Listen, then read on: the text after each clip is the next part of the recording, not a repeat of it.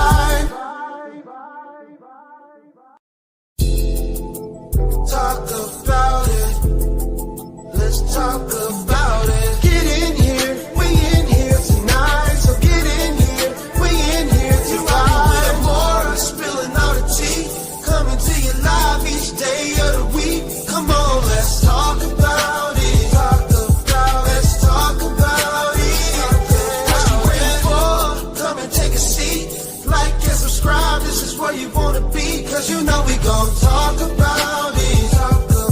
Let's talk about it.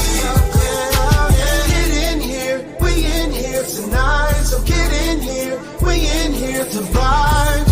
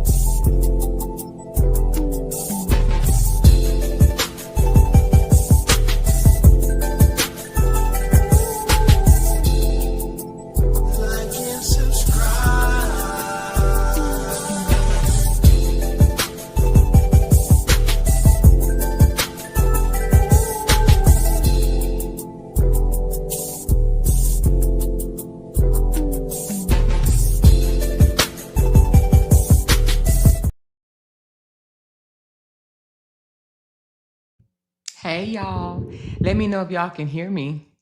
I'm on my other page tonight, y'all. I wanted to see was my notifications tripping on YouTube or what. Did y'all receive a notification for over here? She said, sorry for that first one. Sorry for what first one? I done went and made me some coffee, y'all. Black Pearl said, hit that like button on y'all way in. Oh, thank you, that MF, for showing some love. Did y'all get a notification? I just want to see, was it tripping? Because here lately, baby, I don't know what's going on, child. What is really going on, y'all? What is going on over here on Talk About It with Amora? Pop off with Amora. Amora. Is it YouTube? I wonder, does YouTube know that I'm utilizing TikTok too? Y'all think that's what it is? I think YouTube like, because now I only got 68 people in here. It was 80 something, and now it's down to 60 something. Y'all know on Friday night, y'all be tripping. Y'all be running over y'all feet to get over here. Where is everybody? What is going on? Hold on, you know what I'm gonna do? Let me connect this with my other YouTube and see if people come. Hold on one second. Give me a second. I'm gonna put Friday night vibes. That's all I'm gonna put. Friday night vibes. Hold on, let's just see where they at. Let's see if they get a notification for the other channel. Hold on. So now I'm on 2 channels. I'm on, I didn't even know you could actually do that. Can you? Y'all, I'm on 2 channels. Tell me if y'all get notifications for my other channel. If we see anybody pop up in here in green, then we're gonna know that they're on the other channel and this channel. I just wanna see. I'm testing it out, y'all. But anyway, what y'all doing on this Good Friday? She said, Proud Law Talker, I seen the notifications. And what happened? I seen the notifications and jumped right on it. And I'm at the casino. Which casino you at? Oh, I think I know who you are. I think. Do I? Hold on. Who are you, Proud Loud Talker? Tell me who you are. I can't see the photo. She said, yep, just got the notification for both. You just got the notification for both? I think something must be wrong with YouTube because it was 78, now it's 113. She said, I'm on both channels. I was so confused, LOL. Yeah, so it's both channels on here now, y'all. I just literally did both channels just to test it out. I'm just testing it out, y'all. I'm just testing it out. Oh, but you know what? I won't see no green. You want to know why? Well, yeah, no, I should see green. Oh, yeah, I do see green. Okay, I see you, BB. I see you, BB. You stood out. You stood so out. You the only one green. So wait a minute. This telling me who's not green. Y'all better drop them memberships. Hold on. Let me get this membership button. Hold on, y'all. Stop playing with me. Stop playing with me. We're not about to start playing. Hold on. Oh, hells to the no. Oh, but if you come in on the other channel, you're not gonna be green. Oh, so if you comment on the green channel, you green. Oh, okay. Because I was about to say, hey, Rachel, baby Rachel, I was about to say, you ain't green. So y'all, if you comment up under the pop off with a more, you're going to be not green. And the other one, she said, I am at Harris in Atlantic City. It's Angie Evans and I don't gamble, LOL. I'm here for the Mother's Day concert. Oh, okay, nice. Girl, you're going to have fun. That's one thing I did enjoy about Vegas, even though Vegas is not a fun place to be. But one thing I did enjoy about Vegas is Vegas have all type of shows. Every weekend you can go to a show. Now, it's going to cost you some money. But you could definitely, go to a show every night if you wanted to. But every weekend you can go to a show. One of them casinos is going to have a show that you're going to enjoy. She said, I'm watching Pop Off on my TV and let's talk about it on my phone. That's what I'm talking about. Y'all help me make my goal, y'all. Come on now. She said, I want to be green. You are green, Dreamer. I see you, baby. You green. You are definitely green. I see you, honey. She said, I'm watching on both. Y'all on both? I didn't even really know you could do this. Thank you, Rachel. She said, TGIF. TGIF it is, baby. We're going to see Marsha Ambrosius tomorrow.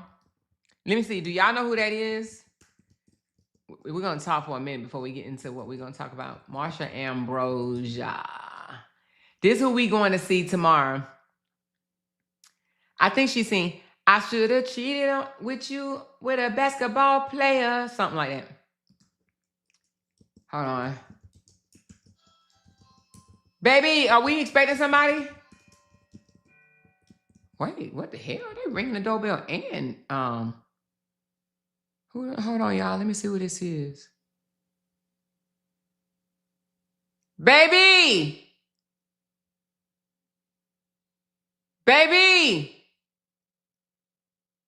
Hold on. Hello? Hi, good evening. Yeah, please, could I speak to Amara? You said what now? Could I speak to Amara? Who is this? Who are you? I deliver documents from the county. You delivering what is it? Documents from the county. At this time of the night? Sorry, ma'am. They send us out to like 10. All right, hold on. I'm going to have my husband. What is it in your hand? What does it say? Amara Davis. And what does it say? I just have the paper that tells me to deliver it to the address. I don't look at the documents. I'm sorry. All right, let me have my husband come downstairs right quick. All right. Are you Amora? I am Amora. It's just 9 o'clock at night. I have to give it to your husband. I have to give it to you by hand. Well, let me get my husband. Well, hold on, because I don't know who you are, and you come to my house and it's dark. You're fine. I'm just letting you know that I have to hand it over. Please, you come with him if you don't mind. I'm sorry. Okay, hold on 1 second. Okay, thank you. Y'all, what the hell? I got some man at my door, child, talking about he got something to give me. Hold on, let me call Jay. What the hell? I'm surprised Jay ain't came downstairs yet. What the hell?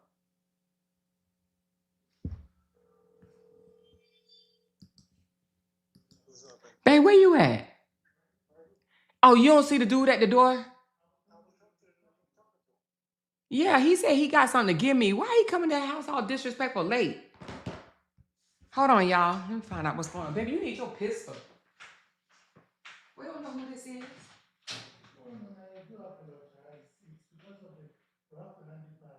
Let me see what it is.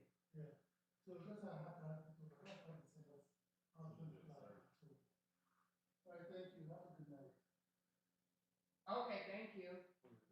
I have no idea.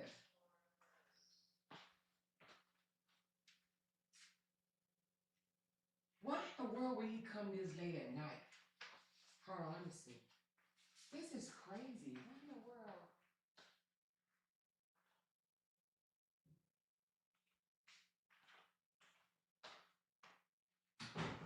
Okay, I'm back, y'all. Child, I think it's the final documents, but could she have just emailed that to me? Anyway, y'all, it's nothing, honey. It's just telling me that my papers was dismissed. Oh, but I wasn't supposed to be telling y'all that. Oh, hold on. That kind of was a little scary. All right, hold on. Let me get back to where I'm at. Hold on. Where's the comments? Oh, she said, grab your piece of steel. Girl, I was like, who is that? Can y'all hear me? Oh, yeah, okay. Girl, why in the world? But you know what? That's still weird.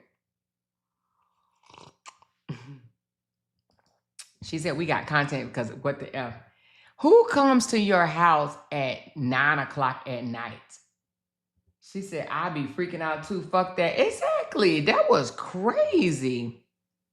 She said he was trying to figure out we needed to jump next. I live in a pretty decent neighborhood. However, I will say that she said, I'll be freaked out too. I live in a pretty decent neighborhood, but you know, here lately, certain things have been happening, weird stuff. She said they served us our final divorce papers on Christmas when me and my ex-husband were together. They did? Oh my goodness. But you know, we live in a small town. And the thing about it is he was in a marked car, but he wasn't in no uniform. That tripped me out. But you know, people can dress up and act like they are officers and stuff like that or whatever, and they don't really be officers. You know? She said, I would have told him to come back tomorrow when the sun is up. Yeah, that was kind of weird. And then I was like, well, did somebody call him? She said, dang, I don't know which channel to watch on. Oh, I literally just put it on both just to see whether the notification, because the notification's been tripping lately. Now, I don't know what I was saying before. I don't know across different platforms, do they allow you to like promote other platforms? And I know yesterday I was like, hey y'all, I'm on TikTok. And I just noticed that it my notification, I don't know what's going on with these notifications, but I've been hearing quite a few people complain about YouTube. You know what I mean? As far as just different things have changing about YouTube. She said they pay them like 24 hours to serve. I don't think they get paid. I think that's a part of their job, isn't it? I don't know. I don't think they get paid, y'all. She said, that was weird or more. I hope it's not none of them folks. No. It was just my orders. It's the same thing that I already have that I got off the line, off the thing, saying that it was dissolved, that they lifted the restraining order. That's it. She said, it seems like YouTube is changing up everything. I was listening to another blogger say the same thing. She was saying that YouTube is not like it used to be. I guess each platform is taking a hit. You know what I'm saying? As far as not coming through the way they used to be. The way they used to. But anyway, Attorney General Ken Paxton. I was getting ready to show y'all the song, the one of the songs the lady Marsha Ambrosia sings. I hope she cheats on you with a basketball player. Y'all know that song? She said, I saw a couple of videos, people dressed as delivery drivers with documents in and tried to gain entry into the house. I did a story on that, remember? It wasn't dressed up as a delivery driver. They was dressed up as police officers. And they gained access to the house and they kidnapped the wife and the husband. I did a story. Y'all don't remember that story I did? It's on my channel. Hold on. Let me go to it. She said denied. Listen, I'm going to tell y'all something. I really wish I could have came out and just spoke about it, and it wasn't that I was ordered not to. I'm not ordered not to. It's just said that, can y'all please just move on and you don't have to mention it. You know, y'all don't have to mention what happened in here today, but I just want y'all to move on. And then I want to see y'all back in my channel. She wants us to come back in 6 months because she wants to see that we done moved on. She asked us both, can we just move on and put this past us? And I said, I've been moved on. She is definitely not my content. And well, you know, I ain't gonna say what she said, but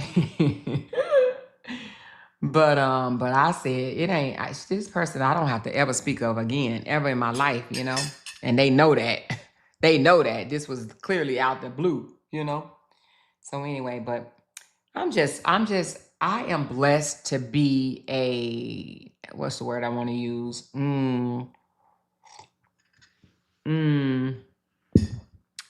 I am blessed to be a calm, cool, and collected person. Let me just say that. Because, you know, I could, baby. I just know how to maintain myself. You know what I'm saying? I know how to keep it together. She said, off Summer subject, Summer Justin X said she needs to get a restraining order. Off of who? Did she say from who though, Big Mama? Did she say who she need to get a restraining order for? It might be somebody else. She said the problem is she wants to be content. She's not the only one though, Cassie. It's quite a few of them that wants to be content. They want people to talk about them, including Robert, including Janelle. They literally want to be talked about. That's why they're doing the things they're doing. The reason why they're making up this much noise is because they want to be talked about. Y'all come over to the Pop Off with Amora channel. I'm going to drop my other channel. So come to the Pop Off with Amora. I'm going to drop the Pop Off with Amora channel just in case y'all don't have it, but you should. But I'm going to drop it down below. And because I'm going to give this some watch hours. Y'all know every now and again I need to give it watch hours. Copy. And I'm going to drop it. Hold on. I'm going to drop the other channel. Hold on. Did I do it right? She said Robert Ugly Ass was in my comments. Oh, he was. So I just dropped the Pop Off with Amora. She said, I am just Summer's long ass rants. She said, they over here too. Okay, it says I have 124 on Pop Off with Amora and 76 on Talk About with Amora. The 76 on Talk About with Amora, come over here on the Pop Off with Amora because I'm about to drop y'all off of Talk About with Amora for right now, okay? All right, here we go.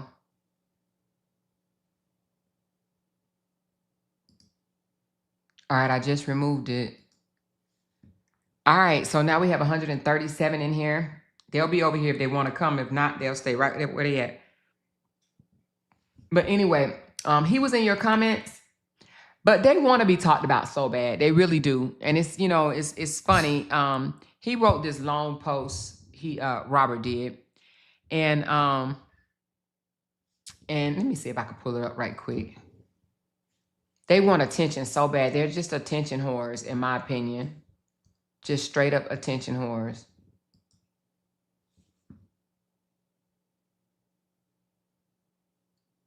Hold on. Somebody just sent me something. I didn't even know it.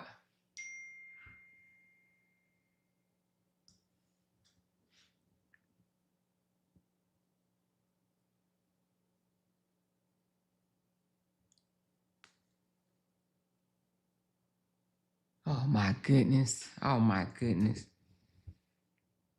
Oh my goodness. Let me tell you something. I'm going to put this up and we're going to talk about this. Hold on.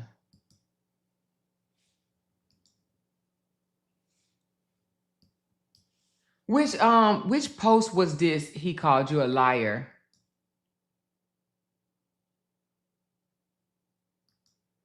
Which post was this, Camille?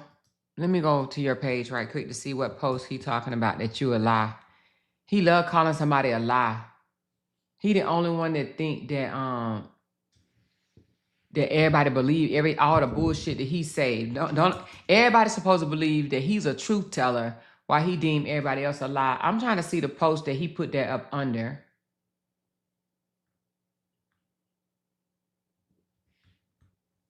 Because I don't even see where you even said anything about him.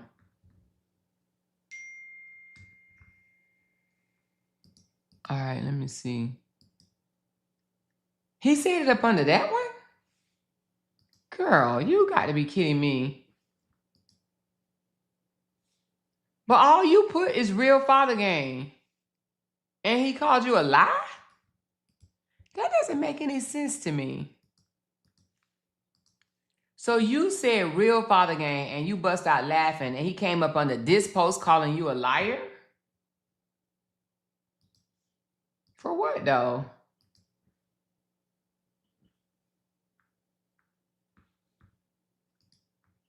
Did you fire back at him? I know you did. Let me see what you said back. You said, Robert, me lying? Hold on. Your ass over there living in an AI universe trying to make your snail slow supporters feel bad for you and give you money. I know what you're saying versus what them public court documents say. Ain't nobody defaming you, but you with your wig wearing, AI using, benefiting your ex's ex, or befriending your ex's ex because you still ain't over your ex face ass. Don't come over here talking about God you don't even believe in. Now, go on back over there to your side of this app before I really fry your ass. But what was he calling you a lie for? Let me drop this link just in case you want to come on up here. She calling him. She told him he need to go on and take his old wig wearing, befriending your ex's ex ass on back over there. I just dropped the link just in case you want to come up. But what in the world did he call you a liar and all you said was real father game and start laughing? And he knew that was for him? Good Lord. He know not to come up under my comments because I'm going to make a whole mockery of his ass. You know what I'm saying? Mm-hmm. He'll come up under my comment. He came up under yours under his real page. See, he would not come up under mine. She said, I don't see the link. Oh, let me drop it again. I thought I dropped the link, but maybe I didn't.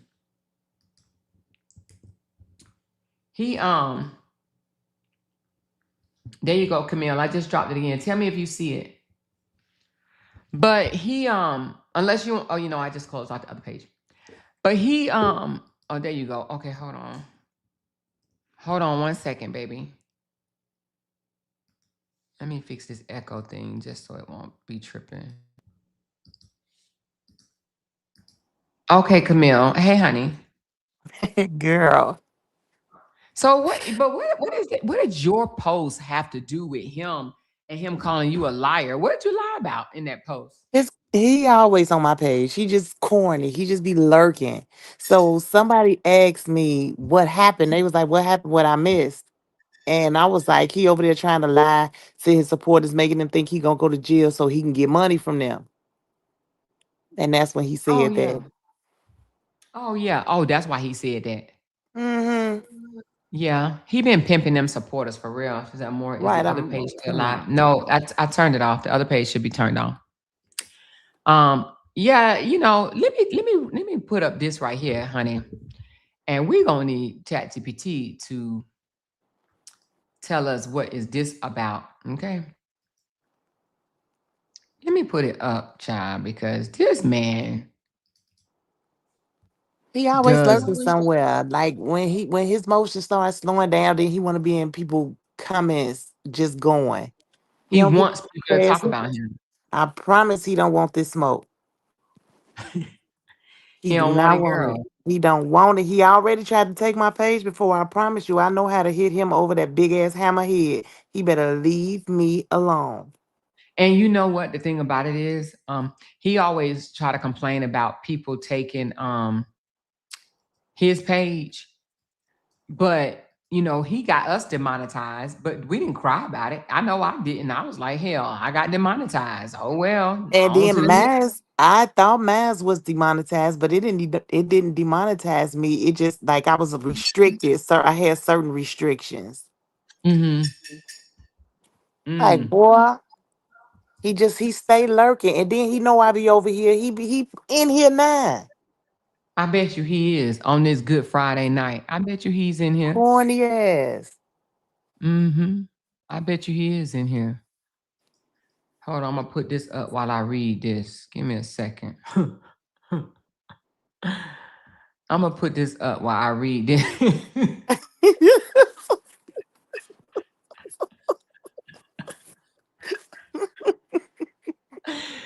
I'm gonna put that up while I read this. While I read They this. look Okay. so happy. I'm so happy for them. They I'm look talking about so so cozy. The happy. bromance is real. You hear me? The bromance is Oh, absolutely real.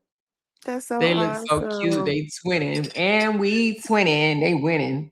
They are twinning and winning. They look so happy. Mm-hmm. That is Camille's.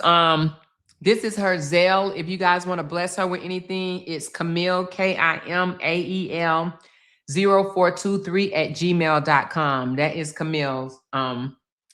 That's her Zelle. If you have Zelle. Hold on one second. Let me put something up right quick.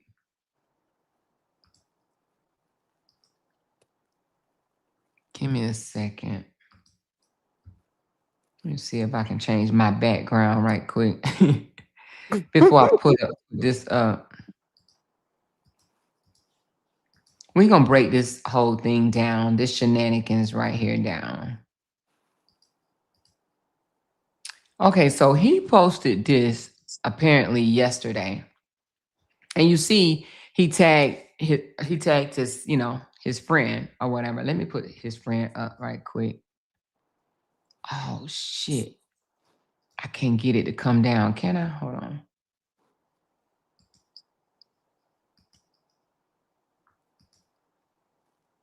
Give me a second. Oh, it won't let me do it. Oh yeah, here we go. Damn, but that's just Johnny L. Shit. Okay, anyway. I wanted to show the picture at the same time, have this up here, but it ain't letting me be great. All right, here we go. Oh, it wouldn't even let me do it. Anyway, he says, Black men go through enough in this world. We should be uplifting each other, protecting each other's peace, and showing our children what maturity, respect, and brotherhood looks like. Just because two men share children connected through the same family doesn't mean there has to be hate, jealousy, violence, or division. In many cultures, blended families and peaceful co-parenting are normal and respected. But in the Black community, people often try to turn it into drama instead of growth. My 6-year-old daughter, Amora, is a sibling to Jonel's young twins. And instead of tearing each other down, we choose peace and understanding. Janelle Young publicly and privately apologized to me, and I accepted his apology. As a grown man, we moved past the drama and the person who helped create the division between us, because peace is more valuable than the internet chaos. And then it goes on to say, we're both actors and entertainers in the public eye. Actors and entertainers, Lord. And despite the backlash, we refuse to let social media force hatred where there is none. The children deserve love, unity, and healthy examples of manhood. Brotherhood will always be stronger than ego, and real men don't have to destroy each other to prove a point. Real father gain, family over everything, legacy, hashtag LaTrue. So my thing about that is he wrote this or whatnot. And, you know, of course, it's throwing a whole lot of shade. But if this is the case, and Petty Ready brought this up, then why didn't he ever try to become friends with the umpteen amount of baby daddies that Sierra has? Because wasn't that Desharia's siblings? So did Desharia's siblings not matter? And then Deshaun, he's been fighting with Deshaun for forever, right? This is because it's all connected to Brianna. He don't care about Exactly. nothing else. He's trying to stay connected to that lady. And Because he this wants is to, so obvious. It's overly obvious. yep, and it's because he wants to torture her. He literally Mhm. want her to be miserable. Mhm. That's what it is. Now I'm Because gonna she run didn't this. want him. She don't want him. She don't want you. Yep, and that's what he mad. He mad because he feels like, well, I told y'all before, is one is the control. He feels like he's lost the control. Okay, I think that's it. So I'm gonna ask ChatGPT. This came from a man who had a public breakup, public divorce. I'm gonna put public nasty divorce.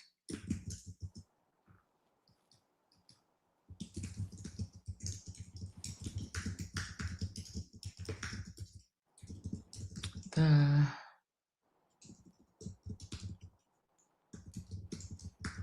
Brianna.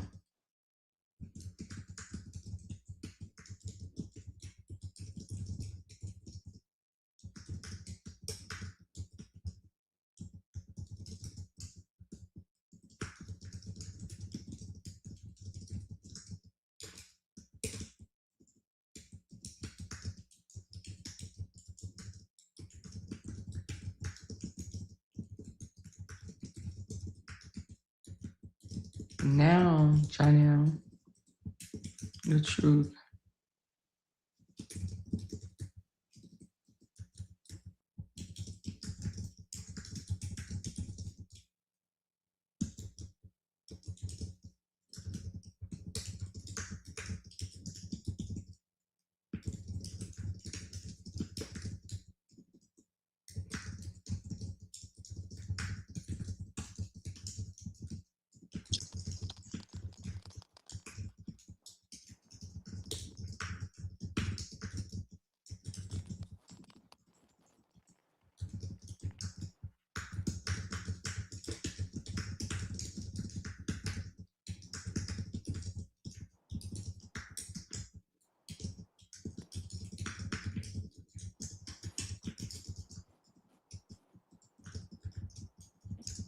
All right, I had to give it some context.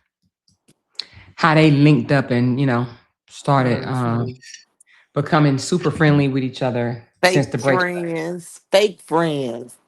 You know they Mm, both got their own agenda for even hanging with each other. Ain't nobody stupid. of course. Of course. It's their own agenda, of course. All right, let me just let y'all hear what ChatGPT has to say. Let's see if they right.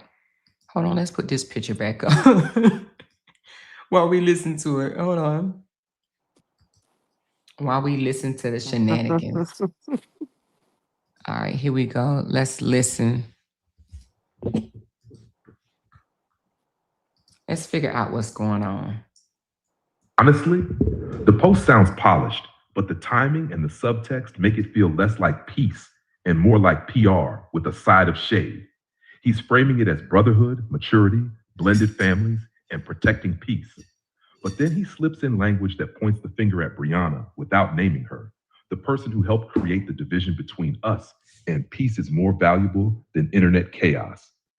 That is not neutral. That is a soft launch blame campaign. The biggest issue is this. If two men truly want peace for the children, they do not need to bond publicly by implying the mother is the problem. They can co-parent, communicate respectfully, pay what they owe, show up for the kids, and keep the internet out of it. But when the post is public, emotional, and written like a redemption speech, it starts looking like they are trying to control the narrative. The Black men go through enough angle also feels like a shield. Yes, Black men deserve support and unity. Absolutely. But that does not erase accountability. Brotherhood should not become a cover for two men teaming up to make the mother look unstable, bitter, or difficult, while child support and parenting issues are still part of the conversation. The part that stands out most is him saying Janelle apologized publicly and privately, and he accepted it. That may be fine on its own, but when he follows it with, we moved past the drama and the person who helped create the division, it sounds like we forgave each other, and now Brianna is the villain. My read, this post is not just about peace. It is about rebranding themselves as mature fathers while quietly painting Brianna as the chaos they survived. And if they both have children connected to her, the mature move would be less internet unity speeches and more actual responsibility behind the scenes. Right. A strong way to frame it on your platform. This post is giving brotherhood on the surface, but underneath it feels like two men trying to rewrite the story and make Brianna the common enemy. Yep. Peace is beautiful, but peace does not require public subliminals. If it is really about the children, prove it with consistency, respect, and child support, not Facebook essays. That's right. I agree. I agree. What do you think? I agree. If this was I about the absolutely kids, agree. let me tell you something. If this was about the children, is no way neither one of them would be doing this. They could still be cool with each other and things like that or whatever, right? But to come out and be posting each other, AIing each other in photos and things of that nature is all performative. And it is to make Brianna look like she is the, she's the bad person. She's the bad seed in this thing. They're the good guys. And Robert wanted this so much. Robert really wanted it with not just Janelle, but he wanted it with Deshaun, Janelle, and him. He wanted it to be 3 against 1. That's what he really, really wanted it to be, 3 against 1. Because he But came Deshaun, out saying that whole the 3 different men, blah blah blah. He definitely did. Yep, he definitely did. And Janelle, Deshaun was not playing that shit because he basically was like, shit happened. That's my baby mama. We went through some shit. People go through shit, but I'm not about to sit on here and disrespect my baby mama and be bitter with my baby mama and bash my baby mama when she is the mother of the kids that I'm supposed to love. Like, if you love your kid, that's why you can't listen. First of all, you cannot prove to me that you love your kids if you're willing to sit on this internet and try to continue to make your baby mama look like a villain. I mean, the thing about it is, at some point, people get tired. Let's just be honest. People get tired. And if you don't get tired, that tells me more than I need to know. Justin, same way. Justin, Robert, you ain't tired yet. You ain't tired of being bitter. They should be over this shit. So many good things, should have happened in their marriage that they can take a few bad months or even a bad year and flush it down the drain. Forget all about it. Y'all got fucking kids together. And the thing is, like, okay, let's just say the relationships, period, was toxic on everybody's end. So at this point, the relationship is over. There are children involved. That's what the focus should be. And that's it. It should be the children. The more mature way to look at this is, listen, what happened between you and I, it wasn't good. I was hurt. You was hurt. We hurt each other. But guess what? We created a life together. let's put what we did to each other to the back burner. It don't matter no more. We survived it. Whatever it was, it didn't kill us. We survived it. Now, more importantly, our children are more important. So whether you lied on me, whether you slapped me, whether you drugged me, whether you spit on me, whether you called the police on me, none of that matters. That happened. It's over with. I love my daughter more than this drama between you and I. This means nothing. We created a life together. So the fact that we created a life together, fuck what we went through. Yep. They act like people don't go through shit in relationships. Because when Fuck she what we did that went through. video, with him at the park, he just was happy about that. He was posting good stuff about that and co-parents and this and that. But now that things are not going his way, he back on the goofy shit. Now he's saying shit like, he even asked, somebody sent me where he asked, hold on, let me see where they sent it to me at. And then ain't this like a violation? Didn't they tell him like not to be doing stuff like this? And I think he's doing it because, you know, it's almost like a I want to push the and I ain't even, you know what, I gotta admit, now I'm gonna admit, I don't think this is just a Robert thing. I think this is just a human thing. People like to push the envelope just a little bit just to see how much they can get away with. You understand what I'm saying? I'm even guilty of it my damn self. I'm not gonna sit here and act like I'm above it, because I'll do it. I'll be like, well, let me coast the line for a second or whatever. Because, you know, it's about control, and it's about, oh, you're not gonna tell me what I can't do, you know, per se. However, excuse me, that's what he's doing. So he did a post today. Somebody sent it to me. I gotta find it, but he says, if somebody, oh, here you go, right here. He said, let me put it up.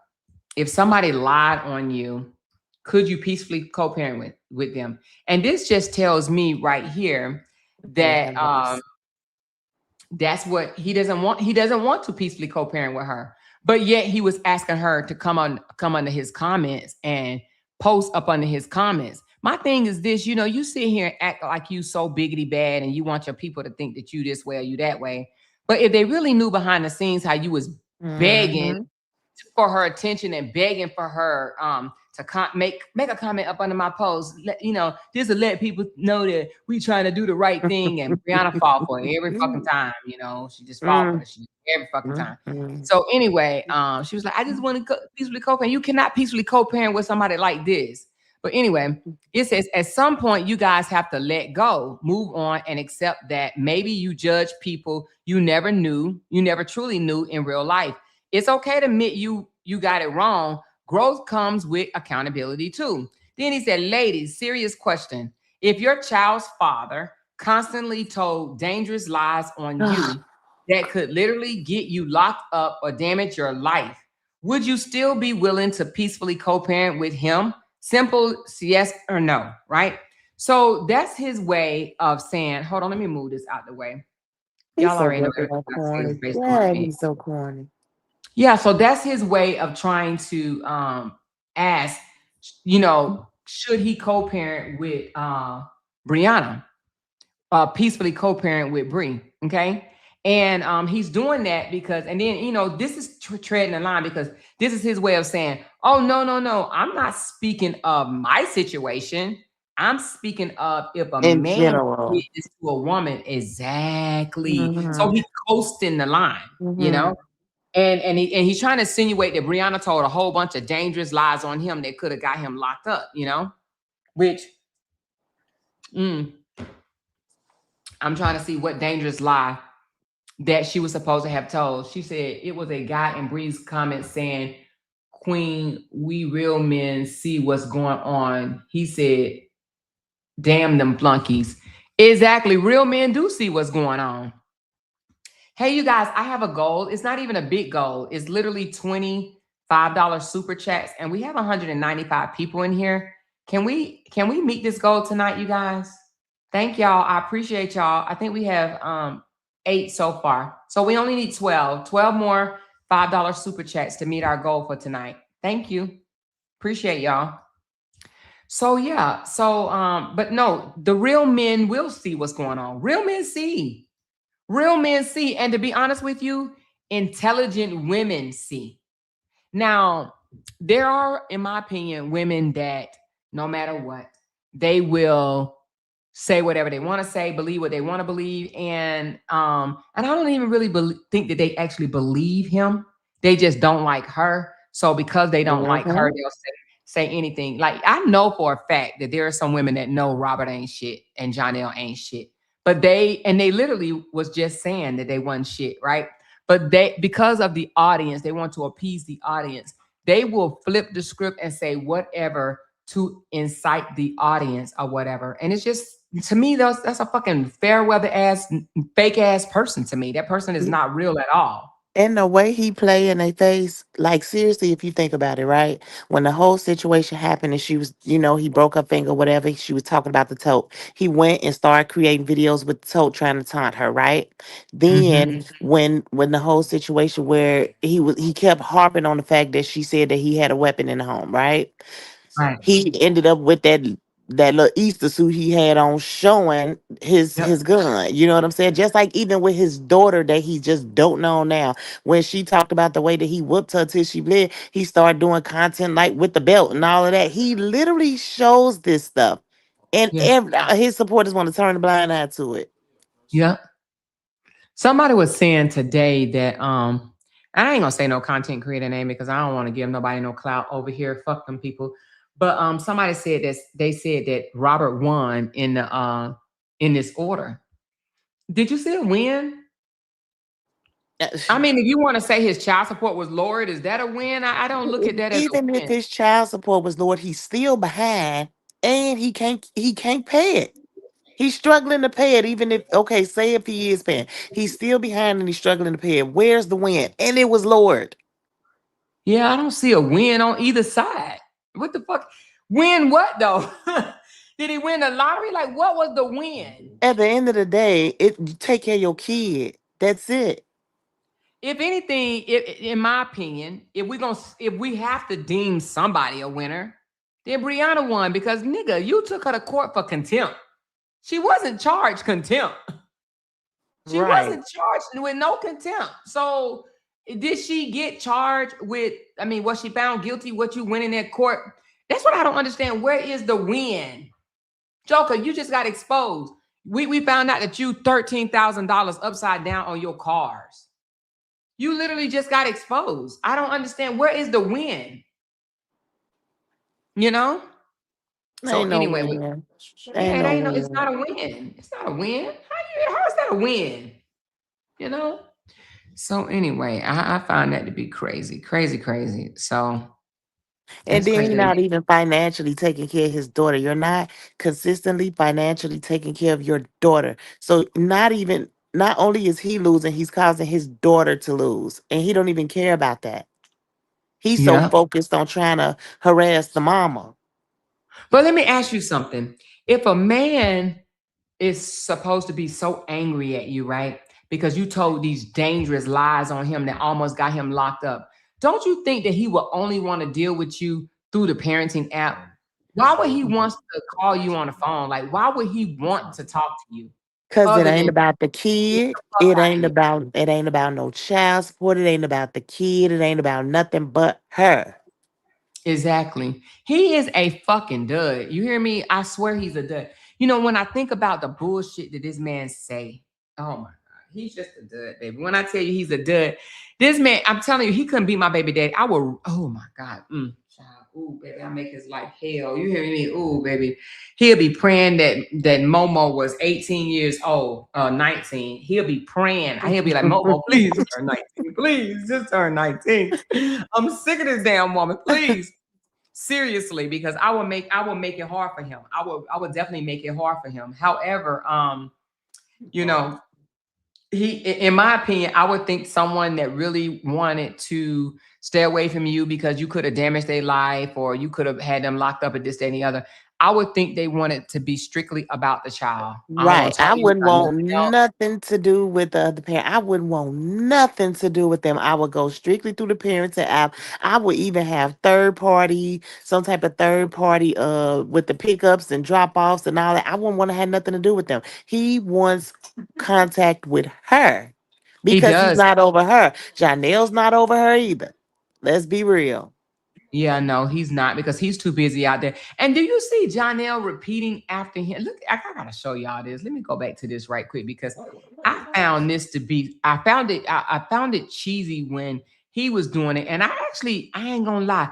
I gave Jonelle a little bit more credit than Robert because I was thinking, okay, Jonelle was born in New York, so New York guys I look at as they're a little bit more swifter than the dust bunnies that come from little small ass towns with like 50 people in there and shit. But when I saw him do an AI with him and Jay-Z, I was like, he's just Oh as fucking Lord. corny. Oh Lord. He's just as fucking corny. Like, are they real Is he brothers? Like, manifesting? Is he manifesting? he lying. Jay really pulled up. Like, you ready or are you still manifesting? Stop.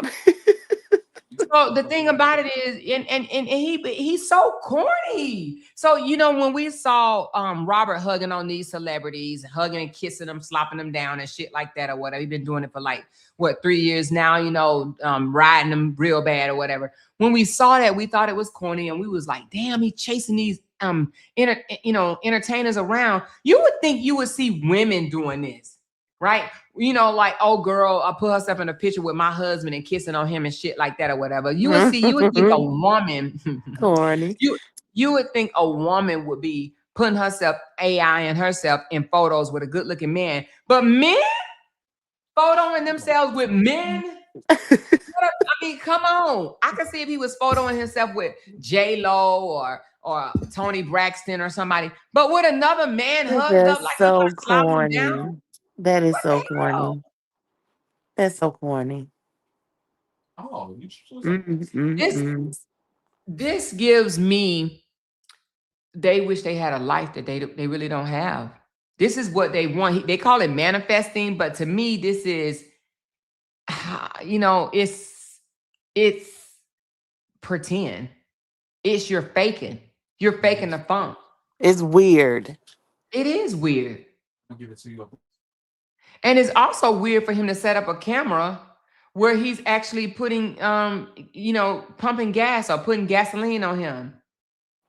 See, Oh, this he is said, I seen this on TikTok. It's like a TikTok trend where they say something about something smelling expensive or something because gas so high. oh, I see a lot of content creators doing that. Like, where's the originality? First of all, he's supposed to be a actor. Act, nigga. now these two brothers right here, right? These two BANs, they literally, and it says under a microscope online, but still moving like God already stamped it. This is funny to me. Lame 1 and lame 2. They're lame-os. These are lame. But John L. talked about Robert penis size. You know what I'm saying? I mean, they literally was basically throwing their little penis around trying to see which one bigger. But now I actually heard both of them don't have it going on. I actually heard from Shay. Shay said he don't have it going on. Shay said the nailing it to the cross. She don't know what cross he was nailing something because it wasn't hitting. The nails wasn't going through. Okay. Shay said he is not well endowed. Hey, listen. She said he ain't packing. I said, wait a minute. He was nailing it. She said it wasn't no nails, it wasn't no hammer. I'm trying to tell you, it wasn't no hammer. It was a cross, but it was damn sure wasn't no hammer. Okay. So I don't know, y'all. And she said he stank. Yep. Now, if a man area down there stank, don't that mean he got an infection? Or he just ain't wiped his ass good. Don't he be having boo-boo in his toilet? Yeah. He do have smeared marks. He don't know how to clean it. He don't know how to take a brush and clean the shit from around the toilet bowl or whatever. Old nasty joker. Nasty joker. I wonder, did he tell, hey, AI, can you fix my nose? Like, what do you think he say to the nose area? Why are you like this? Does he ask for it to be fixed? I'm just wondering, like, what does he say? Does he say, can you make us look normal? I mean, I don't get it. Don't give me the double barrel today. That's funny. Your ass crazy. They close their eyes and everything. Look at it. Oh, I mean, they close their eyes. Do you see this? Let me blow it up a little bit. They close their eyes when they connected. Hold on, let me let you see it.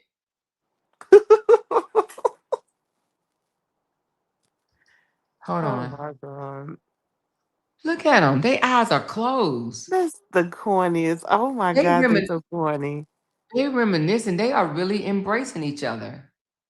They're like, yes, Mm. daddy, call me daddy. I love it when you call me Big Papa. Oh man. You know, I guess Robert is the father that he wish he had, maybe. Or John L is the son that he wish he had. Which one is which? Is John L the son? Because Robert is what, 9 years older than John L? No, wait a minute. 37, 38, 39, 40, 41, 42, 43, 44, 45, 8 years. So he 8 years older than John L.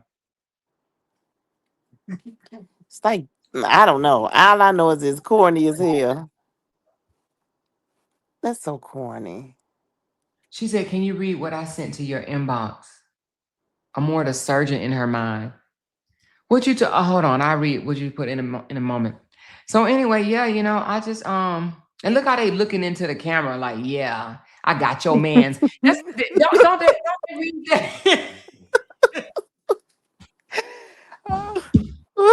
He's like, I won. I got your man. I got him now. That's what he won. That's what he won. This is giving. I got him now. I got This is him now. so insane. This is so The cringe. way he looks in the camera, like, I Yes, got him now. Lord. Definitely what it's given. Well, I got him now. Now, go find you somebody else. You go get you somebody else. I got him. He gonna be slinging that thing to me. I want to see them gray sweatpants. You know what I'm saying? You know, because John L be throwing them, you know, dancing in the gray sweatpants. I believe that you know, it really made LaTruth want to know what's going on down there. Like, what he got going on. He's And gonna be and right back stuffing. yeah, ooh. And then the fact that he says we both actors and singers and artists. Lord have mercy. I would not put past them if they won't do a damn record, AI record together. Because you know that's what Robert does now. He does all his songs AI. And it was so funny because somebody was like, hey, can you tell me, is it something that when you had cancer and you got your stomach removed, did it change your vocals? Because I swear that don't sound. It said, I swear it don't sound like you on your songs lately or whatever. The guy didn't want to come straight out and say, you know, do you AI in your songs. He didn't want to say that. But you know, it'd be funny to me when LaTruth be trying to sing along with the AI songs and he don't know the words. Baby, I be dying laughing. You hear me? I just be like, he don't even know the own words. And he be like, I write my own music. If you don't go sit your ass down, we know Sono is writing that shit. Stop playing. You act like we don't have the same apps and shit. Lord have mercy. Oh my God. Did y'all see what RA said? Facebook owe him 48K. Yes. What? I seen that. I sure did see that. He said he want to catch up on his pay. They'll probably say Brianna took the 48K. Who knows? Of course. Give him a minute. You know what I mean? They'll blame Bree. That don't make no daggone sense. They'll say Bree knows somebody that works at Facebook that's holding on to his money. Lord. They'll say Bree knows somebody that worked there and they holding on. They're not gonna let that 48K go because they trying to hurt him. That's exactly what they'll say. But anyway, he had now I think Danielle did this. He got him looking. Anybody with sense know why that man lost his page. Anybody with sense know. He stayed in violations. He always sending people content. Wait, who did that? No, they went out together. This is a real. This is the real thing. Yeah, look at the chitlets. That's how you can always tell on the AI photos. He make his teeth look a little normal, but yeah. And John L got his mouth positioned in a way that he wants to receive. So this is real, right here. Yeah. So anyway, but yeah, they just AIing themselves in photos and shit. So now you can't even believe what he posts on here anymore because it could definitely be fake. This is definitely fake. I don't even know who them kids supposed to be right there. Stop. Look like Lele or Jasir at all. Stop it. Yeah, he acting like he taking them to the game and he got flow seats. The thing about it is, I ain't wishing nothing bad on nobody, but I don't think Jonelle is gonna make it to the big screens. And the reason why I say that, when I say the big screens, like I don't think he's gonna become like what he think he's gonna become. And the reason why I say that is because you can't do wrong to people like that and then just think everything just gonna turn out good for you. Yeah, he should have been more focused on co-parenting and building his brand for his career. That's what he Yeah, should have been focused on. All of this drama, people don't like liabilities like that. yeah. I think he should have just stuck I think what he doing, and then this is supposed to be at the Met Gala. Still got the wrong kids. That's supposed to be him and his Oh twins my at the Met God. Gala. Look at him. He like shit. I learned how to make this. That's kind of weird. And these are the same kids that he said one of them might be the pastors. And that'd be so crazy to me. That'd be so crazy to me because I remember when Robert was doing all of that, how he didn't want no kids and how she trapped him and blah blah blah. And I was just over here like, well, I would like to think if she was gonna trap somebody, it'd be somebody that had something. And now this fool over here, he did the same crap, trying to make it seem like he questioned the kids. You know what I'm saying? It Right. ain't never about the kids. It really ain't never about the kids. They don't know how to distinguish the relationship between her and those babies. Exactly.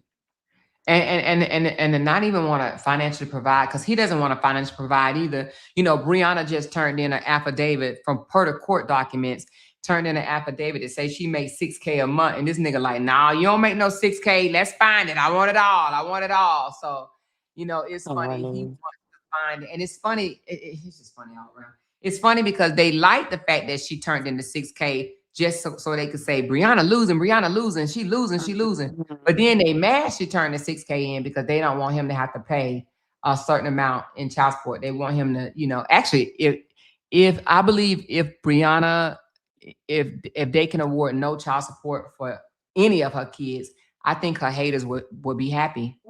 Your And haters that's do not sick. like that you making money. They don't like that you're not even making money, but that you got any help. This is That's him sick. supposed to be at the Met Gala. He wish. Yeah, maybe Mm, if he was still with Bree. Look at this Joker. mm, mm, mm, He is just going. Look at him. mm. He is just going all out with the AI. Oh, Going Lord. all out, all out. So anyway, but yeah, he's just as lame. He's just as corny. He's just as cheesy as this dude. They both cheesy, you know. She said, "Hey y'all, hey Teens Queens Boutique, what's going on, y'all? People want to be Bree mom or something, trying to tell her how to dress. Bree a grown woman, no internet can tell her how to dress. I know people, they always got something to say. These people trip me out. They trip me out. And then they always want to try to accuse the supporters of, doing this to her, doing that to her. Man, these people are grown as fuck, been doing things. And, let's talk about that for a moment because I don't understand how can somebody say you ruin somebody's brand. The brand that LaTruth and Brianna had was a family brand. It was Yep. a family brand. It was ruined when the family broke up. As a Yep. matter of fact, let me ask ChatGPT something right quick. Give me a minute. And he blew it. He blew it all for the internet because for real, when she was when she was entertaining after the situation, she still entertained him for a bit. But he wanted her to lie and publicly say this and that. He could have just left it alone and let people figure out what they want to figure out. People work out their marriages all the damn time. He could have just left it alone. I hate that bump. Mm-mm-mm.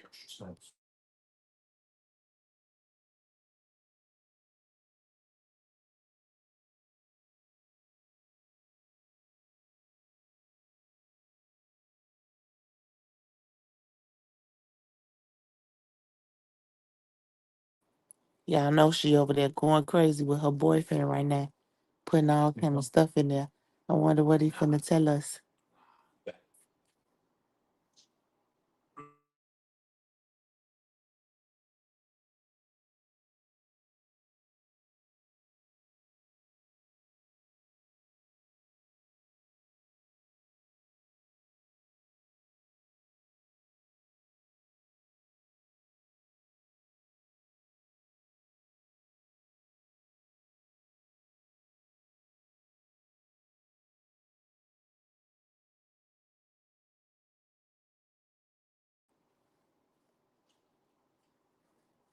Reaching, bro. Ebony, he did the same thing with Season. And they was even laid up in the bed watching stuff about them together. Like that's mad weird. That's crazy. Jump slice. I could not just Nope. Couldn't be me, I know that much.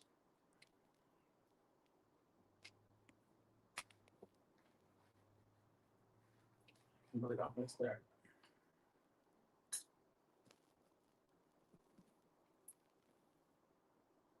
Oh. Bring you to that big shot.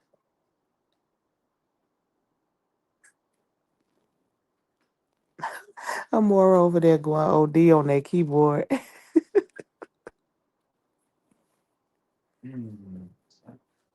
I think he had that. You already know, girl. I'm I'm gonna have waiting on it. I'm waiting to hear what she said. I'm gonna have ChatGPT to read it. So basically, what I'm saying is, this is what I'm telling ChatGPT. Basically, I said, why do people always try to blame supporters of ruining a brand of a family? They were a married couple and they did family content and they was once making 420K as a family. And now one makes 6 and one makes 7. And I don't think neither one of them make that. I think they make more, but nevertheless, that's what they reported. Okay. So one makes 6 and one makes 7 individually. So the brand was broken when they got a divorce. So why are people trying to say that the supporters ruined the brand? Okay, so let's listen to what they have to say.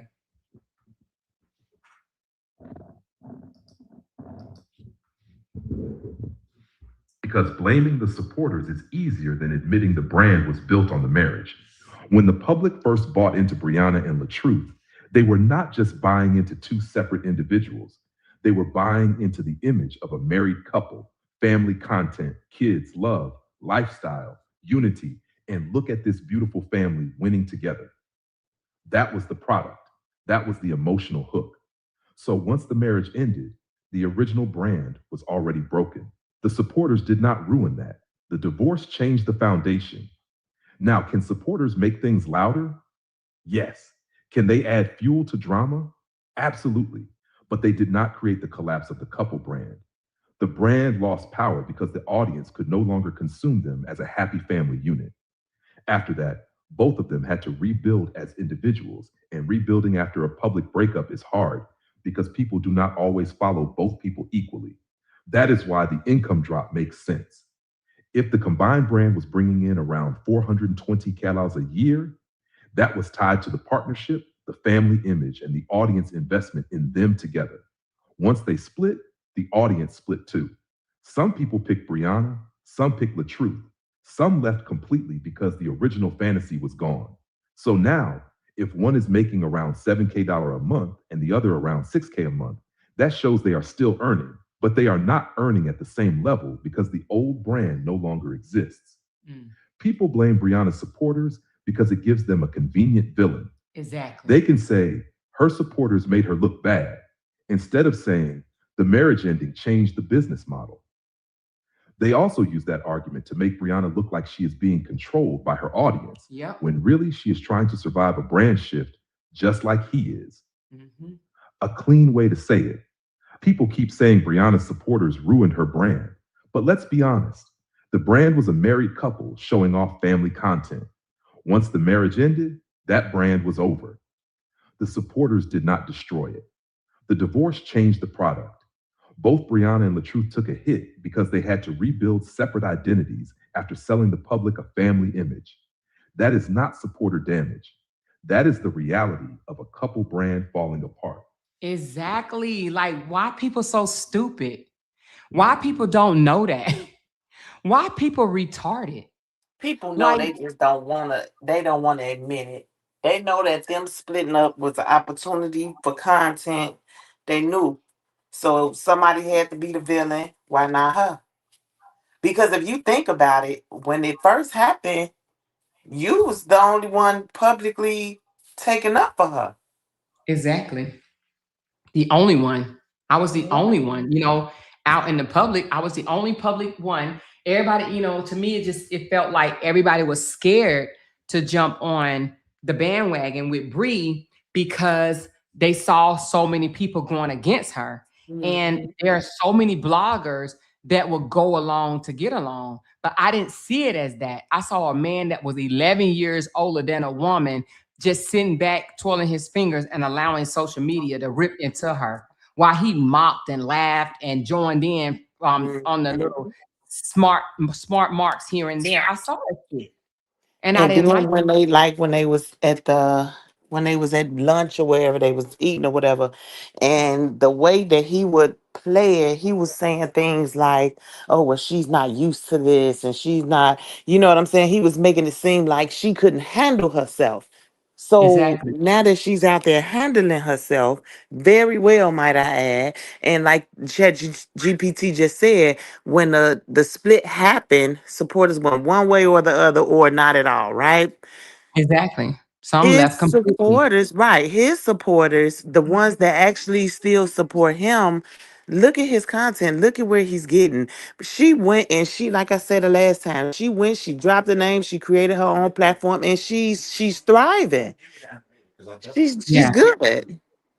Yeah. Now I would say this. I think, to be honest with you, I think Robert and Brianna both are kind of confused as to what content they want to put out.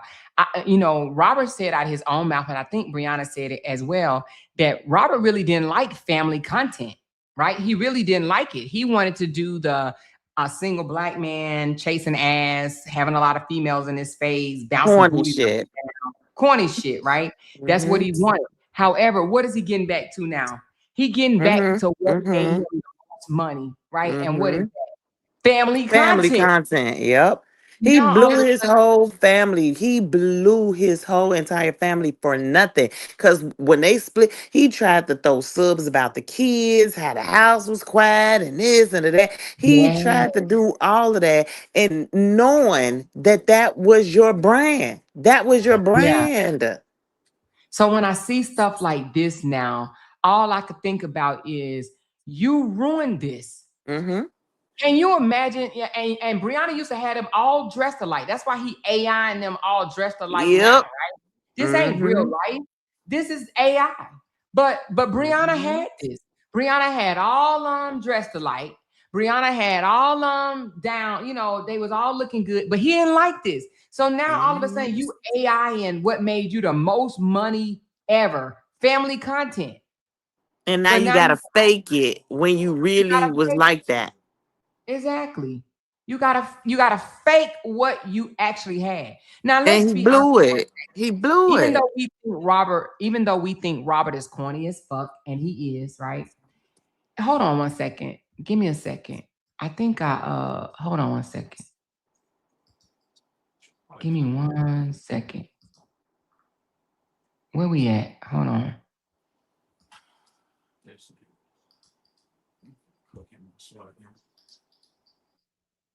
Oh, I didn't know that I ended the goal. How did the goal end, y'all?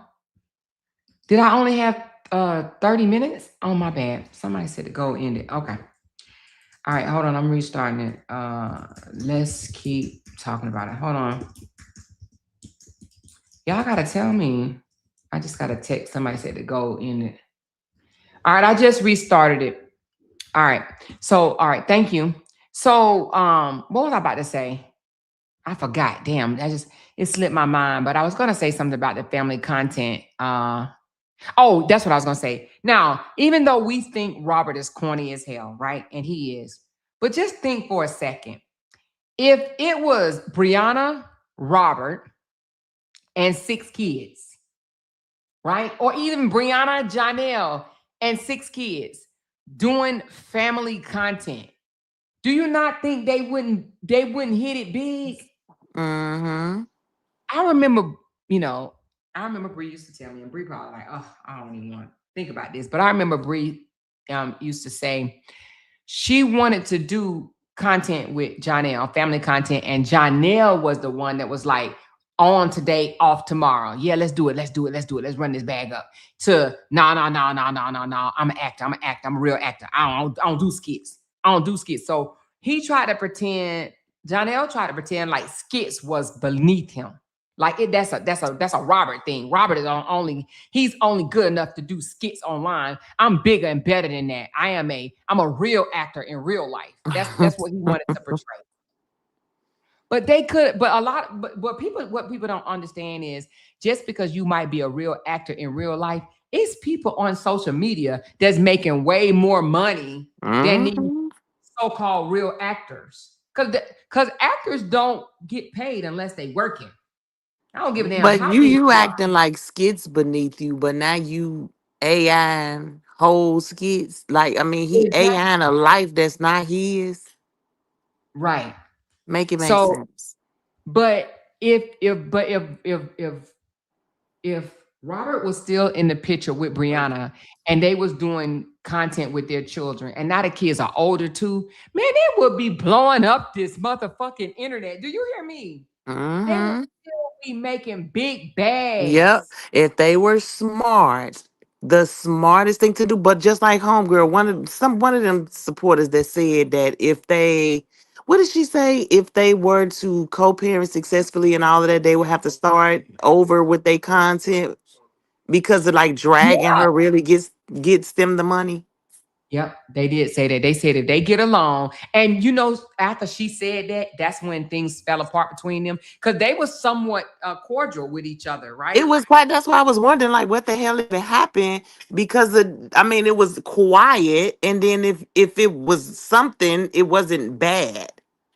He didn't want her to move. That was one of the things. He was saying, oh, you're a horrible mother. You done moved all these times. People are going to say you're a horrible mother if you move. Why don't you stay here? Move after she get older. You just horrible. Nah, that was a way to keep her there to control her. I'm Yeah. glad she moved. Yeah, he tried to, make it seem like she was a horrible person for wanting to move. And, she was trying to say, hey, this is about me being around family and support. I need this. I really need to be reconnected with my family. But he wanted to make it seem like, oh, you done moved all these times. You horrible. You unfit. You this, you that, because you keep on moving the kids around. So, of course, if you keep on, saying that type of shit to somebody, they're not about to be nice to you. You keep telling me I'm an unfit parent, all because I'm saying I want to move away from here. I only came here in the first place because I came with you.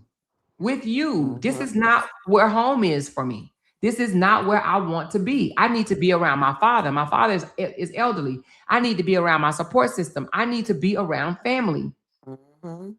And he didn't want that. He wanted her. He tried to convince her that she was a horrible person for wanting to move. And then like, oh, you're going to go to jail. If you move, you're going to go to jail. Like, what? I just would have been a horrible person. So good she moved. Good she moved back around her family. Good thing she got away from that toxic environment. Because when you in that fishbowl like that, you just running into the glass. Yeah. But in my opinion, he has no business or financial sense. Because even if you have a divorce, he got to be the dumbest motherfucker ever. They could have literally still co-parented and still did family skits. And still showed the internet. Man, they could have been divorced and still did family skits together. Yep. One. He's stupid. Because you don't see that every day. You don't see, you know what I'm saying? I mean, it did get messy, and then they could have showed how they could have successfully done it together. I would have watched it. I would have too. I think majority of us would have. We would have been like, damn, they went through all of that bullshit and now they cool. They doing this for the sake of the kids. He still could have been the kids' buddy. Yep. he is so dumb. And Yep. he They could have could put have. his girlfriend into it. Like he is so Because dumb. you would have still had, certain people would have still tried to keep it messy just to have something to talk about, and they could have genuinely defended each other. It wouldn't have, you know what I'm saying? It wouldn't feel forced, just like with Deshaun. When Deshaun defends her, it's genuine. You don't get the feeling that it's forced. You don't get the feeling that he wants something from it. He's genuinely defending her. Yeah. And they could have And really and did that. and That's Desharia sad. wouldn't have been homeless. You know what I'm saying? She wouldn't have had to Hmm. be homeless, going through all that Hmm. bullshit. But I just see that he missed a window of opportunity to actually excel. And for that, I actually do not think, I mean, the family brand that they had where they was making 420 or whatever, that's done. That's done with. Oh, Okay. yeah, it's a wrap. So for someone that want to try to manipulate, and again, they looking for a villain. So they want someone to be a villain so bad. I mean, so bad. Oh my god. But nevertheless, the brand was over when they got a divorce. The brand was over when they Yeah. split up. Yeah. The brand was over. However, it didn't have to be over. It could have stayed the same, like you said, that they could have came back and they could have regrouped and they could have showed the whole world that co-parenting is possible. Peaceful co-parenting is possible. However, that's not what he wants. He preferred, in my opinion, he preferred them dragging her, right? To try to make her, look like she's the worst person ever than winning. They could have It, seriously he been on top. he literally did all of that because she wouldn't publicly say that she lied on him. It's like he want like because didn't she entertain him, like entertain the thought of like fixing their family after all of that happened? The way she Yeah. was breaking down, saying that she loved that man, like she wanted to fix her family, but she would not publicly go out there like, yeah, I lied on him. She wasn't gonna do that. Now, if it were me, they don't owe people nothing. Nobody on social media Thank you. owes anybody 100% access to their life. So whoop de Exactly. doo, the situation happened publicly. Okay, okay, cool. They should have took the time, regrouped themselves, and just pop back out. But he was so focused on what the public would think. He was Exactly. so focused on that he lost his whole damn family, like a goofy. Yeah, he lost his family, and we know he is a goofy. He lost his family. He fumbled his family. I will say this. I don't. Oh, no, another thing I wanted to say. Um, I think another reason why he didn't want to co-parent and do the family content, because even he said out his own mouth to Tasha K, and if we need to bring it up, we can. He said even when they were married, Brianna used to get the views and he didn't. So Brianna still Hmm. brung in the bigger bag. So even if they did do co-parenting right now, Brianna would still win. Of She will course, make the most money. And I think that the fact that they wouldn't be married and Brianna would still be making the most money, I think that he would have a problem with it. he But would. you remember when he said, no, she's supposed to pay the bills because, even though she got the money on her channel, I was in those videos too. So her giving me Mhm. money is for my part. I was in the video. Mhm. So that's And the that's fact me. that they're separate now and she's still doing better than him. So what does that tell you? Yeah. I Mhm. mean that she was the face of the city. And that's Yep. why he mad. Ah. She the face of the city. And but I do believe that he enjoys more them tearing her down than he enjoys doing family content and making the big Mhm. bag. I think he wants to boss up and make the big bag so he can rub it in her face. But what I honestly believe that people that drag her, didn't somebody buy a house from dragging her? But it's Yeah, like Dagger Shot. your I think that's her name. supporters, Something like that. Hey, Miss your Speed. Thank supporters, you. his supporters that drag her, they making more money than him. It's like he Girl, losing across the board. I actually don't believe that. I actually do believe that him and this is just my opinion. My opinion. I believe that they're making more money than they recorded. One thing I will say, and this Cause is, he got 11 pages. I don't believe he's exactly. reporting all of the pages that I he don't got either. monetized. But from Yeah, his main page, child, please. He just yeah. it's a collective for him. He's bringing in money from multiple pages that he not reporting. And to be just to be honest, no independent worker claim all of their income. They don't. They don't. You know, if you're getting tips, if you're getting cash apps, if you're getting Zelles and this and that, you're not claiming all of it. You're just not. You're not going to claim all your income. You will claim what you file taxes on. But even filing taxes, we trying to find loopholes to not claim this and not claim that. So trust me when I tell you, I do believe both of them are making more than what they recorded. You know, however. I'm not saying that I can't see and say, oh, they liars, because like who independent don't do that? Who don't stretch it here or stretch it there? That's just what we do. We gonna stretch it. So, you know, whether we ain't claiming everything or whether we you know, over claiming things. I just think that they both make more than that, you know? Yeah. He wasn't trying to pay her a whole lot, and she wasn't trying to, you know, get him to not pay anything, you know? Why can't she do third party with Robert? He would pass away. You know, he doesn't want to do third party. You know, they tried. From what I heard, they tried it with Toya. He does not want third party. Well, if the court order it, because I will be asking, because she don't have to make them drop off. She does not have to, because it's not about who dropping off the kid. It's just the fact that he get the kid. Right. Yeah. It So, ain't you about know, what you want. And yeah, Toya is right there. Like that's your sister. Nick, let her drop off your baby if it's about the baby. yeah, if it was about the baby, hell, a stork can drop the damn baby off. Right. You know what I'm saying? But in my opinion, it's not about the baby. It's not about the definitely baby. not. If you complaining No. about that, child, please. And he probably was mad that Toya.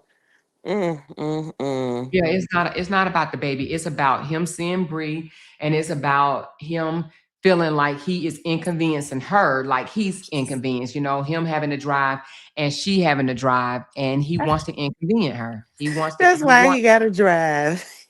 Mhm. That's what And he that shit gonna did. yeah, that shit gonna get old, you know.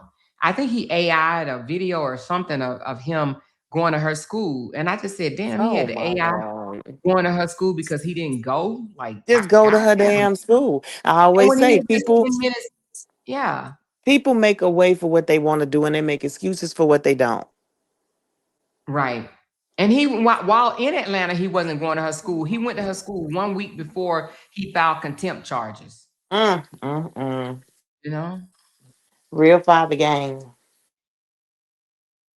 you know. So Didn't his daughter say it was a joke? that what was a joke. Real father gang. Oh That's yeah, the that's the post he struck my page on. I think that she right now is she where she's probably uh you know, financially safer. You know what I'm saying? So I think she probably like, shit, I'm eating, I got a roof over my head, Mhm. I got somebody to watch this baby here and there. Shit, let me just shut the hell up and just, you know, do whatever I need to do. You know, so that's what Yeah. I see from her. Well, anything better than over there. Yeah. Yeah. Yeah. And I heard Sierra just got caught in lies. Did you hear about that? Uh-uh. Yeah, I heard that Sierra has said, let's go to her page right quick, because I heard Oh somebody told no. me that Oh Sierra no. said, what's her last name? Watkins, right?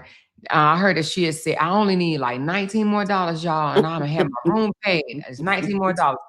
And then they said later she was like, I need $64, y'all. I need $64. You just said you needed 19. So somebody told me that they was like, oh, she got caught straight lying. And I was like, she probably didn't think nobody caught it.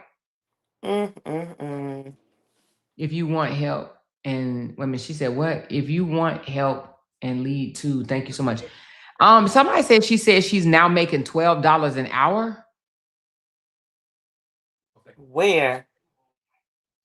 I don't know, but I thought she created a whole mother effing daycare, not daycare, but a house cleaning business. Right. Did she not? I thought everybody was like, "Oh, you winning, you winning, But it you probably you didn't work good." out because I remember when she did that, when she was trying to start that, she wanted everybody to buy her shoes and her cleaning supplies, and she wanted everybody to finance the business. So I got to finance the business and pay you to clean. Child, please go to hell. But they could have listened. If you have, I'm saying, even banks, even loan offices or whatever, if you have a plan written out, right? It's called a what do you call that damn plan? A business plan. If you have a business plan written out to where, she said, so Amora, she asked for what she asked for, J. Lou.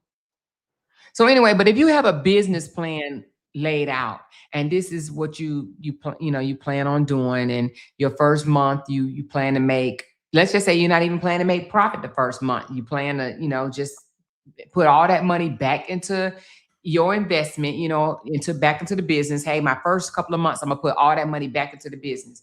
Then month 3, this is what I plan to do or whatever. It's just do a whole business plan.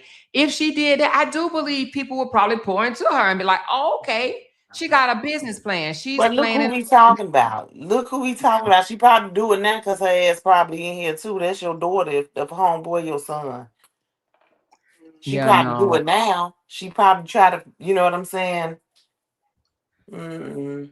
As Nope. much as she sit online in this little cart, man, to me, she could have went and door dashed a couple of meals during this time. So Mhm. anyway, she be online for like 55 minutes at a time and shit. Girl, you could have went in 50 minutes, 55 minutes. Girl, ain't no way I'm sitting on the phone online for 50 minutes and I ain't making nothing. Ain't nobody throwing her no Cause did stars. she say that door dashing and all of that wasn't worth it? Boy. But Mm, what she mean DoorDash is not worth it when you could no. literally you could be, I don't know how much they pay, but I'm I assuming think she $15 wanted an people to hour. believe that she wasted more gas doing it than the money that she was bringing in. Some crap she was talking about. Oh well, I mean, yeah, that might be true, but I thought DoorDash keep you around. Well, you get to select you select the area in Mm-hmm. which you dash Yep. in, and how far you want to go out. If it's a Yep. far way out, you just don't pick that up. Yep. I've seen people make quite a bit doing that. Yeah, but they said that what she say she work at and make $12 an hour. Who paying people $12 an hour? That should be against the law. Even McDonald's make 15. Man, that's crazy. Yeah, I don't know what they paying no $12 an hour at, but those small towns though, they might be doing it in But them small. even with that though, even with that, because money is money, right? So even with that, she should be good on her room. Well, I guess it depends on how many hours she getting too, because oh, mm, Well, I think everybody was happy to see her in that shelter for 3 months, and we thought that she was gonna I turn around and do know, things, and I she was gonna know. come out and have shit together. And she came out worse than when she went in. She came out dogging the place, A complaining. place that was helping her, that housed her and her babies, where she didn't have to be on land big and every day. Now something wrong with the damn place. Yeah, they wasn't shit. They ain't helped me with shit. Oh, wait a minute. She said the daycare paid $12. Is that what she? Oh, wait a minute. Did she get paid $12 or 13 an hour? Which one? So she work at a daycare? I thought she worked at I thought she worked at oh, she said she needed 13 more dollars. I thought she worked at the dollar store as the manager. What the fuck? Is she not the manager? She probably the key holder. They be trying to make these key holders think that they make money. And then when people be offering to pay, like they be asking her, how much is it for the week? And she just be like, oh, I saw you over on Tina Page and all money ain't good money. Girl, because I will pay your room She for a week dumb. and that'll give you a week to go look for a job. Yeah, she's dumb to say that. I saw you talking about me. I don't want your money, girl. She said, "Can Hmm. y'all see me in here?" Yes, Jen with the juice. Hold on, somebody told me to unblock you on another page. I don't know why you would be blocked because you are definitely not a problem uh supporter. Let me go see if you blocked on another page because somebody told me. I think it was Candy told me that you are blocked. Let me go and try to see right quick. She said, yeah, I'm blocked and cannot send super chat. Oh, hell no. Let's pause for the motherfucking pause. Let's fix that right now, girl. Hell to the God. Let's make that possible right there. Hold on. Hell no. Who else can't send a super chat? Let me know so I can unblock. I cannot. I got bills, baby. Listen, let's unblock this shit right now, baby. Hold on. I think sometimes you might just not be signed in. I don't see you, Jen, with the juice. Oh my gosh. There's so many people on this damn list right here, baby. God diggity dog. Where you got them blocked there? How do you block people? I didn't even know you could do that on here. Yeah, you could block them from being able to comment in your comments if they came over and said some slick shit or whatever. You could just be like, all right, well, talking to the voids, your ass ain't about to be seen no more. And See, they some can still watch, they just can't comment.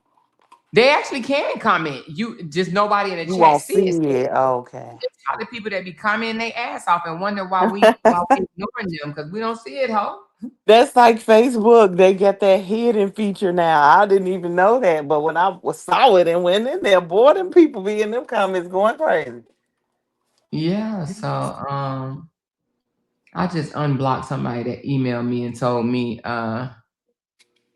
they said, can you unblock me? I got it wrong.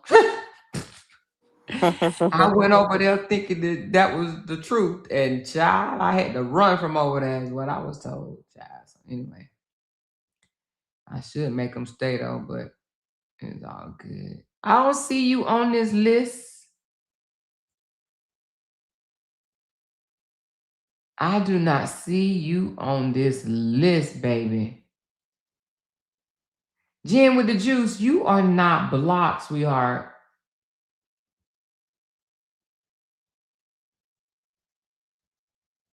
I'm still looking though. I just looked at the whole list. You are not blocked, Jen with the juice. So that just means that you got to sign out of Google and come back into Google. You're not blocked, sweetheart.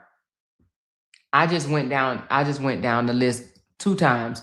Jen with the juice, you're not blocked. She said, I cannot unblock Lolita or Amber. Yeah, you can. I just have to walk you through it. She said, that's what Candy said. But every time I comment, my comment literally disappears. I was watching on my TV and commenting on my phone. Did you put something, somebody else told me that they comments was disappearing. Was that the other night? I think that they were having some problems with it.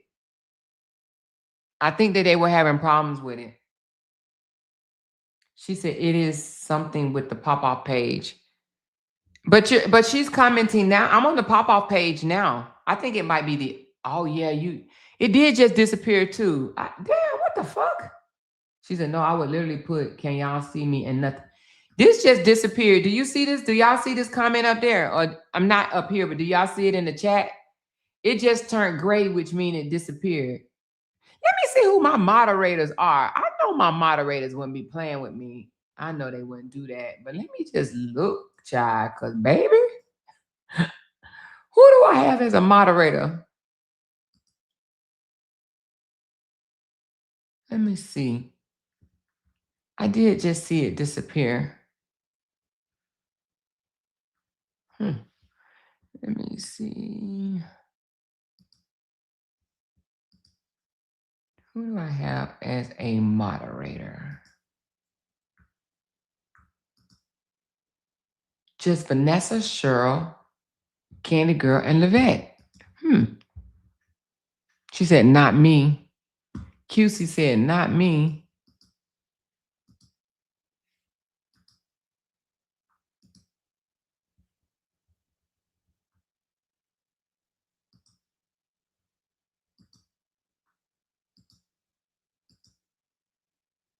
All right, you're a moderator now. Let me see if it's is it because I have, let me take them off of managing moderator. Maybe that's it. Hold on.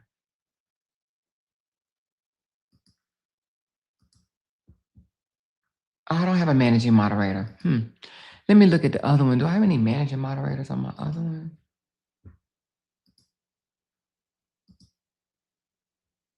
That ain't it either. I don't know why you're I don't know why it's disappearing. She said, no, it's my main page. So it's not this page right here, Jen. What is your main page name? That's what I need. What is your main page name? So you might be on here under a different name. Tell me what's your main page name.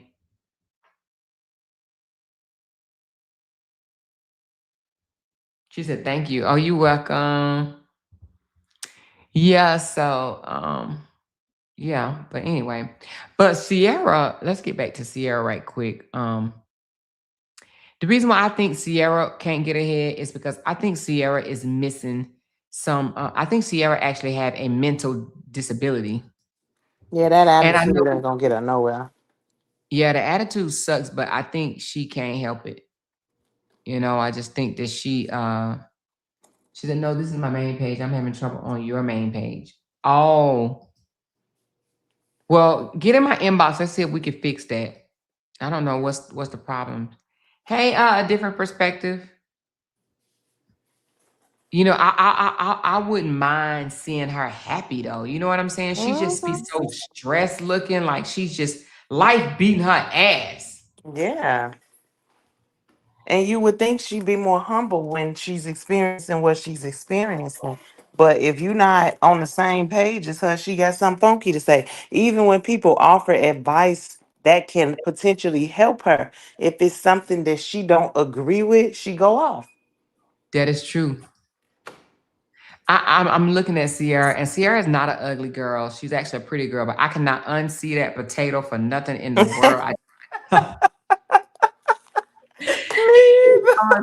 Bunzy or some shit or whatever. Like you cannot unsee it. You hear me? I mean, underneath all of that, I could definitely see like a decent looking lady, and she got some nice hair, and but I don't know. That attitude make her ugly. Yeah, I just don't I don't know. But somebody that's always begging for some food and stuff, she ain't missing. Not a She meal, ain't, not a one. She. I wonder if that hotel give out free breakfast. She probably be racking up. yeah. She said, I can't believe she can't get child support from not one of those 4 baby daddies. Cause she ain't did it right. And she Every- don't even want people offering that type of advice to her though. She don't even want See, people that'd be offering my that. content. It'd be Sierra and the 4 broke non-paying it'd be Sierra and her broke baby daddies, or I would literally be on the road to child support. you hear me? Yeah. Broke baby daddies. Yep.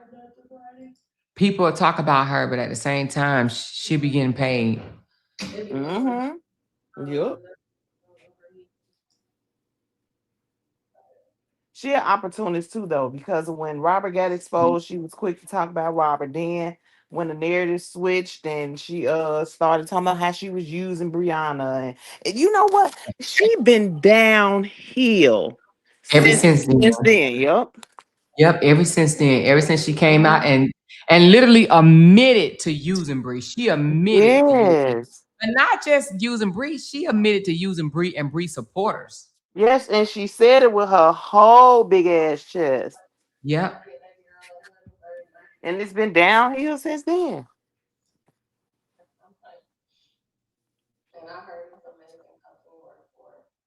Well, which one is the amazing company to work for? Let me see.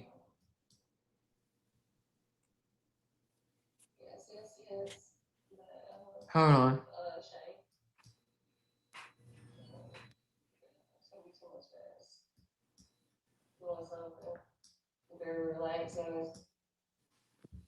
That's not a good. This not a good. This not a good position for her face. She need to get them one of them phone holders that sticks to her window in the dashboard or something.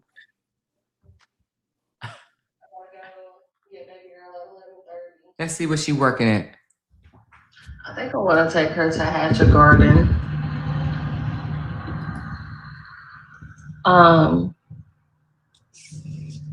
And then I want to take the rest of the kids when they get out. Give them something to do. She talking about taking them to It's Hatcher free Garden. too. I know It's that like shit ain't free. from what people I been telling I me, was thinking the same thing. like a serene. Rachel says she hinted around to having land and a home by the time the kiddos start back to school. Lord, what's she gonna at that?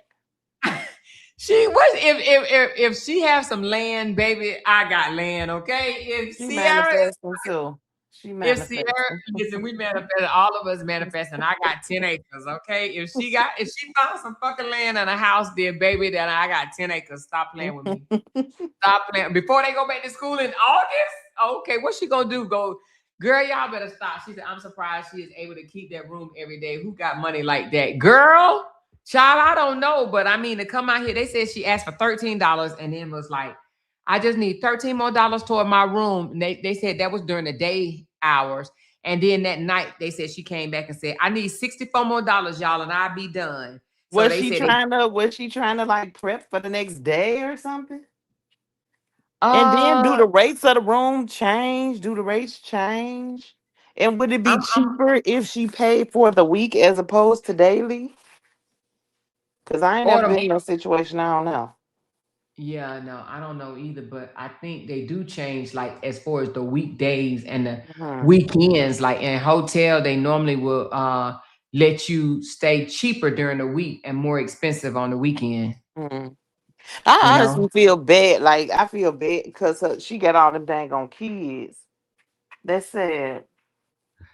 You know, I understand what you're saying. The only reason why I can't feel bad for her, I know you might feel bad for the kids, but I can't. The reason why I can't feel bad for her because I try to put myself in her shoes, and I just know Yeah, that I will do what I yeah, need to do. I don't care if I have to work at 3 stores in the mall. yeah. I will leave one, go clock in on another.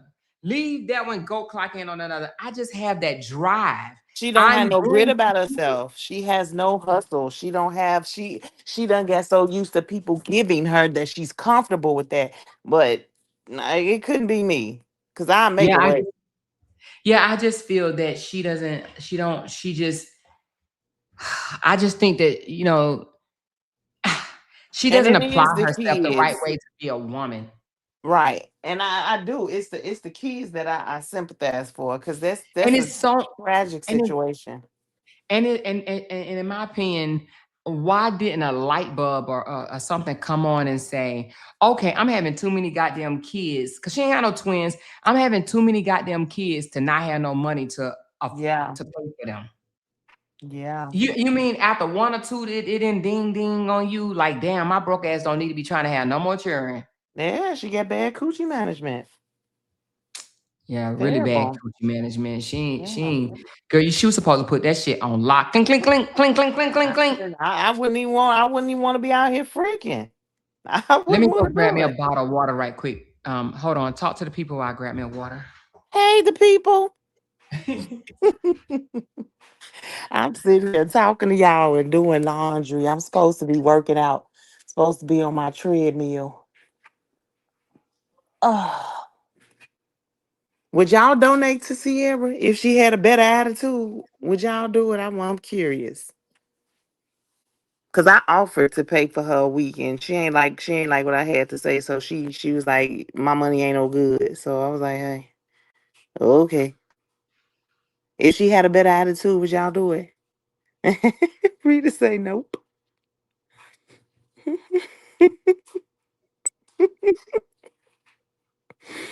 I just really think that it could be it's more that she could do. She could just I don't know. It's like you sitting in a car, you could really be applying. She could really make that content. Like you want to record something, record yourself going to these jobs, applying, um um inquiring with the manager if they're hiring or if, just putting herself out there. If she could make that type of content, and I feel like that would be something to see. At least people will see you trying instead of Right. having Yeah. your hand out all the time. Mhm. I think that would be a good idea too. Mhm. Yeah, it's like, come I on think now. Like, okay, all right, she is trying, she is doing something. Mm-hmm. She ain't I just would sitting be around going to them eating. places. I would It literally look be like going to sitting them around places. eating.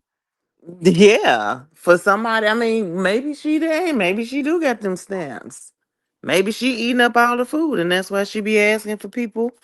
But it's like when somebody they help her, and I guess these are the inboxes that she's sliding in for people that's helped her that she feel comfortable asking. You know what I'm saying? But me, the person that I am, first of all, I don't like to ask people for nothing. If I'm asking for something, that means I'm at my wits end. Like there's no other way. I have to ask. I don't like Mhm. asking, so I would really be putting myself out there. That shelter situation would have worked for me. I would have just swallowed my pride and dealt with that. And me and my she would Girl, be in her place by now. man, she crazy.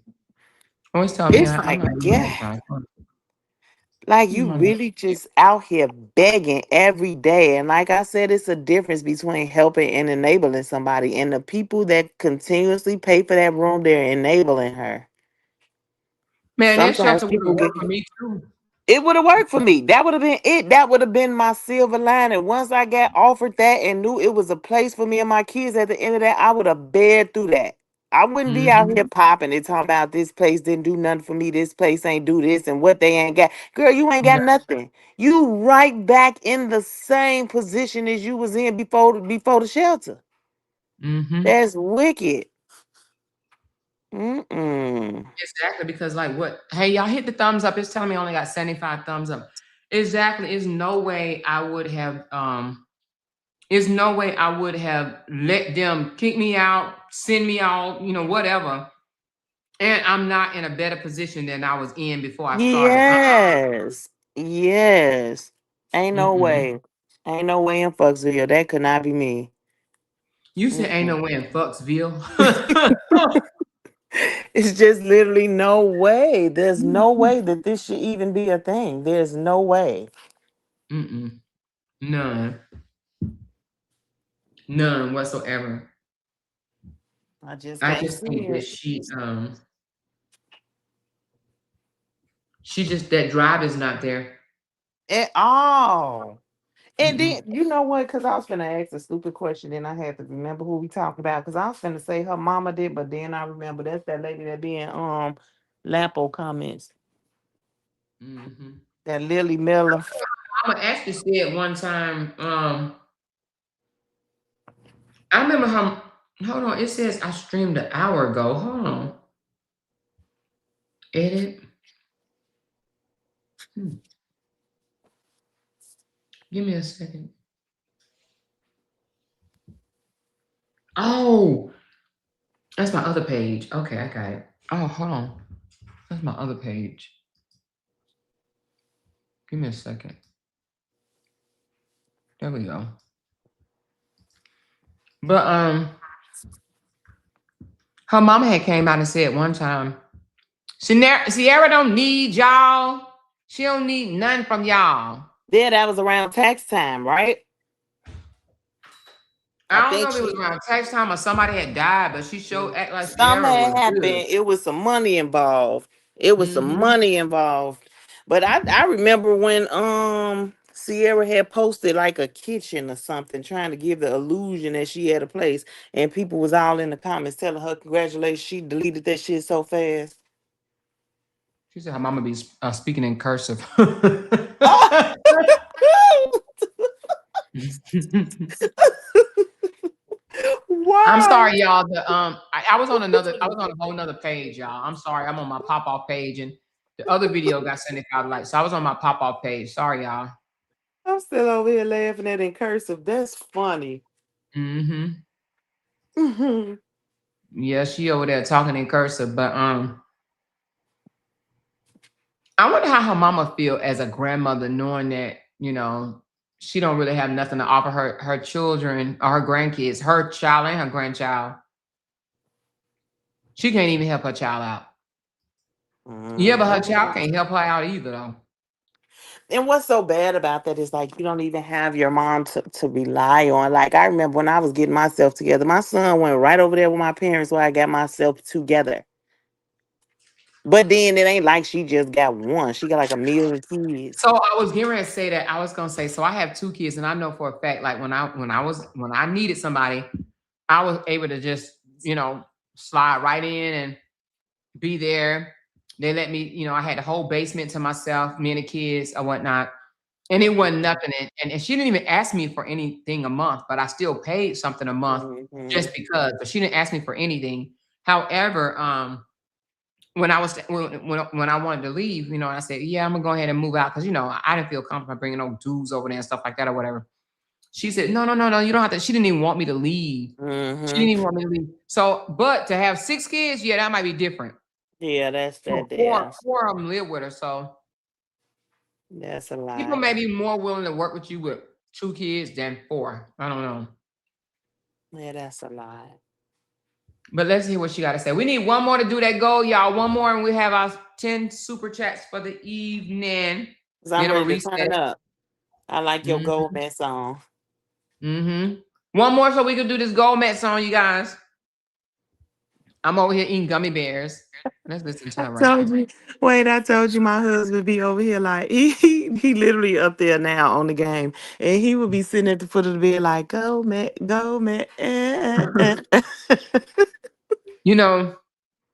Me and Ashley, I love that song. When I asked her, I said, "Oh, I'm trying." Actually, she heard me. So y'all remember when I used to play this when I used to get a super chat, and we used to do that when the goal would be met. We used to do this, and then I did this.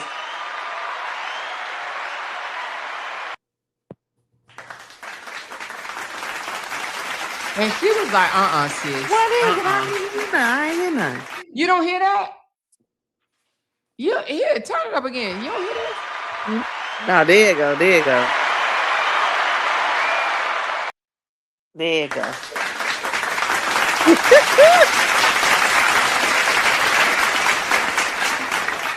Yeah, somebody said go, man. Let's turn up. Let's turn up. Let's turn up. Let's turn up. Let's turn up, baby. Let's turn up, honey. Here we go. Go, Met, yeah, it's up now. Big super chest, hit a cash now. Screen say go.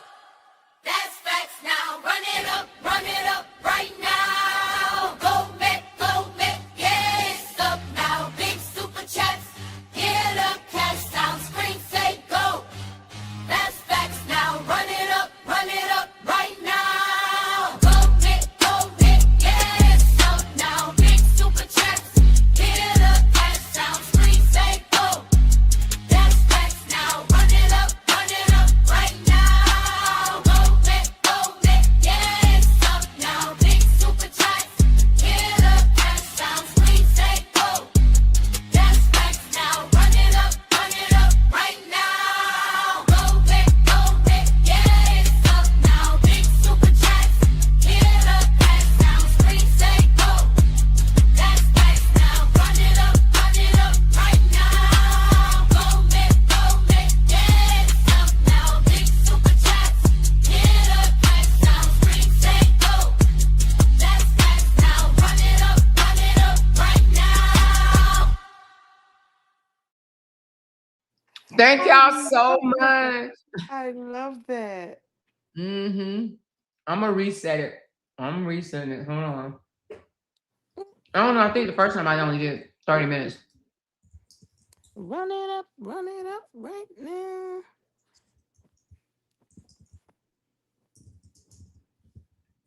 I had a couple of people to send me money for lunch today. It was Misha. Thank you so much, Misha. Misha Lewis, Lavette, and Monique. Thank y'all so much. Y'all sponsored me lunch today. I appreciate y'all. Thank you. Somebody sent something and said breakfast. I was like, breakfast. Thank you. Appreciate it so very much. See, if Sierra had a hustle and an attitude like you, she could be getting gifted breakfast and lunch. Yeah, that's what I'm saying. Sierra, in my opinion, she just brings, like what you said. I like what you said. If she came out here and said, hey, y'all, I just want y'all to know I'm not sitting on my hands. Today, the goal is 8 applications. Let's go. Follow me. Here we go. And Mm-hmm. get one of them student bird ass kids to videotape her as she going to the establishment. Stop it. Get one of them Ninja Turtles. You know what I mean? They flipping birds and doing cartwheels and shit. They'll have my camera. And I'll be like, follow mommy. Put this camera on mommy. As mommy go and apply for Mhm. these jobs. I would be posting screenshots of online jobs I done applied for. Like, if you gonna come out here and but see, she the type of person that'll get a damn job, then quit and complain about it. I She don't know. complained about being a CNA. And let me just show you something right quick. I'm gonna come right back to her, but hold on. Let's go to this Facebook page right quick. Let me tell you who else is a CNA and they doing hella good. Lampo. Oh yeah, hell Tina yeah. Lampo. Damn, I And can't she find it. traveled, don't she? And they be putting her Yes, in I think rooms she and is a shit. travel CNA. She does Man, hella good. It's my yeah. other no, this is my travel page. But anyway, she does this and social media. So she's winning on Mhm. social media. Because trust Yep. me, she winning. And she Yep. works. Yep. She ain't got 81 kids and nothing or whatever to hold her down. However, she make her money. Here's what I don't understand. Why LaTrue can't do this? LaTrue can still post and do what he do, make his money, and still have a job. She works He a can't full-time ass job. because he's a cancer survivor. I don't understand Oh, how wow. he put cancer survivor, like you're a survivor, but then you just this weakling in the same sentence. Like survivors really out there. Mm-mm. Man, this joker had cancer. Wasn't it in 2022? Whenever it was, this is old. Yeah, so what is he gonna do? Ride this until he 30? Of course. 30, he gonna be like, I'm still healing from cancer 30 years from now. Like, Mhm. come on. And this is sad because of when you do stuff like that, you opening yourself up for other things. Like you speaking that on yourself. Since you want to be in my Right. comments talking about God, nigga, you don't even believe in God. You think you are Exactly. God. Mm-hmm. Because if he believed in God, he wouldn't be on this, he already know he was healed. You know what I'm saying? Mm-hmm. By his stripes we are healed. He wouldn't be acting like he's having such a hard time. But it's the I don't have money because Mm-hmm. my ex lied on me and ruined my whole platform. That's why I don't have no money. Mm-hmm. That takes me right there. Nah, you ain't got no money because you ain't got no hustle about yourself either. I don't understand how him and Sierra was. I mean, ugh. First of all, but how both of y'all struggle buddies? I don't It get might it. just be from where they from. It's like Jesus. But Toya, she's a hustler. His Oh yeah. sister is out With there. You know what I'm Wendy. saying? She Yeah, out Toya there did some good stuff. working. She making shit happen for her family. Hell, her husband too. Like, ain't no excuse for that. Yeah, that's true. They both working. We can't even talk about them no more. Remember we used to talk about them? We can't even talk about them no But more. they own they shit, and I love that. I'm glad that they removed themselves from this Yeah. goofy ass shit and own they shit. So I'm saying it's like when you see that nobody's relying on this social media thing, and they work. Mm-mm. Somebody sent me this thing. Don't send me this. Please don't send me this. I don't know what that is. Somebody sent me something. Look like a scam. Probably leave it alone. Look like they sending me stuff saying you have an opportunity to win $8,000. That's just how people steal your shit. Mm-hmm. Mm-mm. Click on that. Click on that. Next thing you know, your whole Yup. account. Mm-hmm.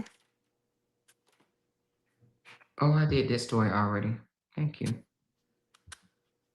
Yeah, but You was finna listen to her live. yeah. What she talking about? Oh, well, shit, honey. Let me talk about this right quick. What? Is this true? What is it?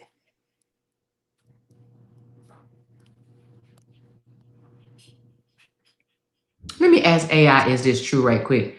What they said that they about to stop people from being able to fly if they Child have support? black child support. Is that true?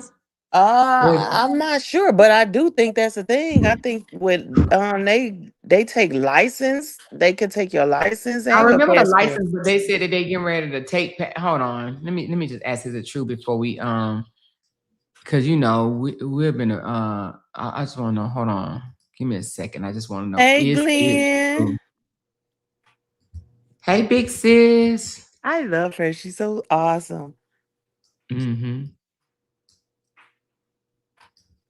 Is this true? Hold on. I just want to know: is it true that they're about to Didn't they say they're supposed Yep. to start it today? Well, it says it's kind of true. Hold on. Let me just read it. Okay, hold on. Is this every state? Hold on. Mimi Meek said it was on the news. Yes, it's true. It's on the passport official website. Oh,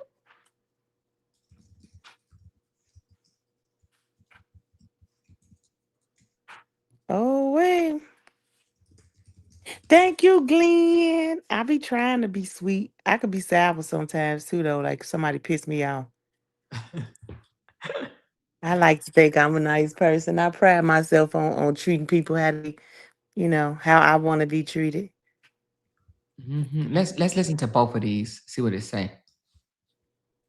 Yes, the general report is true, but the screenshot needs context. The State Department says if someone owes more than $2,500 in child support, federal rules do not allow them to be issued a U.S. passport, and the government may revoke a valid passport. God. The new enforcement push reported by AP says the State Department is starting with people who owe $100,000 or more, Oh. around 2,700 passport holders, and then the program is expected to expand toward the broader 2,500 plus arrears threshold. So the clean way to say it is, open quote, yes, owing over $2,500 in back child support can already block someone from getting a U.S. passport.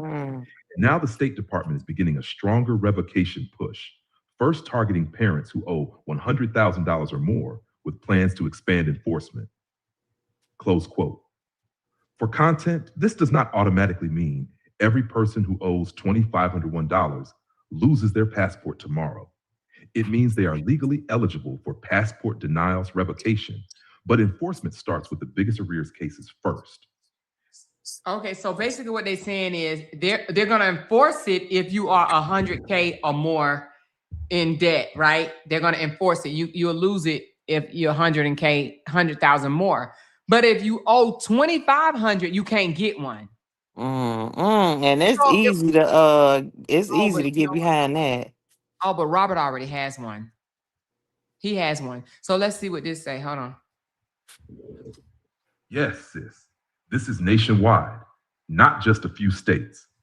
This is a federal passport rule because passports are handled by the U.S. State Department.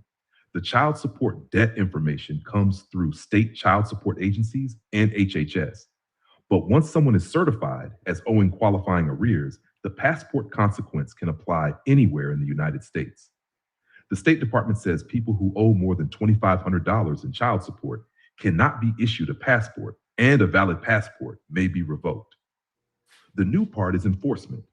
AP reported that the State Department is starting revocations with parents who owe $100,000 or more, affecting about 2,700 passport holders, and plans to expand to the broader 2,500 plus group later. Here's a video result discussing it. YouTube, US will start revoking passports for thousands of parents who owe child support. All right. For your let's see. content, say it like this. Open quote. This is not just one state. This is federal. If you owe serious back child support, your state reports it up through the system, and the State Department can block or revoke your passport. They're starting with the big dollar cases. $100,000 and up, but the federal threshold is much lower, over $2,500. Close quote. All right, let's So hear. it sounds like either way that it could be revoked too if you owe more than $2,500. Yeah, but it looked like they're gonna start with the more serious cases. Right, right. All right, hold on. Let me see when she's gonna start talking about it.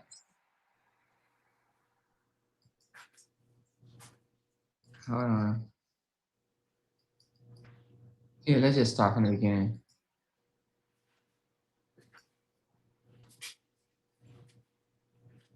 I thought so. Passports for parents who owe. U.S. will soon revoke passports for parents who owe a significant amount of money for child support. The Associated Press first reported that that plan will cover those who owe $100,000 or more, which impacts 2,700 passport holders in the U.S., according to the State Department. Now, it will then expand to those who owe $2,500. Who the hell owes $100,000 in fucking child support? You'd be surprised. Some people quit jobs just so they won't have to pay child support. It's sad. $100K? Yes, Yeah, ma'am. that's one expensive ass child. Oh Lord. 100 or more, and those who have their passports revoked will need to pay what they owe and then apply for a new one. So they ain't even letting people leave out the country no more. You know what does it take to get a license? Like how much do you have to be behind for them to for you to lose your driving privileges? I don't know if that's a state thing. I don't know. Ask your boyfriend, All right, I will. Hold on. because I'm curious. The department has announced they will begin revoking the passports of parents who owe child support money. A State Department official said in a statement, quote, "We are expanding a common sense practice that's been proven effective at getting those who owe child support to pay their debt.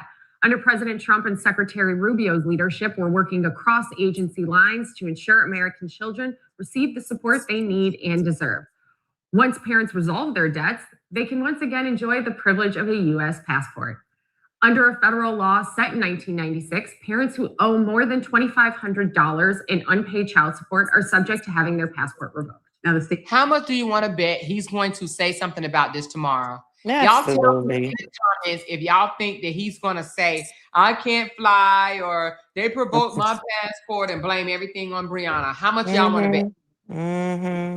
Told the AP that this latest initiative will focus on those who owe $100,000 or more, but that the initiative will soon be expanded to those who owe more than $2,500. Do it.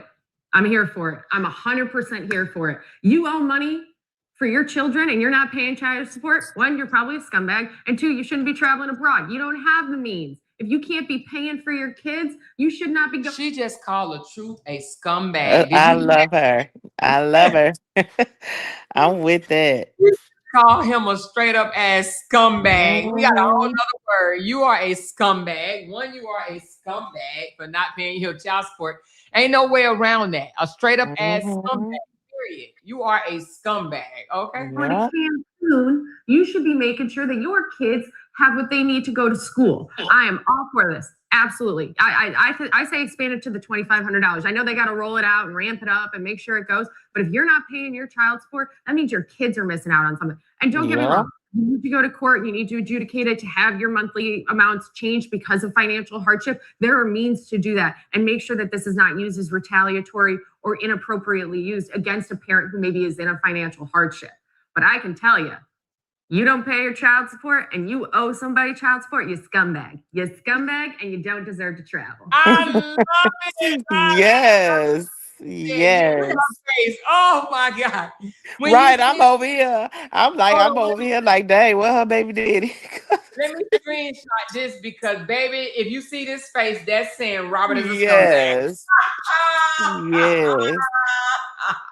Yes. Scumbag. Y'all are scumbags. Robert and Janelle are scumbags. You a scumbag. You a scumbag and you a scumbag. Hold on, let me rewind what she said. You a scumbag, you a scumbag, and you a scumbag. Hold on.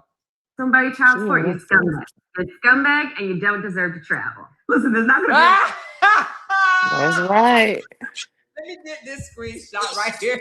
I'm finna send it to you. Look, I gotta get both of them because she put it on the floor. She said, "You're a scumbag, and you don't deserve to travel." That's right. You down in Cancun and shit, eating what they eating is avocados and mangoes or whatever. And your child is in need. She said, "Read my comment. Hold on."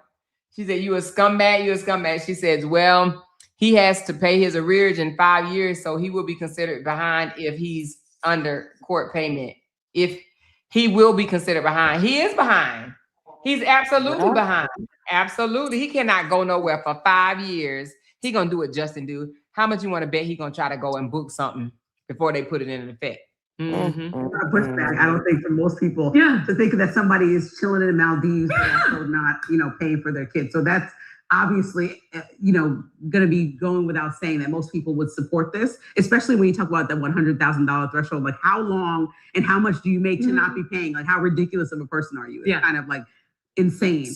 I think that what has been effective about this from what I saw is that once this was announced by the State Department, a lot of people were fearful about the idea of it even happening. It hasn't even, like before it's even enacted, it started quickly paying. Good. And so that's a good result of this. Love it. The thousands of people that were on it started quickly trying to figure out how to pay before they get forced to get their passport taken away. So they don't want their life. And if you're trying to figure out how to pay, that means your ass had it all along. And you was literally just holding on to it because you wanted the mother to suffer. You know what I'm saying? The mother and the kid. You wanted them to suffer.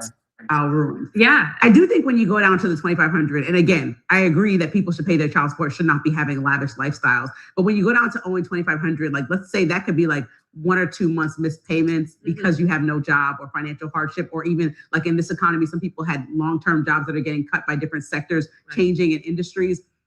Then you can get in a situation where now your passport is revoked and you're not able to pay because you actually have not been able to pay that.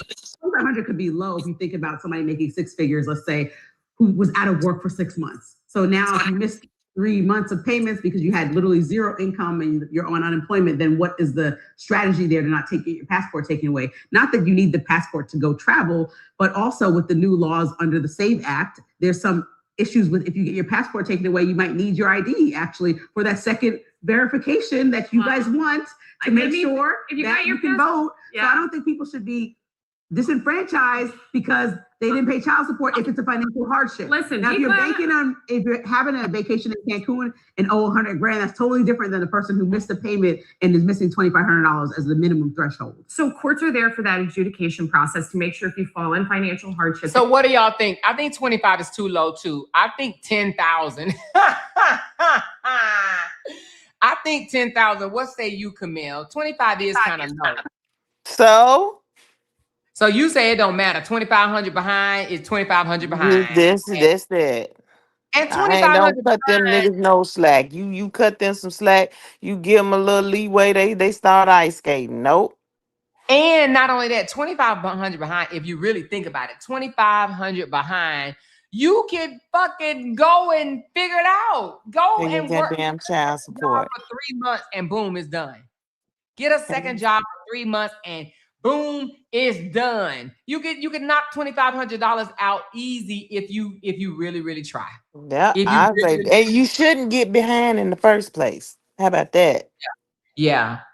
But shit happens. But not only that, like we said, if Robert was a decent human, and if he went to Brianna and said, "Hey, you know what? I haven't been getting my money in, any other, can you work with me?" I'm sure Brianna would have worked with him. But how are you gonna turn around and be like, "Oh no, you in contempt for talking about me on the internet, knowing that I owe all this money behind in child support?" Then Jungle, pay me my money. Run it. Ass. You know what I'm saying? Run it up right now. Right now, okay. Right now, okay. It is completely destroyed in your efforts to try to provide for your children. So that adjudication process already exists in the family court system in every state in this country. And to your point about passports and voting, if you got your passport, it means you have multiple forms of identification that the federal government already agrees with. So you'll be fine if you don't have it. And if you live in a state like the great state of New York, where we both grew up, you can get something called an enhanced ID that even without your passport allows you to cross over into Canada with just that driver's license now, instead of having to have a passport. So even if you needed to do it, there's still ways to get out of the country legally without a passport, just based on some of these like locations like New York. I mean, we grew up going across into Canada pretty frequently. It's not that hard. I grew up closer to Toronto than I did to New York City. That's how big the state is. I knew she was from New York. I just had a feeling she was from New York because she talks so Yeah. firm and everything.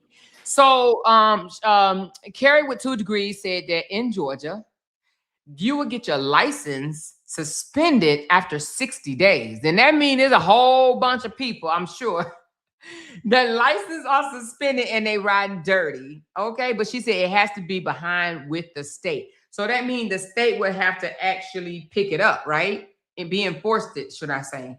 So yeah, I don't know. 60 days? Damn.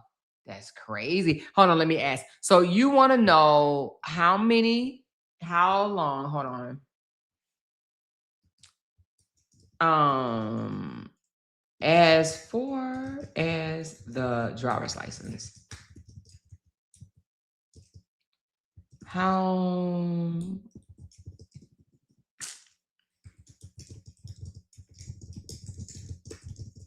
be behind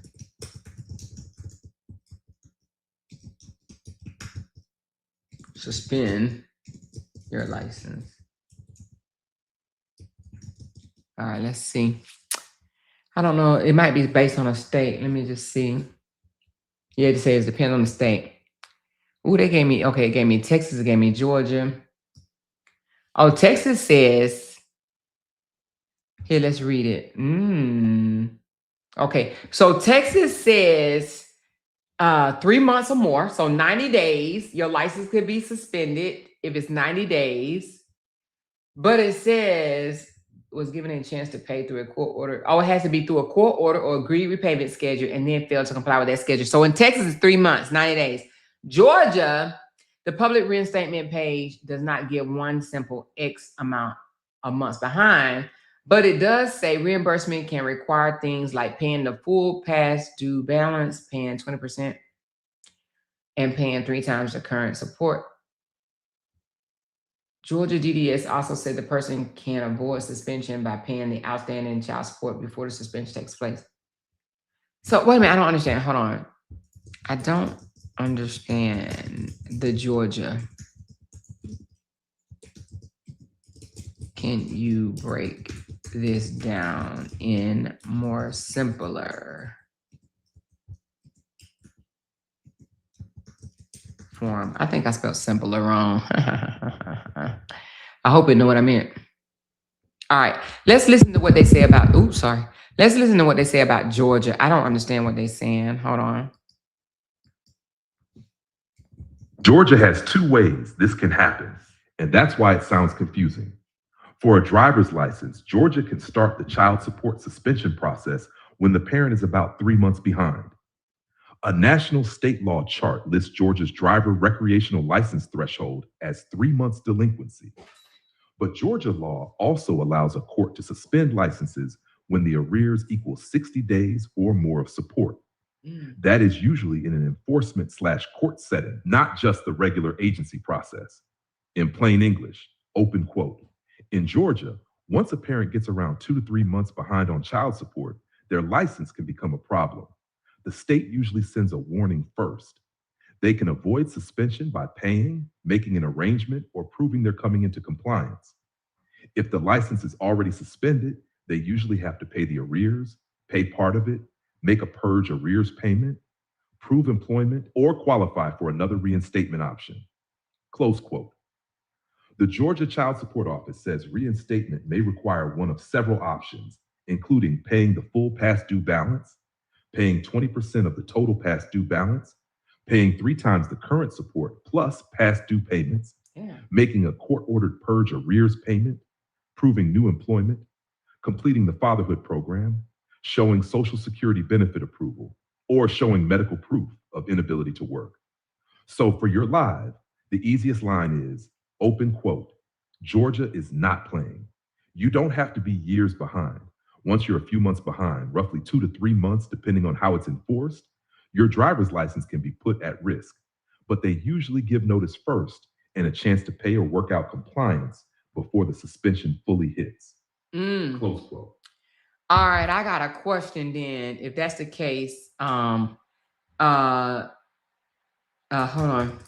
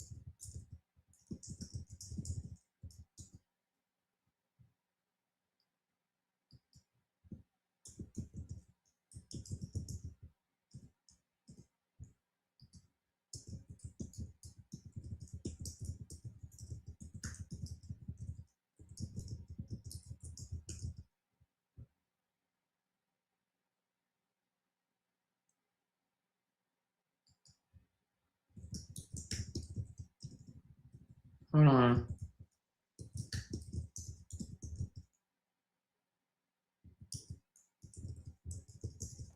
I'm about to drop down tomorrow. I got to get at least 30 minutes on this treadmill, but I am in the chat. Okay, baby girl. Thank you for coming up, honey. Appreciate you. Always. Okay, baby. All right, hold on, y'all. Hey, I'm doing something.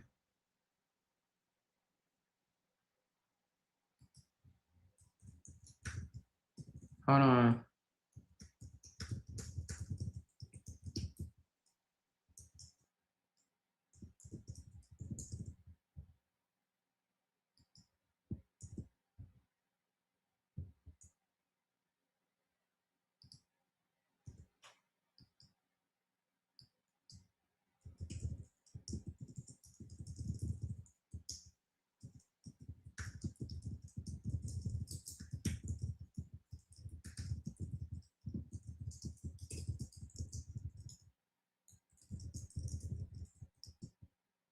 Hold on, y'all.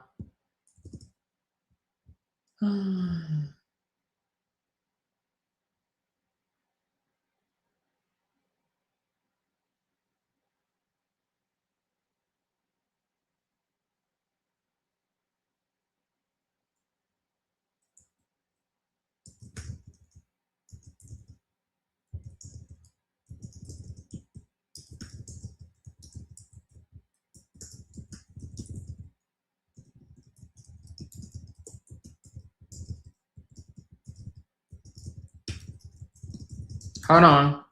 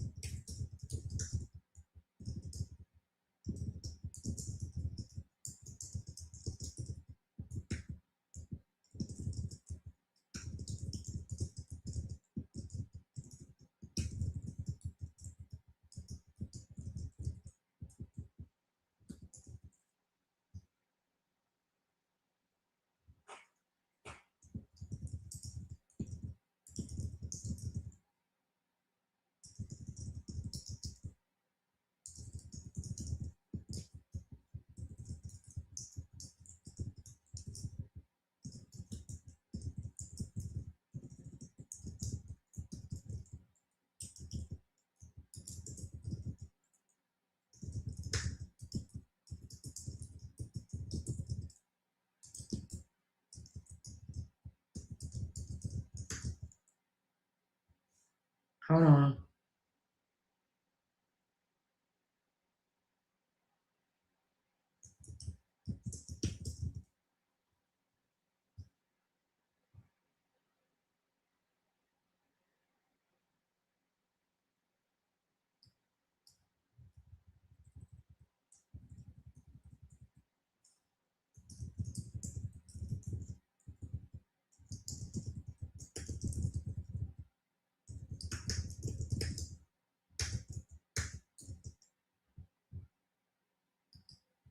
All right, give me a second.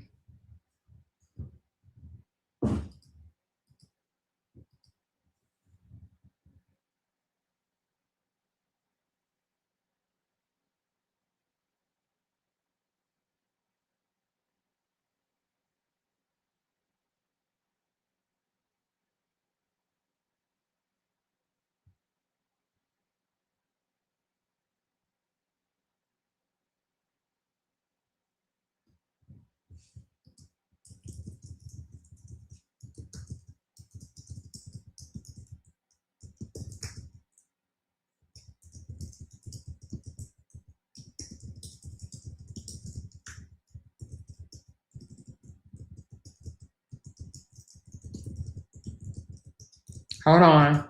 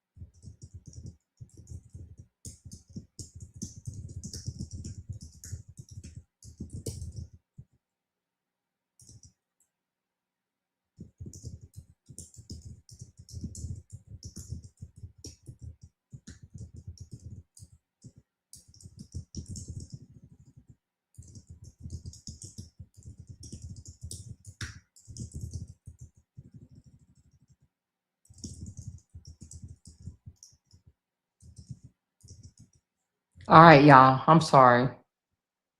She said, who more sending a 4-page letter to? All right.